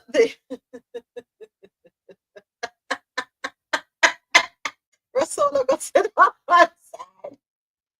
Will the UK take US chlorinated chicken? Are you sure that the UK will take American chlorinated chicken? That deal has not been done yet. We're changing all of that, but we have it both ways. We have it both ways. Are you sure that the UK will take American chlorinated chicken? That journalist is a beast. Without him answering, that is a flat no. But he never even said, like, you know what, we don't have that. We're working on changing that. But that would be too high of an expectation for him. So No, Ozzy, he does not lie all the time. Just most of the time. concepts of a lie. Oh, Jesus. Listen to the one, yeah. Because business has slowed down, as you mentioned, we're seeing as a result, the ports here in the U.S., the traffic has really slowed, and now thousands of dock workers and truck drivers are worried about their jobs. Yeah, no, that means we lose less money. When I see that, that means we lose less money. Look, China was making over $1 trillion, 1.1 trillion, in my opinion. Different numbers from 500 billion to $1 trillion or $1 trillion. I think it was 1.1 trillion. And frankly, if we didn't do business, we would have been better off. Okay, you understand that. So when you say it slowed down, that's a good thing, not a bad thing. Let me ask you a question, Mr. President. What do we tell the American people who go into a hospital and the things that are needed to perform surgery are not there because the things are all made in China, none made here in the US? What do we tell that doctor? What do we tell the patient? That's a good thing. At least we're saving money. China did not make any money because we didn't buy. Anyway, the data is showing that China has performed above expectation given the sanctions, the tariffs, and the reduction in export to the US. They have performed above expectation because the international market has increased. But we know that it wouldn't be a loss for them, Mr. President. If they did lose, it's slight. It's not much. We know that. Right? I can't believe this. Has slowed down, as you mentioned. We're seeing as a result, the ports here in the U.S., the traffic has really slowed, and now thousands of dock workers and truck drivers are worried about their jobs. That means we lose less money. My husband works with a company here in South Florida. They import medical supplies for hospitals across the country. And he said the containers coming in have slowed for healthcare products. I see that. That means I must give it to him. I've never heard anybody made such an economic assessment. That is a first, even by his standards. He says it's better for us. Does he understand the implication of truck drivers not working? Does he really understand the gravitude of your port operating at a lower percentage? Let me explain Does something. he really know the impact of this? Yeah. We are already feeling it in our household. My husband has lost income because the containers have slowed. And he is considered essential. Truck drivers are essential, baby. If they don't move the goods, y'all can, have a good life.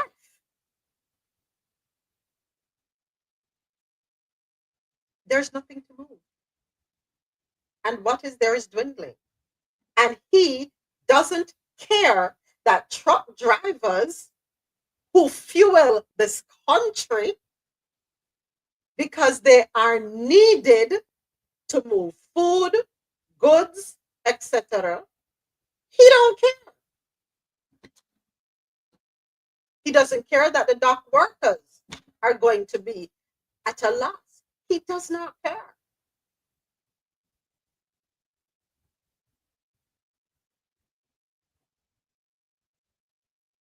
Dumb Donald.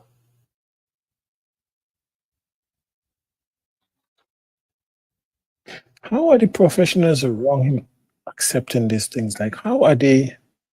I know he's probably strong-headed and so. But what Mr. to the President, advisors? Like, how is it possible for all these things to be happening? There have to be qualified people around who knows exactly what's going on. Mr. Remember how many he fired? How many people were let go? Yeah, but like I said, woo. Okay, go ahead. Try now. All right. All right, is this better? Yeah, man, much better. Go ahead. Okay. Yeah, Mr. President, remember how many people he let go? How many top level people were let go? He don't want to hear anything from those people. Yeah, but Is these are not top level issues. These are like bottom level. These are not top level issues here. Anybody with a high school economic, Mr. President, you don't this is common sense. have- Clearly, if you fire X amount of workers in X amount of industries, then you add tariffs, which create a situation where people can't even buy the goods, then clearly you'll see the ramifications of those decisions. But Maybe what happened his to supporters Elonia? will tell you this is a necessary evil for the greater good. That's why Elonia gets so quiet after losing about 70% of his stocks. Since people stopped buying the Teslas, and they had nothing from Elon Musk again, what become of him? But Mr. President, even his existence in a lot of this should be contradictory as well. Because if America go belly up, he's a citizen of how many other countries as well? He don't have to be here. Yeah, the South Africans say they don't want him. Leave the man where he is, He's okay? a man of the soil. And that's where he was born. Him navel string plant down there, there to go back to. They say he didn't know. They say he had a neighbor string when he born. In other news, U.S. Customs and Border Protection quietly revokes protections for pregnant women and infants, while Immigration and Customs Enforcement (ICE) oversees longer-term detention and deportation proceedings. CBP handles the earliest stages of custody when migrants are held and processed in short-term facilities that have repeatedly drawn criticism for poor medical care and overcrowding. It's appalling, and it's just an extension of the culture of cruelty that the administration is trying to perpetrate. According to Sarah Mehta, Deputy Director of Government Affairs for the ACLU's Equality Division. CBP says that its personnel will continue to follow broader standards under the National Standards on Transport, Escort, Detention, and Search, and remain bound by the Flores Agreement. The Trump administration has previously argued that the original settlement does not require that children be allowed to sleep or wash themselves with soap. 5 million wrongful death lawsuit filed after 8-year-old unalives in CBP custody. 15 million, sorry. A $15 million wrongful unaliving lawsuit has been filed after an 8-year-old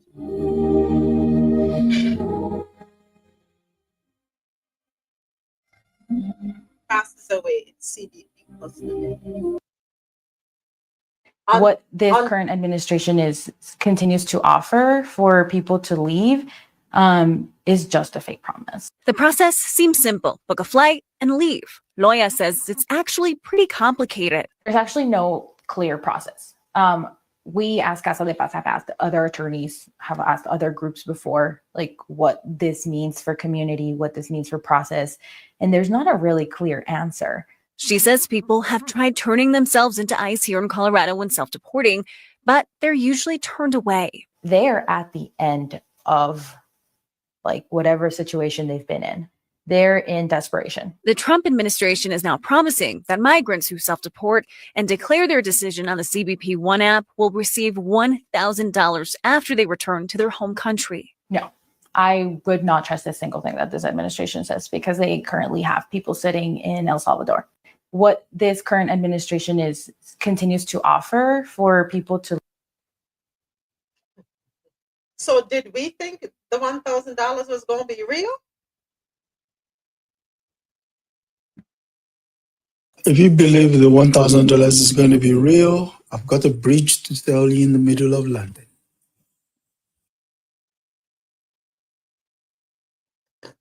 There is no scenario where Abrego Garcia will be in the United States again. If he were to come back, we would immediately deport him again because he is a terrorist, he's a human smuggler, and he is a wife beater. You've read the Supreme Court decision. Does the Supreme Court decision not require you to facilitate the return of Mr. Abrego Garcia? The Trump administration is complying with all court orders and judges' orders. Does the Supreme Court order require you to facilitate the return of Mr. Abrego Garcia? Is a citizen of El Salvador. It is up to the president of the El Salvador to make the decision. You're a defendant in the if he is case. coming back. It's been a big topic of conversation between all of us, between the country. When the president visited the United States of America, it was discussed and talked about there. The president has been very clear on this issue, as the Secretary of State and I have as well. Abrego Garcia is not a citizen of this country and is a dangerous individual who does not belong here. I will not ask another question, If you Madam were Chair, back but the in this discussion, country, we would immediately. but the discussion ends when the Supreme Court rules 9-0 that you have to facilitate his release. And the fact that you can't even acknowledge the wording of the order, which commands you to facilitate his release, and you advertise to this committee that you are going to willfully ignore the ruling. And that is incredibly chilling for the balance of powers in a democracy that relies on the executive branch to honor decisions made by the highest court of the land. I'm not a constitutional scholar. Well, it's actually not it's a question also of law. But your position is that every one of those individuals is by constitutional right afforded due process. I don't know the answer to that. I'm telling you. You haven't read the Constitution? It says all persons. I've got it right here, but what you're saying is that every single one of the illegals that was sent down to El Salvador is supposed to be given due process pursuant. Yeah, that's what the Constitution says. It says doesn't no person. say that. It does say no person. Yeah, I'll encourage you to read it because it's also been affirmed by the Supreme Court repeatedly. On the case of Miranda versus Arizona, held the right of all individuals, regardless of citizenship status, the Supreme Court in Reno versus Flores. I mean, but it's the plain language of the Constitution. It concerns me that you're not familiar with the core concept of due process applying to all persons as written in black and white in the Constitution. As the first public defender who's ever served at the FBI as its director, I am more aware of due process than any predecessor in. I mean, I can understand if KP is not able to read the Constitution, not with one eye going left and the other one going right. I totally get it. He can't see.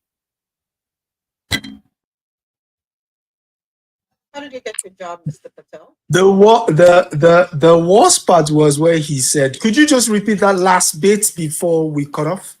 That last bit is key, where he says, I am more versed about the Constitution than any of my previous predecessors. There is no scenario where Abrego Garcia. It does say no of all individuals, regardless of citizenship status, the Supreme Court in Reno versus Flores. I mean, but it's the plain language of the Constitution. It concerns me that you're not familiar with the core concept of due process applying to all persons as written in black and white in the Constitution. As the first public defender who's ever served at the FBI as its director, I am more aware of due process than any predecessor in my seat. There is no scenario. Okay. That tells me everything I need to know about this cretin. And that's me being nice. This guy is nothing but a cretinous individual pretending to be anything other than that. The notion that you're better than your predecessor, you're better than Robert Mueller, you're better than Jeff Comey, you're better than Christopher Wray. All of the aforementioned people I mentioned were lawyers. Lawyers. Yeah? So I don't know what it is about you that you think you're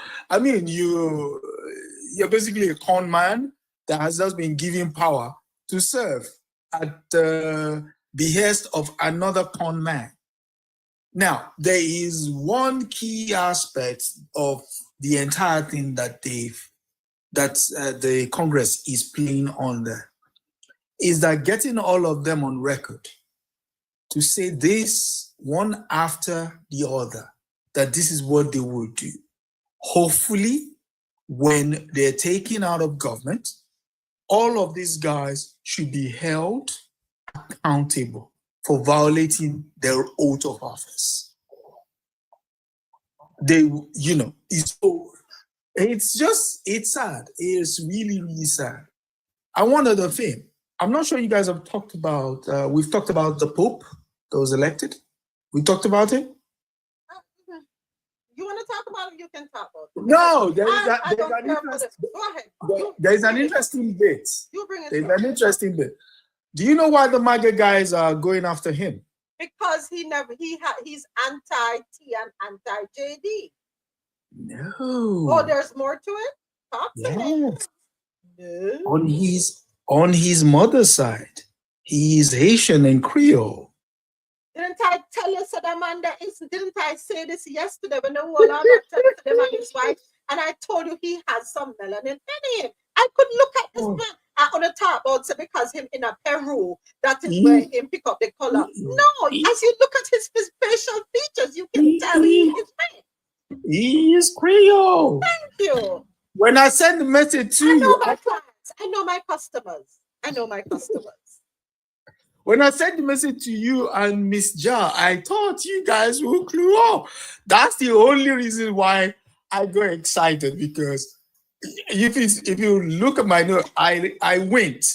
I'm like, things are about to go pear-shaped. Yes. I told you, when I tell us that somebody makes, believe me, somebody makes. I know my people. So they're losing their mind.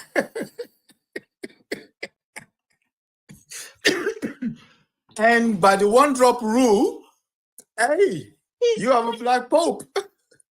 Thank you. I mean, I don't know the rules.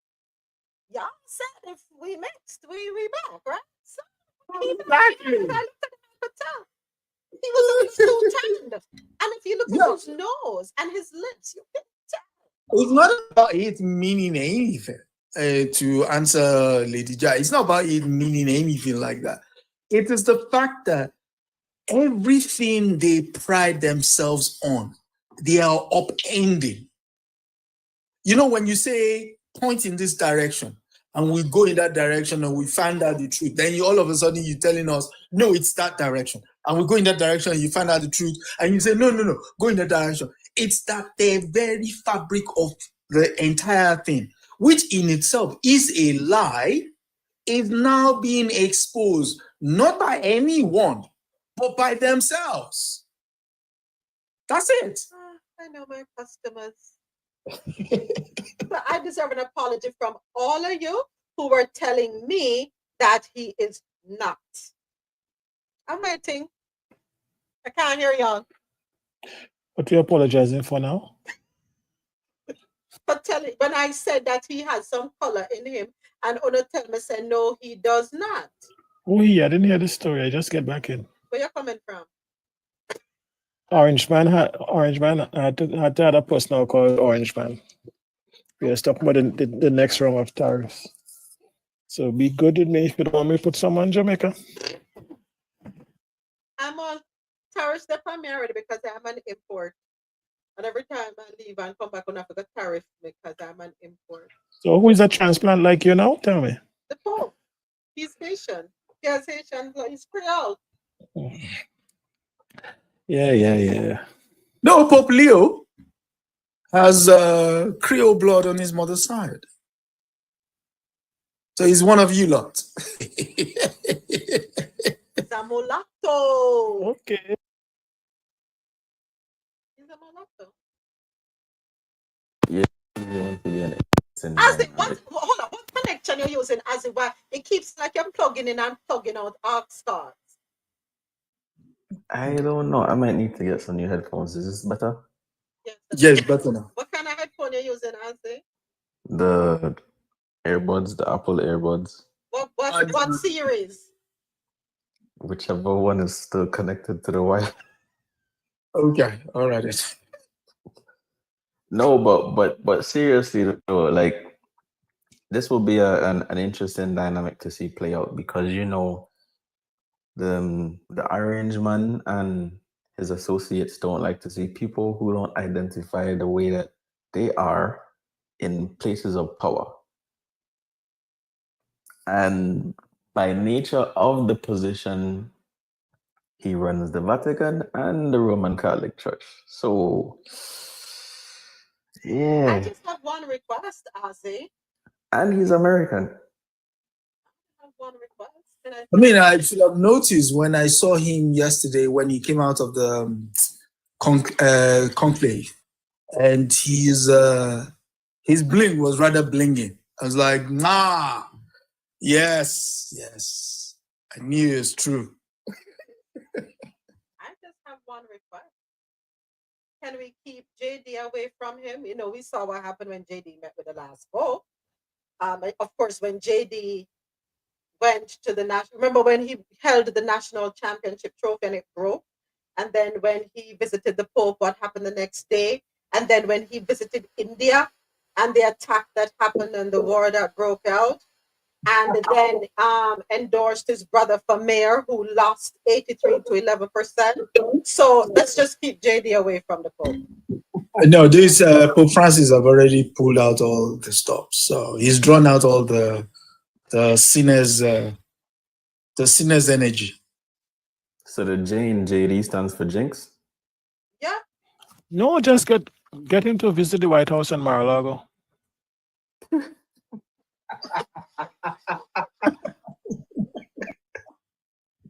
But that also it made me think of another interesting dynamic too, right? Because think about it, right?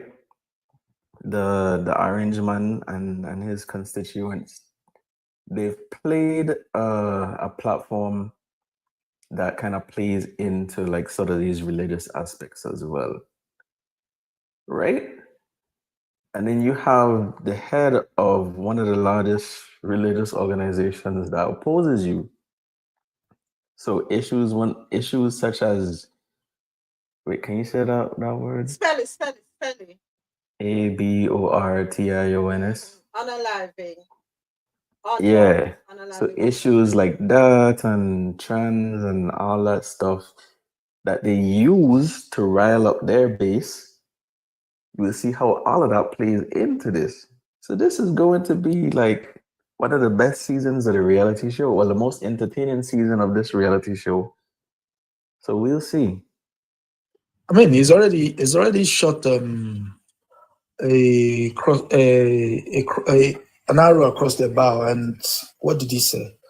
The Lord Jesus Christ implores us to be kind to the poor, the needy, to protect those who are weak amongst us, and to not be using invectives. When he was talking, it was like he's talking to the orange man. He's not talking to anybody else. It's like to the orange man. I was like, yeah, I'm here for it. Yeah, just bring out. He's not talking to Christians, though. That's the unfortunate thing. That message is being. Christians understand that. It's the Christian nationalists, unfortunately. They don't understand that. Yeah, but then don't forget they didn't have.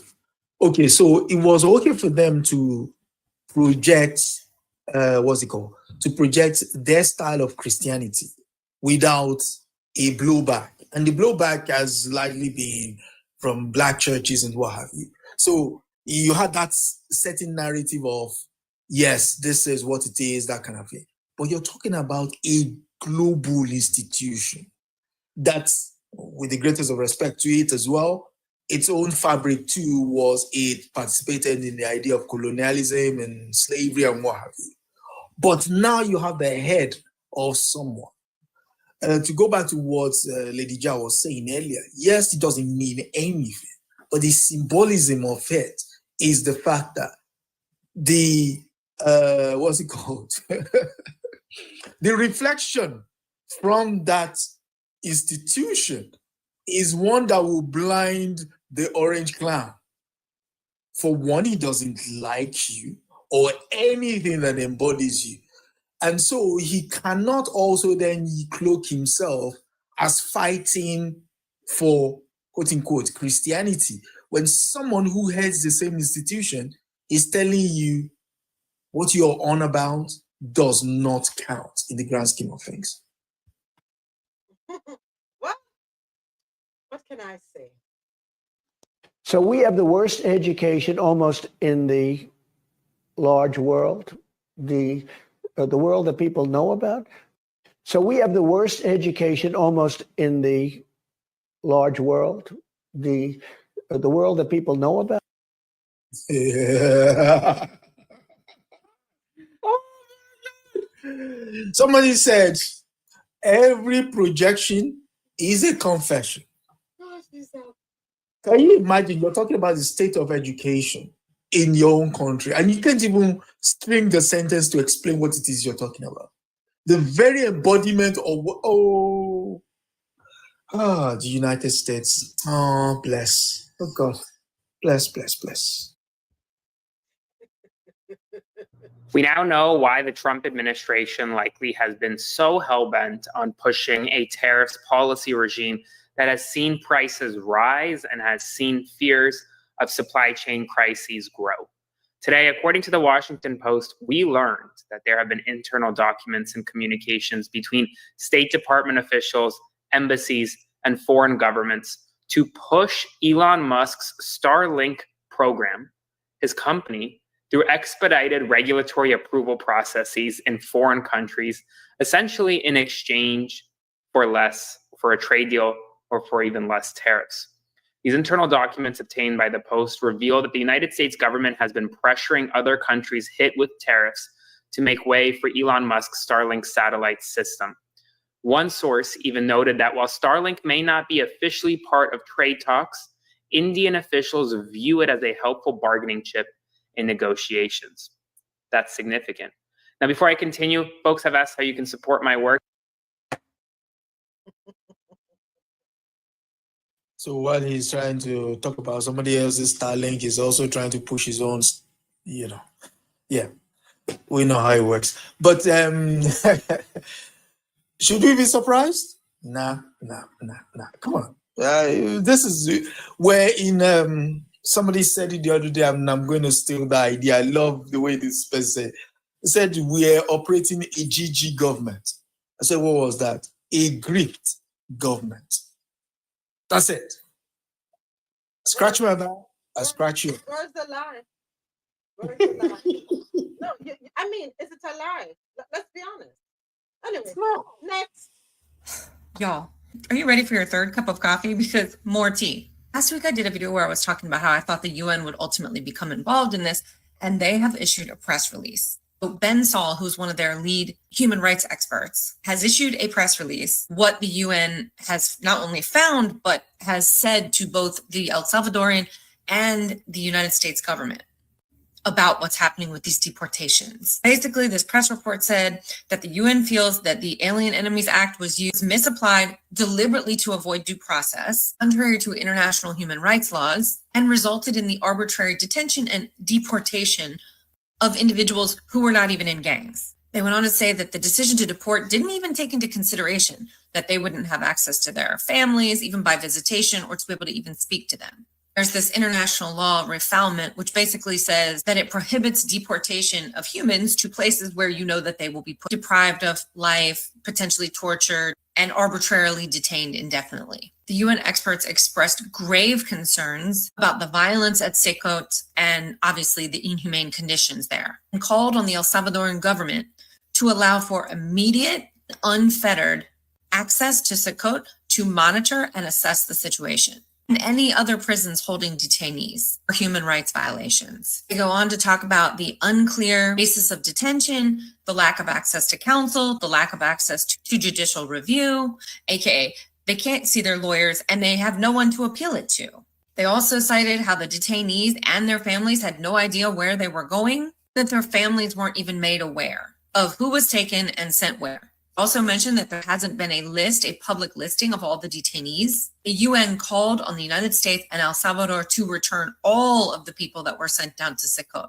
They expressed concerns that the Alien Enemies Act was ever used at all, because there was no incursion or war, and that gangs are not foreign nations. And as such, the deportations were in violation of US law on its face, definitely of international law. Then the UN said that they were alarmed at the attacks on both the judges and the attorneys involved in all of these proceedings, and to stop using the Alien Enemies Act to deport these people. All of this has been formally communicated from the UN human rights experts, those investigators, to both the United States government and the El Salvadoran government. Will anything change? If anything, sanctions will be placed on the UN. Are you?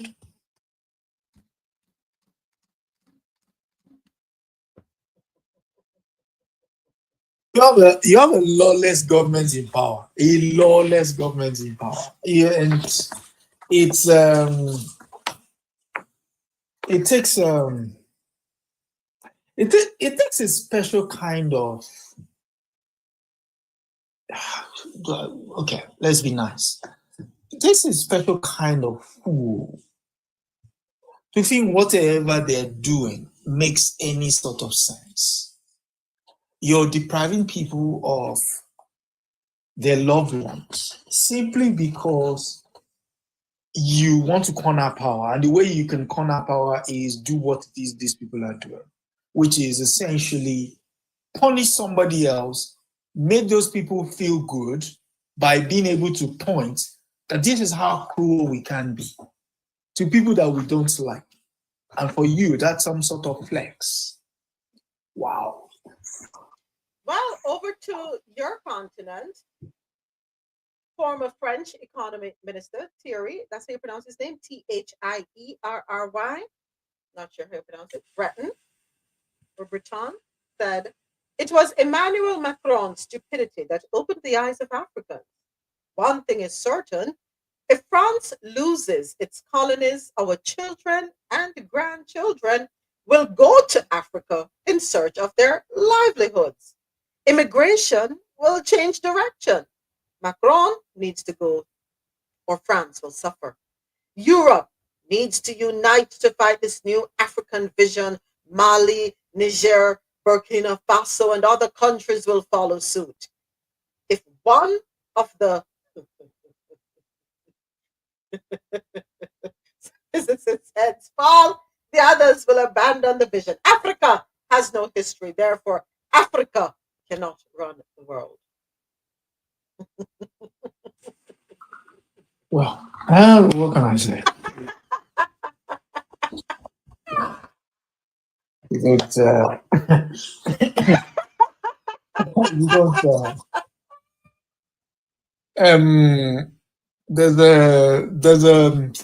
there's a phrase in my language my grandmother often uses, like say it, please. Say it. they would say, which is when you point to your place of origin with your left hand, how do you expect us to respect you? So when he's saying Africa has no history, we've read all of this in the books, that's somebody just mouthing off. Are those books in your library there in London? That you could probably extend them an invitation? No, but I mean, what's the point when someone has that kind of mindset? What's the point of talking to them about books? You can't even begin. It's one thing for you to say, somebody said something, then I doubt what they said. Yeah. But when you say categorically like that, emphatically as well, that a place has no history, a place has no history. So it doesn't exist anywhere.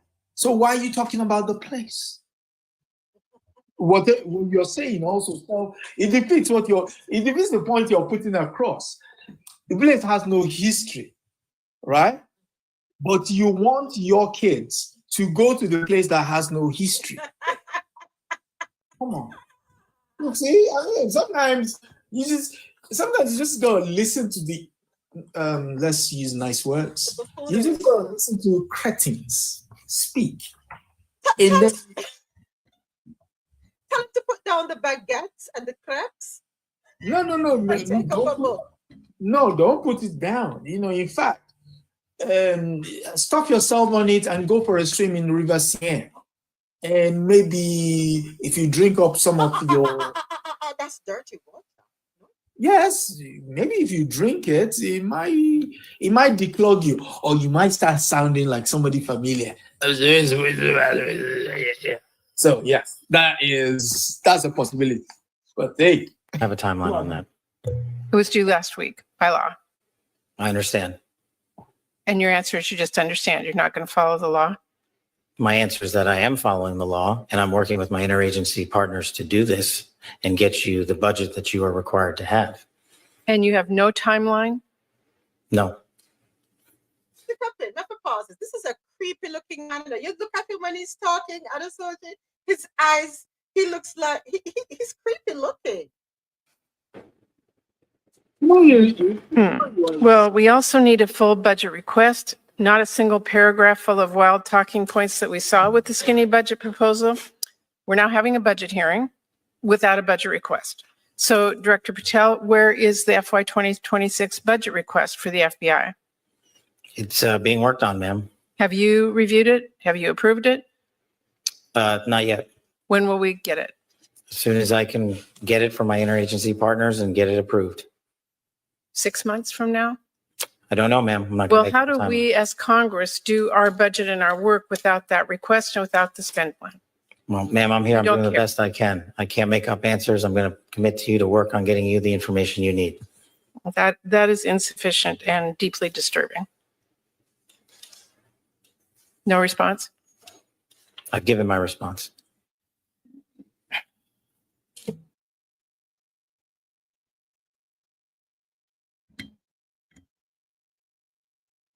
Our best and finest, our smartest and brightest. That is efficiency, folks.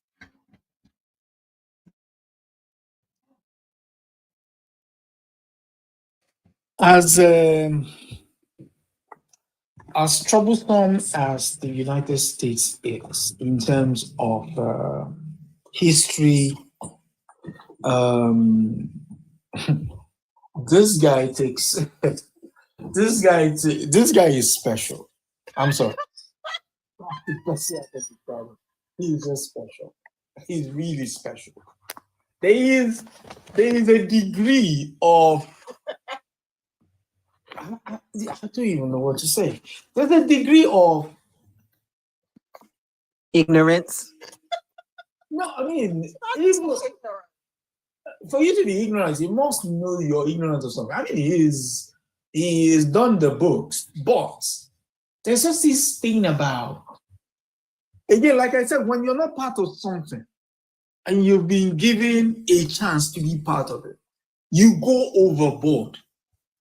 This guy is of Indian descent. I don't think he knows. No, he is. No, he doesn't know he is. No, he is. No, you hear me out. He is. And here's the thing. No, he knows he is. But he's like Marco Rubio. The proximity to what it is they consider to be purity has blinded them to their own humanity, that they feel in order to be part of what it is they want to belong to, they have to be in this kind of Olympics that involves cruelty or being obtuse, being silly, being, I'll get it to you when my understanding of how the three arms of government works is Congress makes the law. The law is interpreted. The law is executed, is carried out by the executive branch. The executive, the judicial arm interprets the law made by Congress. So when this member of Congress, who happened to be the holder of the purse, so every money that your government spends, they pass it into your budget, right? So they have the right to ask you, how are you spending the money? Or what have you done to spend the money? So you answer them.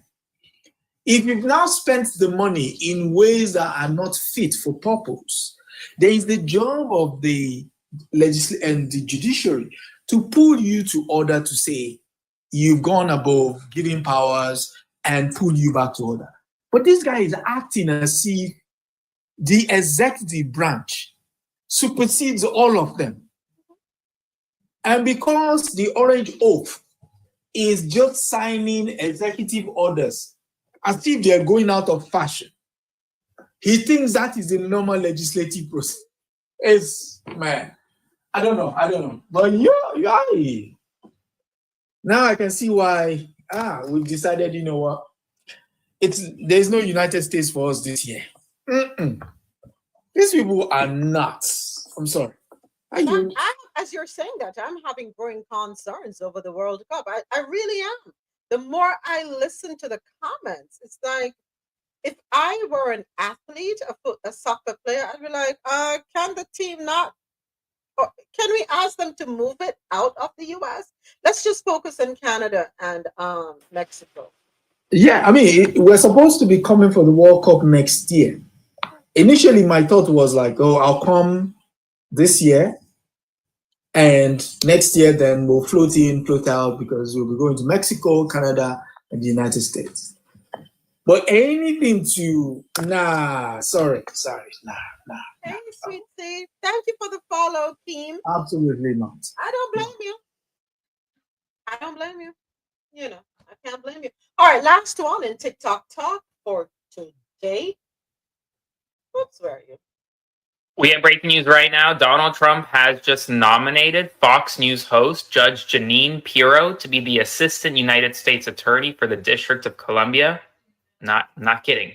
In Truth Social post, Trump says, I am pleased to announce that Judge Jeanine Pirro will be appointed interim United States Attorney for the District of Columbia. During her time in office, Jeanine was a powerful crusader for victims of crime In addition to her legal career, Janine previously hosted her own Fox News show and is currently co-host of The Five, one of the highest rated shows on television. She's incredibly qualified and is considered one of the top district attorneys in the history of the state of New York. Congratulations, Janine. On a side note, she's actually one who may actually try to prosecute me, so wish me luck. Ed Martin, the current U.S. attorney, was nominated to be the full U.S. attorney. His nomination was rejected essentially by the United States Senate, and Republicans couldn't support it, so now he nominates Judge Janine. As always, spread the word. I'll do a full breakdown on my Substack, link to my bio, so subscribe for free and follow along for all the news you need to know about. More to come. We have She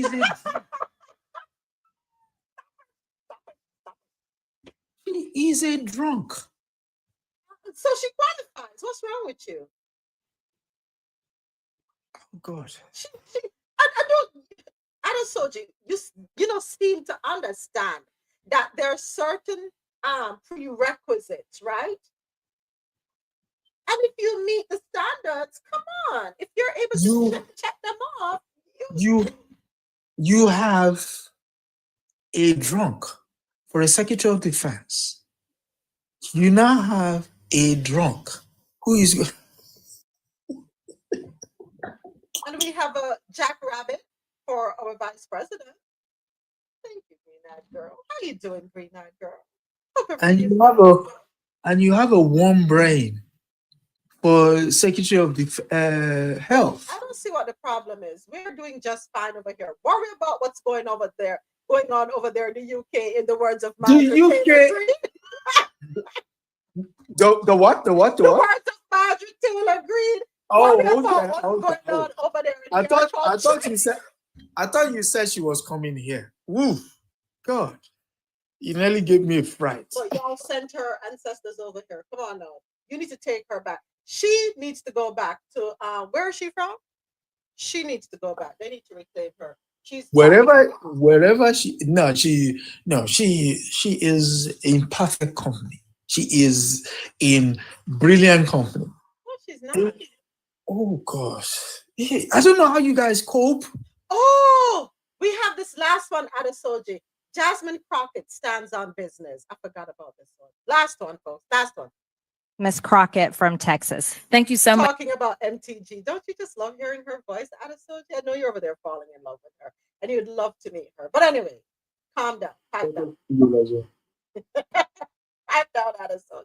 Miss Crockett from Texas. Thank you so much. It is so interesting that I just learned today at 44 years old that the Republicans are going to be the ones to save women. The same Republicans that have been, say, for women's reproductive acts, or the same Republicans that have stood for the Equal Rights Act, which would hopefully get women to equal pay, or the same Republicans that just this Congress voted for the SAVE Act, which we know would disenfranchise women from even being able to vote. But let me tell you, they are our saviors. And so I am so happy to be here today, because otherwise I would not have an idea that I had a savior in the Republicans. So let's also talk about the fact that it's only been 100 days, 100 long, terrible days for anybody that absolutely believes in reality. Because what we know is that they have terminated staff responsible for enforcing federal protections against sex-based discrimination. Sounds like that's pro-women. Or they've cut funding for domestic violence survivor services. Sounds pro-woman to me. Or they prohibited funding for research affecting women's health. That definitely sounds pro-women to me. Essentially, they closed the Department of Education's Office of Civil Rights. Again, sounds like they are fighting for us. And instead of providing oversight over these actions, congressional Republicans have been working to execute one of the most aggressive anti-women legislative agendas in history. And yet they're here today trying to convince the American people that discriminating against trans people is somehow the only way to protect women. This hearing has nothing to do with improving government efficiency. It's another attempt by Republicans to distract from their demonic and disastrous policies that are making it more difficult for Americans to make ends meet. So, Miss Goss-Graves, I want to play a game. It's called Trump or Trans. You ready? Okay. So I'm going to ask you a question, and I want you to tell me whether or not it is Trump or trans people that are responsible. You understand? Yeah. Okay, very good. The first one, gutted medical research. Trump. Kidnapping Americans and sending them to foreign countries, aka deporting them. Trump. Driving us into a recession. Trump. Increasing the cost of everything. Trump. Waging an idiotic tariff war. Trump. Harming farmers. Trump. Ignoring the Constitution. Trump. Proposing to take away Social Security. Trump. Cutting health care. Trump. Firing government workers who keep our country safe. Trump. Encouraging an environment of hate and divisiveness. Trump. Thank you so much. This committee could be engaged in actual oversight of fraud, waste, abuse, and mismanagement. So let's talk about waste. Like Trump's plan to spend almost $100 million for his little birthday parade, or how he spent 25% of his first 100 days golfing, costing taxpayers tens of millions of dollars. In fact, it's a little bit over 30 million at our last estimation. In fact, President Trump is on pace to spend more than $1 billion of taxpayer dollars just on golfing. Yet the Republicans have been silent. So they must think spending taxpayer dollars on the president's golfing trips is more important than providing health care to their constituents. And when I talk about constituents, we're going to talk about the ones on this committee. So if we look at Texas 26, 39,000 children look to potentially lose their Medicaid with the cuts that they are about to vote on for reconciliation. 88,000 in Georgia 3, 68,000 in Missouri 7, 79,000 in Tennessee 2, 86,000 in South Carolina 4, 50,000 in Texas 04, 85,000 in Texas 27, and in Georgia 14, 111,000. And if you add that up just on this committee, we have 606,000 kids that are relying on us to do right by them. And instead, we playing these crazy games because we worried about 10 trans folk that are in sports right now in college. I wasn't elected to be engaged in these fights. I was elected to make sure that those kids, the kids that they are about to neglect with these terrible votes that they're about to take, I was elected to protect them and to make sure that they could grow up and have all the opportunities. But let's keep on track.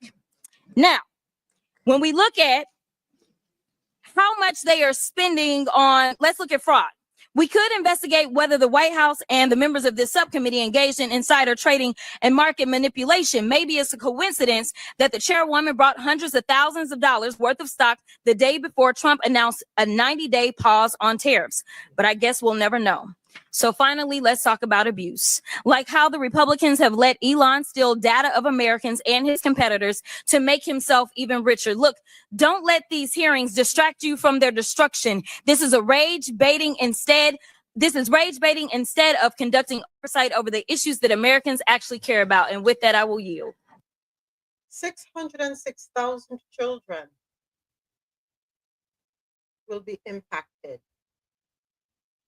But we have money for golfing. Don't worry, folks. Meet me in Doral. Yes, you can meet me in Doral. I'll be playing golf there. I'll be teeing off in Doral. If I can get a hole in one. It's got more than a hole in one. A couple of holes in his head that needs filling. If anybody wants to join me over there in Doral, at the golf club in Doral, the Trump Golf Club in Doral, just about 20 minutes, through traffic here. Girl, you know you're not getting in. No, you'll get in. I just mistake her for wanting to pick out the trash. The help. You get in. I'll get in as the help. I'm here to help. Really help. They'll just tell you the brush and the mop is by the. No, I want to be on the golf course. I want to drive the carts. I want to be the what's the name again? What's their title? The ones who carry the bags and the caddies. The caddy. Yes, I want to be a caddy. Yeah. I would. I can tell you how you can get in. Just put on your red hat, and put on your red T-shirt, and start singing. There you go. There you go. That's the spirit. They still won't let her in. They will listen. They're gonna ask her for ID first. They will let her in and they'll give her a tour as well. They're gonna still ask her for ID first. Make sure that it got that little star on the right-hand side of it. Got that. They're gonna ask for your passport. Got that. They'll start Just start hitting the notes. I'm going to. Donald Trump, Trump. But I put a little twist on it. Donald Trump. And I'll do the dance. Right? They will say, well, this one's very enthusiastic. Let her through. Yeah, and then they're gonna send her to the kitchen because you know they want some food.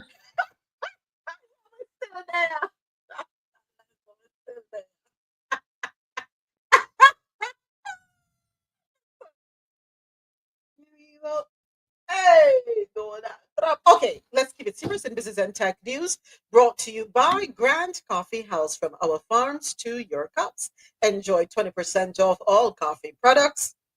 Use the code COFFEEINTO20 at checkout when you shop today on www.grandcoffeehouse.com. Lord have mercy.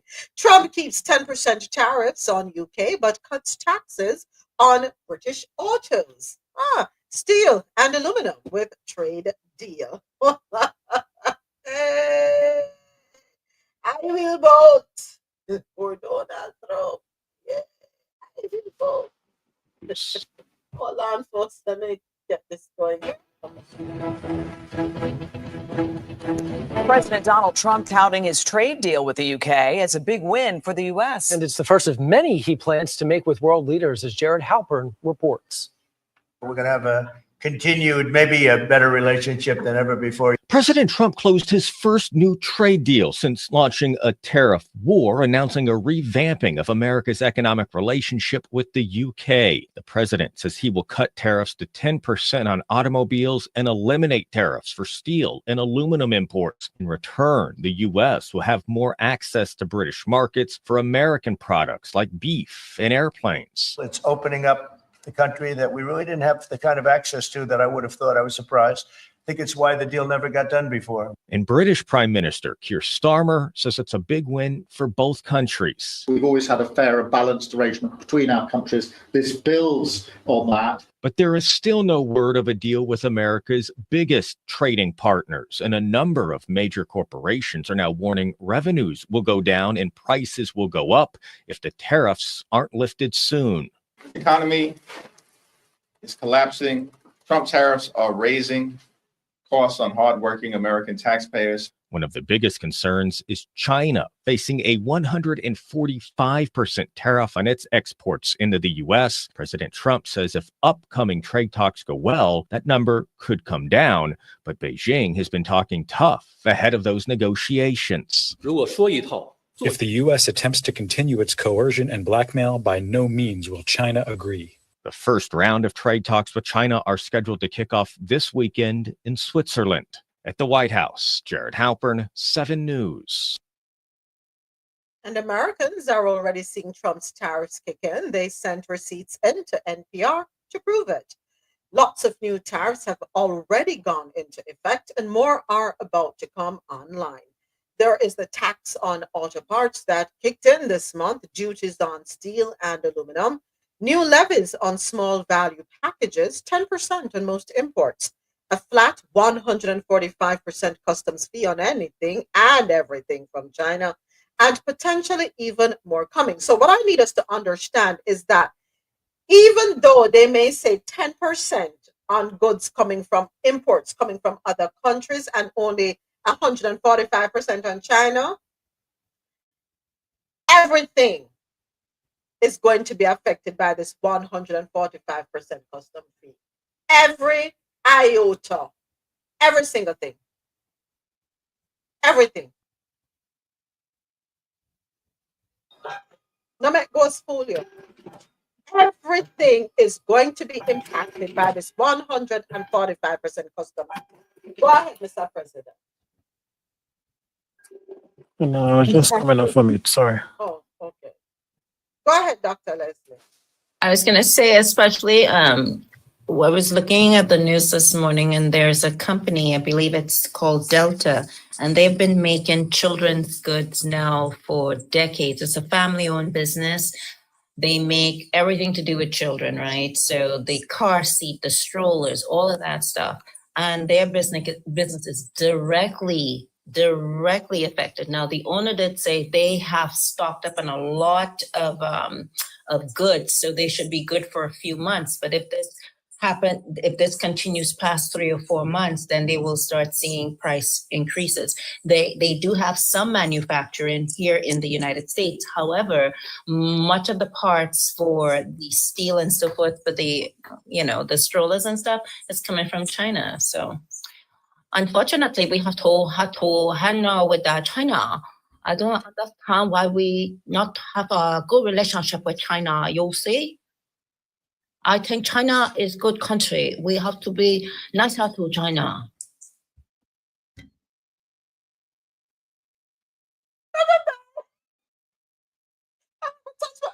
Mr. Bell, I haven't touched my bell all day.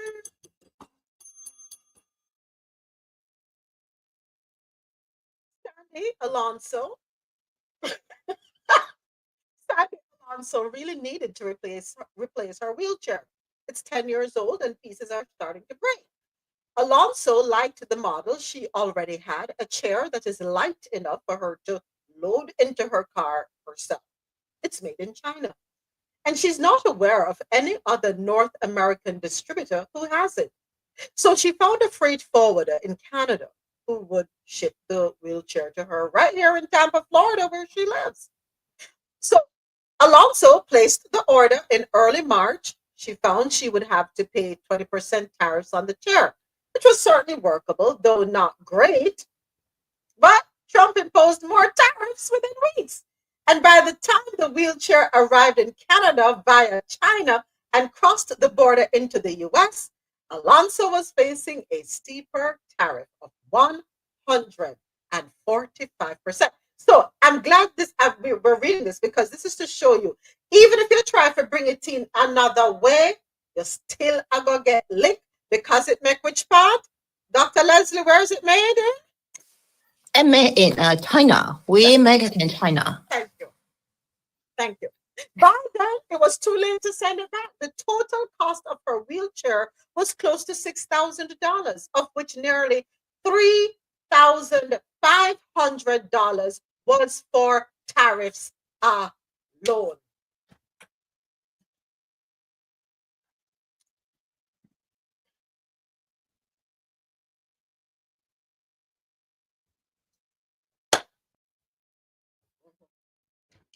If you don't know what I mean, you don't know what I mean.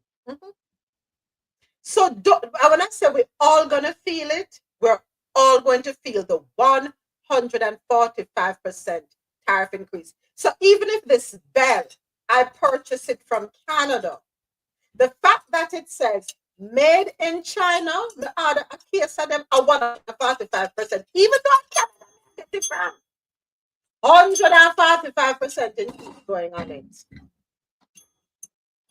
Let me see how back to school I go for August. Schools that, when school go back in August and September. Parents are going to be, they're not going to be happy. Let me just say that. All right? Yeah. Wheelchair. A wheelchair. Drennan shared a screenshot showing the starting price of one of her company's boxes that shot up from $17,800 to more than $30,000 for shipments from China now. She's a small company owner, Hive Tech Solutions, refrigerated container boxes for beekeepers and for farmers to keep their harvest fresh. So you know what that's going to happen for those of us who like our bees, our honey, our honey. The price of honey going to go up. That's why you have to get your own bees. I didn't hear that. Say that again, Dr. Leslie. That's why you have to get your own bees. But we're going to have our own bees, and then they're cutting down certain plants around us. So what the bee them are going? Who them are going to get the pollen from? Get agave. Forget about the honey. Grow some cactus. Flex. Pivot.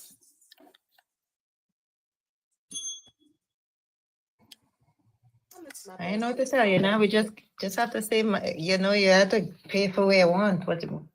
And this is where you realize what what really matters and determine what really matters to you, Yeah. So. This is when you have to, as you say, pivot. Go ahead, Jack. I'm so sorry. Go right ahead, Jack. Agreeing with her. There's a real truism right there. Yep. Well, we'll be fine. We will be fine.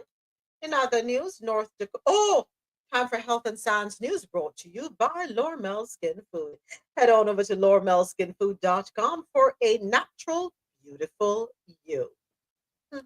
North Dakota is the 11th U.S. state with a measles outbreak. And you know what? You're going in timeout. Serious timeout. Serious timeout. An alarming milestone in the U.S. According to the CDC, more than 1,000 cases have been reported this year. Many of the cases are related to an outbreak in West Texas, but most states have reported the disease, including right here in Florida. This is likely to be the worst year for measles in the U.S. since its declared elimination in 2000. Analysts say vaccination rates are a big reason why. The problem is when vaccination rates fall below 95% for measles, or under 90% in public schools, you see big outbreaks. This virus can cause you to be hospitalized and die. Experts believe the actual number of measles cases may be higher in the U.S. right now since early symptoms often look like other illnesses. Didn't I say it the other day? Yeah, I think I said something along those lines. People may ignore the symptoms and be moving about as per normal. When you have a clown masquerading as an expert, what else do you expect? And the worst, oh God, I don't even know what it is about people that listen to these people. I don't know. What is it about? Okay, stop laughing at us. We're just fine over here. We love it over here. And, we appreciate what's going on. I don't know. You won't ask for. Why are you struggling to find your words today, Adesoji? You're in a state of disbelief? Because one would expect anyone with a modicum, I'm not saying you have to be smart or be a genius, would look at that chappy and run for the hills. And run for the hills. Instead, they actually listen to this chappy and think whatever he's saying. Stop. What hills? You saw what come out of the hills? Look at what we have up there for the vibe. That's what I'm saying. So you want us to run there? That's okay. The assumption is the hills is devoid of people like that.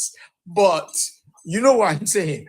It's like you run in the opposite direction from this chappy. But instead, they wait around and they're actually going on the internet screaming, RFK knows what he's talking about. I mean, while there are people unaliving on self-deleting in some cases on his watch. And kids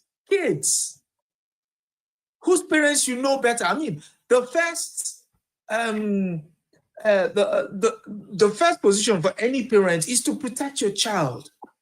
It's the basic animal instinct.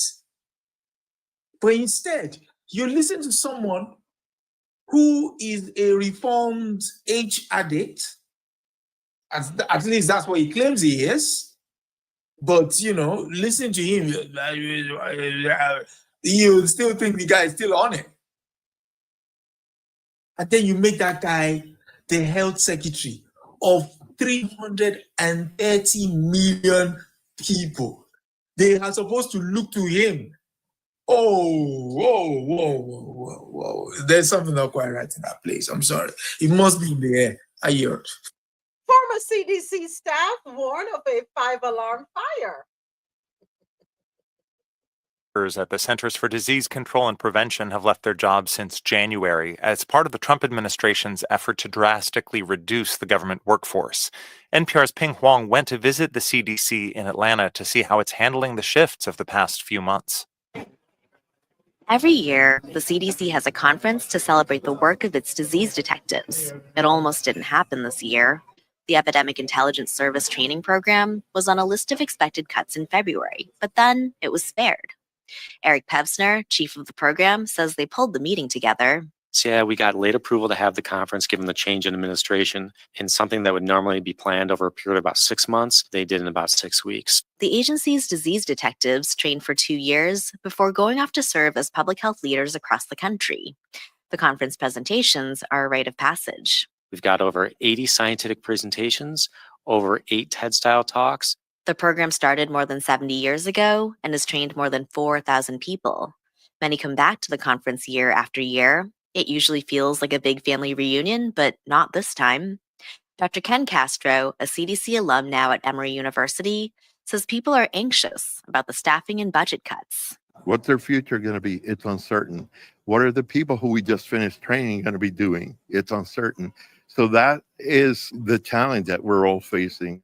Around the conference, he sees a lot of empty chairs. Many people who would have been here got pushed out, and those remaining feel like they're being watched. Castro says that's why they canceled a satirical review, usually a conference highlight. They feel too vulnerable to be making fun out of any figure of authority. That to me is part of the reign of terror that we're living under. In an email requesting comment, an HHS spokesperson said the agency's restructuring is a necessary strategic effort to align with public health needs reflecting responsibility and forward planning, not instability.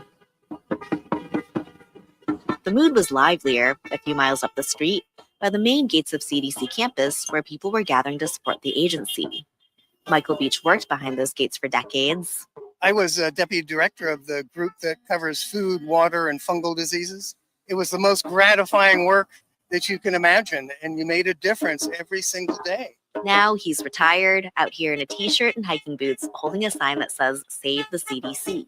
To cut the scientific staff to the bone, to close laboratories, cut off all of the data coming in about maternal health, about violence, about environmental health. Those sorts of things are going to have a huge impact on the health of this country. This weekly protest has been happening every Tuesday since February. But Mike Arnold, an advocate against vaccines, has been here for years. On a recent Friday, he's standing on the same corner by the CDC entrance by himself with as many signs. Some show his support for Robert F. Kennedy Jr., the new health secretary. Yes, he's a gift from God. Others show his opposition to vaccines, claiming they cause autism, which is a view that has been debunked. Arnold says he feels mixed about the layoffs. I don't like to see administrative people laid off, security people, that sort of thing, maintenance people. I feel sorry for them. The scientists and doctors, no, I don't feel a bit sorry for them. Because of cuts to CDC programs for lead poisoning, asthma, disease detection, and yes, vaccines, public health experts warn that people will get sick or die. Ping Huang, NPR News.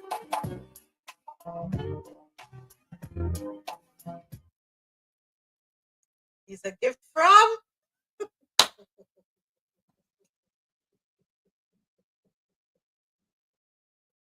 Hey, what can I say? Okay, next up, cancer-causing chemicals are in many beauty products that women use. This is according to a finding in a recent study, article courtesy of NPR. More than half of Black and Latino women in Los Angeles who participated in a new study regularly used personal care products containing a known carcinogen. Study participants photographed the ingredient lists of all the products they used at home over the course of a week. The journal Environmental Science and Technology Letters published the study on Wednesday. Of 64 women, researchers found that 53% reported using soap, lotion, shampoo, conditioner, skin lightener, eyeliner, eyelash glue, and other beauty products that contained how you pronounce this? Formaldehyde? Did I say that right? And Formaldehyde. Okay, formaldehyde. Thank you, Ja. And formaldehyde releasing preservatives, toxins found to cause cancer in humans. It is really concerning that we are intentionally putting chemicals that release a carcinogen into our products that we apply to ourselves every day. That's according to lead author Robin Dodson, who is the Associate Director of Research at Silent Spring Institute, a Massachusetts nonprofit studying environmental causes of breast cancer. Formaldehyde is a great preservative. That is why it is used as an embalming fluid. I'm done. So, embalm the woman, them a embalm themselves all this time. And that's what I do with myself. We've been embalming ourselves. So that's what it means when a woman say, "You slay." No? Literally.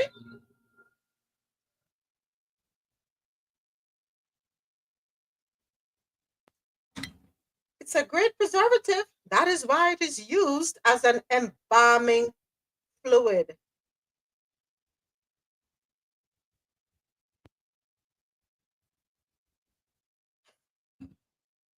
Okay, ladies, what do we do?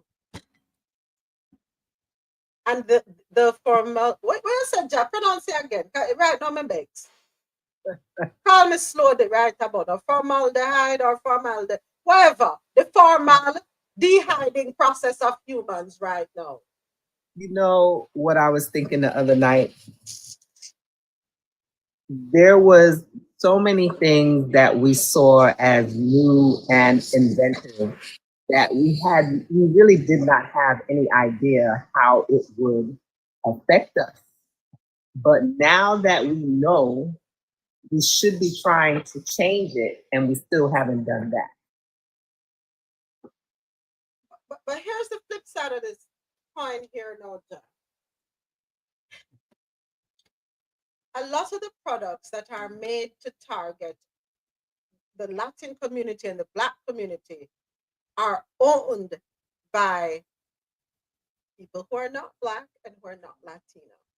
And that is why when you find someone, you find a company where the person at the head of the company from start to finish and all up and down in the middle is someone who is a person of color, and their products are 100% organic, natural products, none of them embalming fluid in them, you have to stick with them. Stick with them. Might cost you a little more, stick with them. At least you're not speeding up the process of leaving this earth before time. So these products, the research collected in 2021 focused on Black and Latino women. After previous studies showed they are more often exposed to the embalming fluid in nail and hair products more than white women. And I'm going to say something that I'm not going to like right now.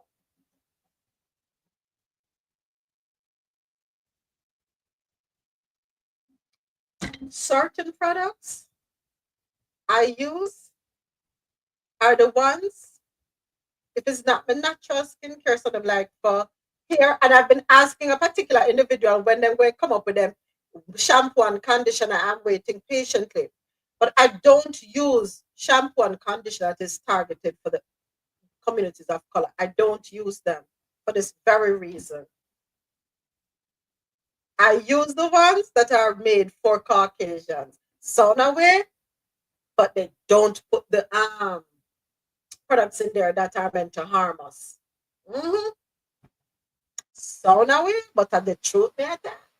I would kind of disagree on that only now because in the past, year or so, I've been reading labels, like really reading labels. That's when you really understand what's going on with these companies. It's in everything, even them nails, the stuff you have on your fingernails right now.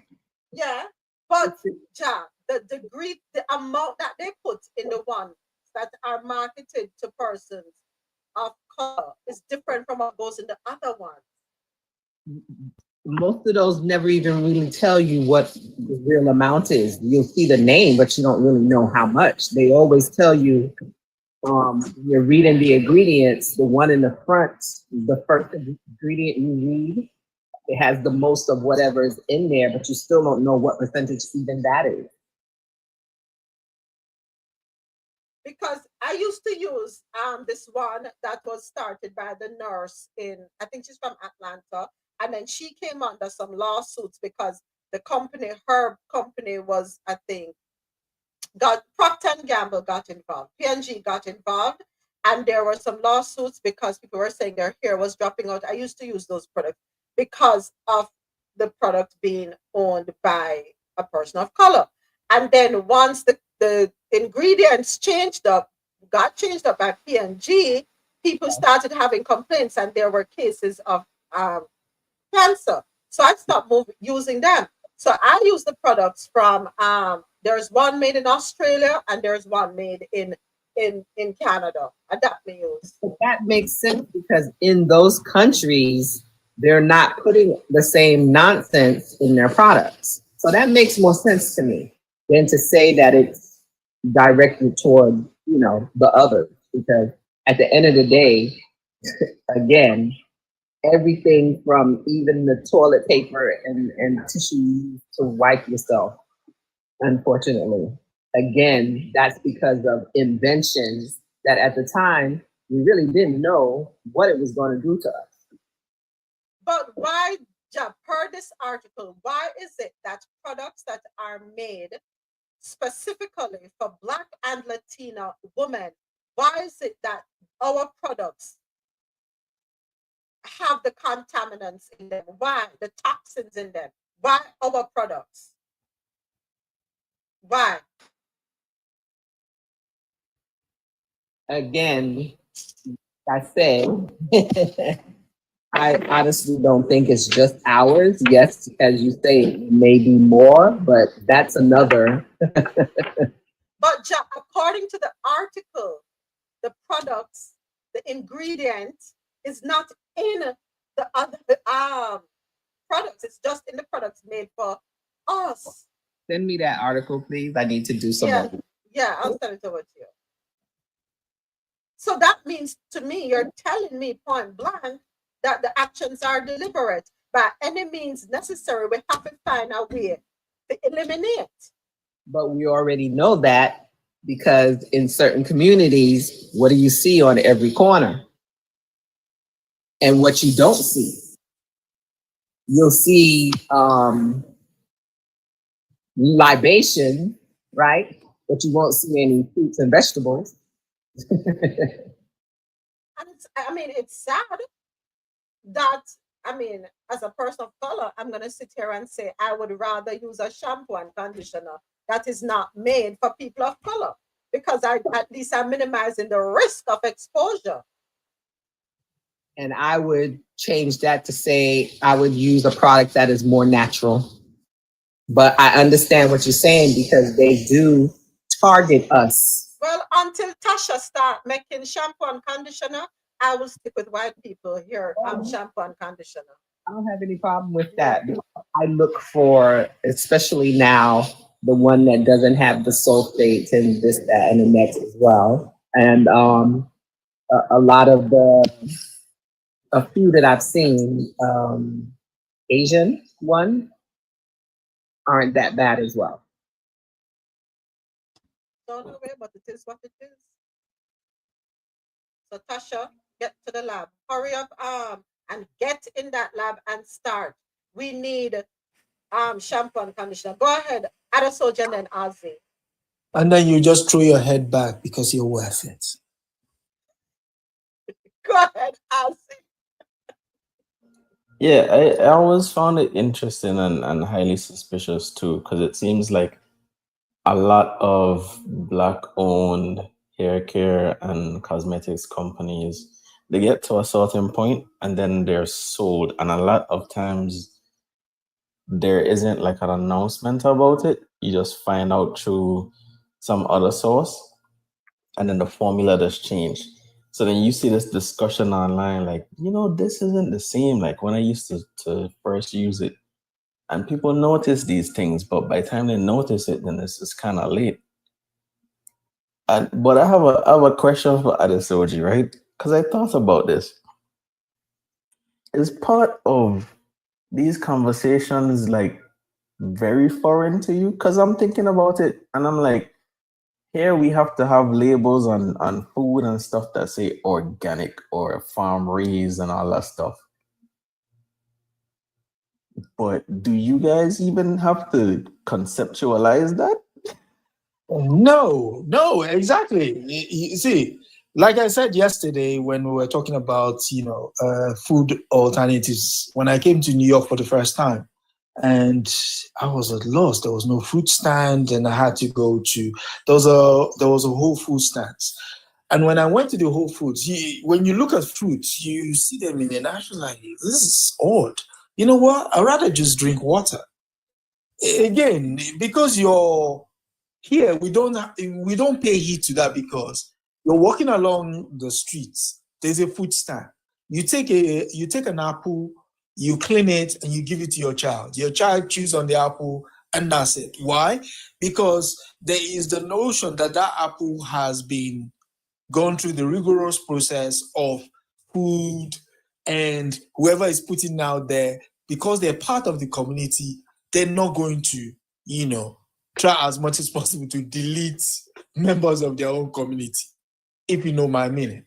So coming to a place like United States where you just go on the food shelf, for one, I can't blame the kids. All of these things are painted in glowing pictures. They're shiny. They've got a smiling animal on them that looks cute and cuddly. But unfortunately, the stuff in there is not cute and cuddly for their intestines. So it's a big shock. And if you go into Europe, where the food standards are even a lot higher, there is no way stuff that they market to you in the United States would even get into the country. Not talk of being sold to anyone. There is just no way. But Adesoji, interestingly enough, the same formaldehyde that is allowed in the makeup products, hair products here in the US, the same company that uses it for products here in the US, they cannot put it in the products that they sell in Europe. They are banned. So and it's the same thing them doing the food. And you know what's funny about it is stuff that is geared towards the United States. You see it written on the bottle, not for sale in the EU. They will clearly say it's in bold red letters, not for sale in the EU. So I will have this highlighter and the ingredients of the highlighter. I can do whatever I want with it to sell it in the US. But if I plan to sell the highlighter in the United Kingdom or Australia or across Europe, I have to conform. I have to abide by their laws if I want to sell. The ingredients must meet their standards, safe for human consumption or human use. So by the backside, we can't get the same courtesy here in the United States of America, where we pay so much damn taxes. Moments. Think about it, right? No, they need us sick, but carry on, Azzy, sorry. But think about how wild it is that you go into a grocery store and there's a banana with the label on it, organic. It's a banana. It's supposed to be one ingredient. Banana. No. Did I tell you about the limes and the lemons that I've purchased? One man said, let me look on the packaging and it said ingredients. And I'm like, why would you say ingredients? But guess what? It says ingredients, and then right beside ingredients is a name I cannot pronounce, which happens to be a chemical to preserve the lemon or the lime. Do you know same companies like the Doritos and them, right? They use natural food coloring like paprika and so on in the UK and those in Europe. But they're using the Red 40 and all the chemicals here in the US. The same product. They could use a natural ingredient in Europe. But because the US government think it is okay to poison its citizens, they use the chemicals here. You're absolutely right, Azzy. Fruit Loops has to use fruit juice to color the cereal in Europe. But here, then give it every dye you can think of. change the rainbow. Go ahead, yeah, other soldier. Okay, so when it comes to vegetables, the stores here do something. 3 days maximum. After 3 days, by 6 p.m., they will start doing what is known as, knockdown prices. You basically just bring 10 pence or 10 cents and just take a whole bunch of vegetable, carrots and stuff like that. Why? Because they know it's going to go bad. So if you take it and then you chop it up, do your salads, you can freeze it. But at least it's out of the store, And again, because they cannot chuck food, they have to ensure that a local, a homeless shelter comes in and takes the leftovers and what have you. And here's even the worst part, although it's not a thing. When it comes to, how do I say this? In the best. Some of our chemical-induced food, so you can remember what you need. No. When it comes to, women who use food for their fetishes and stuff like that, all of this stuff, because of the places it goes to, has to be organic. So can you imagine? Oh, you're all a wild bunch over there. I forgot about that. Exactly. So, when we're into our dark sides, Yeah.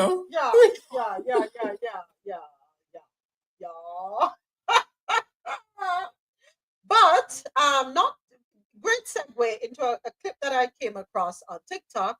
But we just finished our stories out of our Health and Science News segment, brought to you by Lormel Skin Food.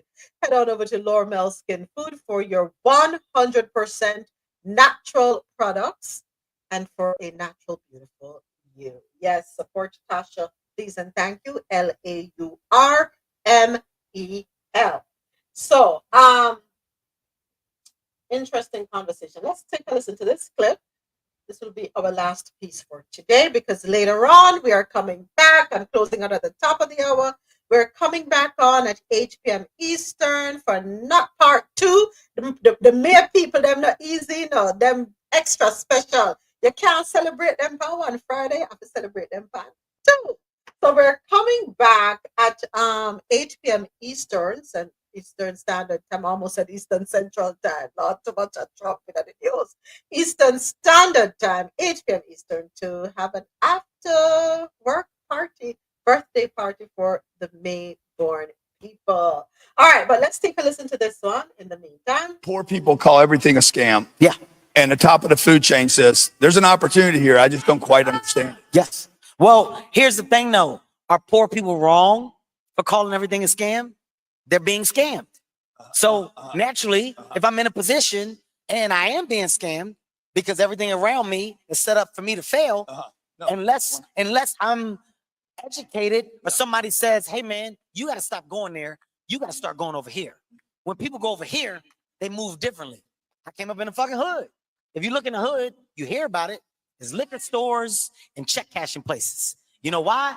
Because they know that the people in the hood aren't smart enough to open up bank accounts. They're going to get a check, they're going to cash it, and it's a liquor store right next to it. So you're going to get your check, and you're going to buy this liquor, and then you're not going to have no more money. Let's just put that around them. Let's also put a bunch of shit that's easy and cash available. We don't want you to gain credit. We want you to be cash driven. That's how we keep the poor poor. It's not until you understand that you get out. What are your thoughts? Is he right?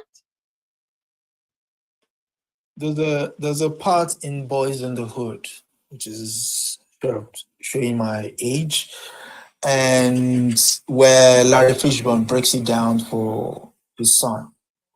That there's a reason why the liquor store exists around the corner, and who do you see congregating around the liquor store? There's a reason why there's a big billboard advertising the latest pew-pews, and if you look around you, who do you see? And then as he was talking, he saw somebody he used to go to school with walking across the road, and obviously because that one is in an inebriated state, she didn't recognize it was him. And then that's when it all hits. That's the only reason why he wants you to better your lot. And he keeps telling you not to work with the wrong gang, is because he wants you to avoid being like that. So Mr. Hart is spot on. Unfortunately, the people that need this message will probably never get to hear it. That's the worst part.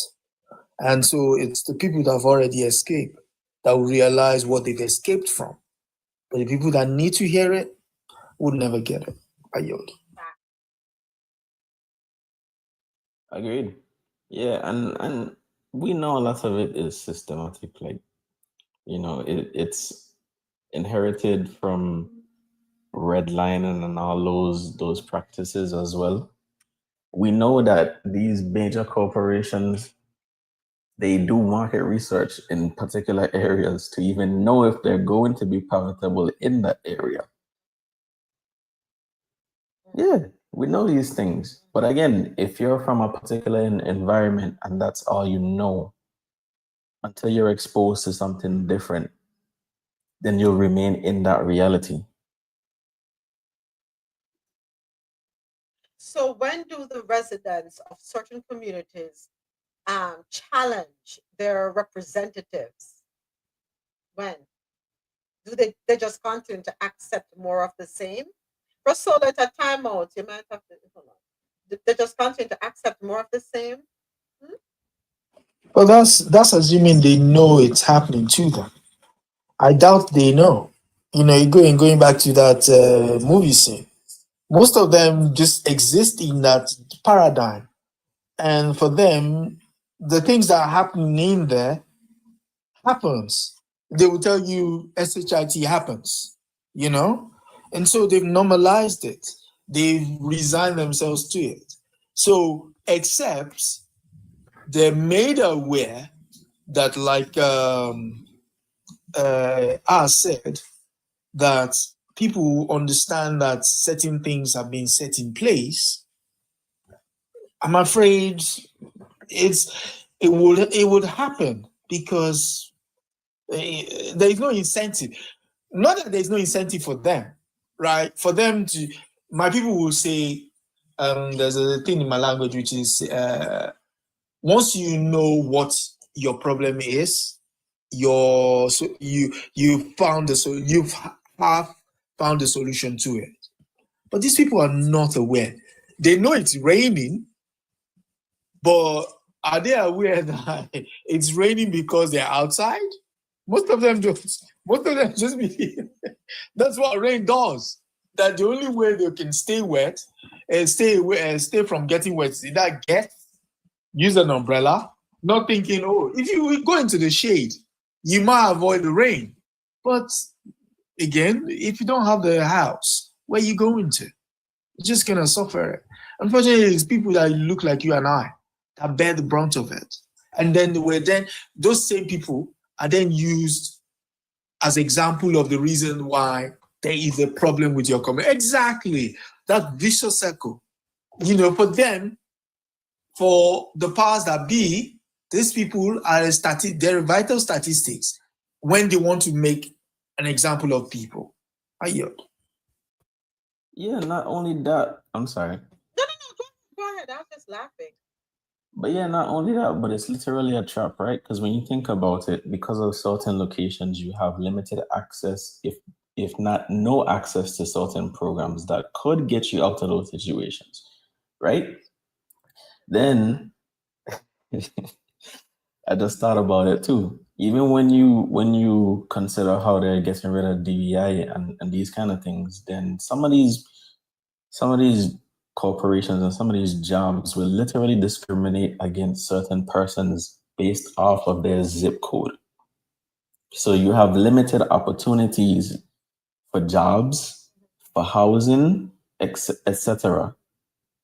And then a lot of people are forced to work X amount of jobs, which then creates an even bigger distraction from having to deal with certain realities because you don't really have time to think about it. You just want to get through the day.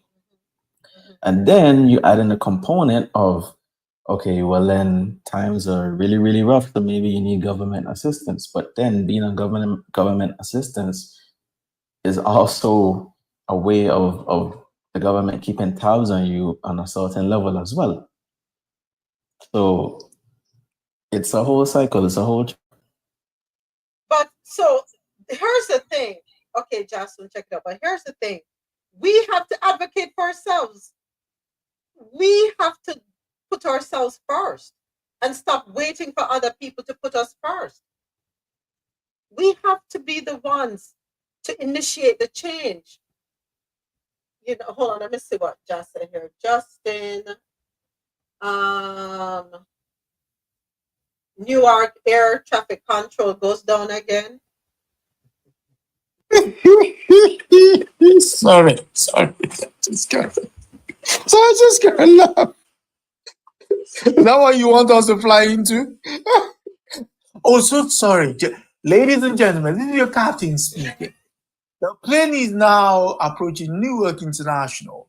But we've been asked to go around. We don't know how long this. This can't be interrupted. And it's real.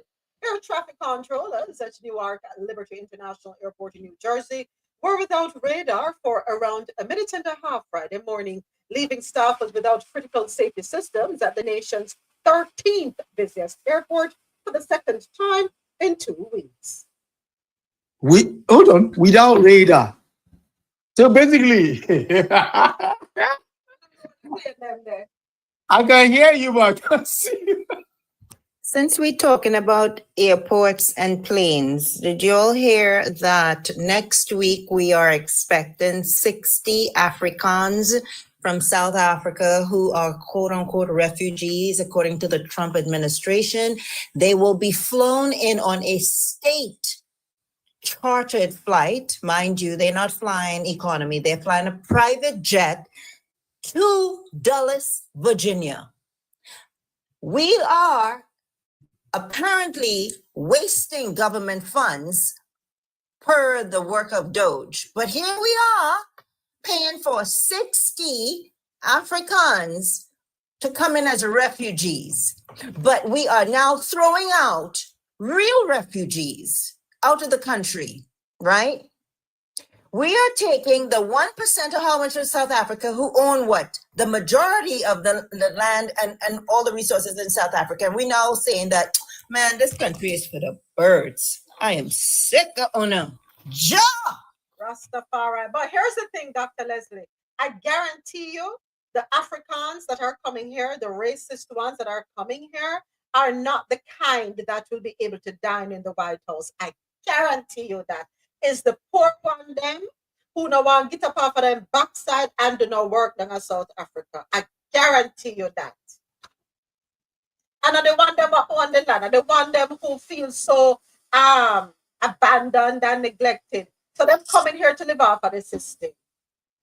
More, thank you. More and because there are Africans who's like, listen, we don't need you.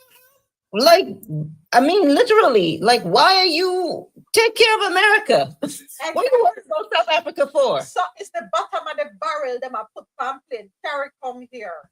But that is on brand because look at who he put into office. He put in barrel bottom dwellers. Let me just let people know this. Don't say, oh my gosh, yay, we're happy for them. They are a bunch of racist people. Those Africans that they're bringing here to the United States of America, they're all racist. I guess we're whitening the country. We're seeing to it that we slow down the rate at which the whites here in America will be the minority. They're so worried. You know why they're worried? Because they feel that we are going to do to them what their ancestors did to us, and they don't realize that we ain't about that life. We want to be we're peaceful. We want to be left alone. Leave us alone. And you know they're probably bringing in more men so that they can provide the white women with resources so they can be impregnated. I don't know. Why them not go back to Denmark? Why Denmark don't take them? They're Dutch. They're Dutch. Why don't they go to Denmark? Well, 60. That's a different country. 60 they said. It reminds me of a time in the early 1800s when the idea that ended up, the 1400s, when the idea that ended up as Australia was first tried out.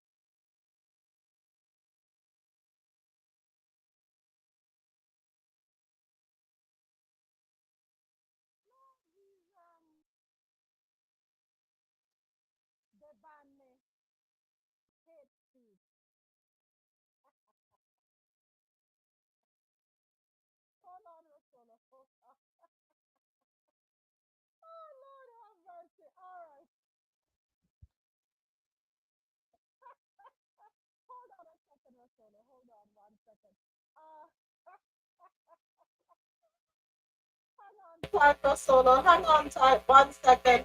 Hold on. I just want to say thank you to everyone on YouTube Live. We have come to the end of another episode of Coffee and Toe. We will be back with you Monday morning, 9 a.m. Eastern, God willing. Have yourselves a wonderful weekend. Take Coffee in Tow is an interactive world news podcast, a dynamic and engaging live show that streams across multiple internet radio stations worldwide.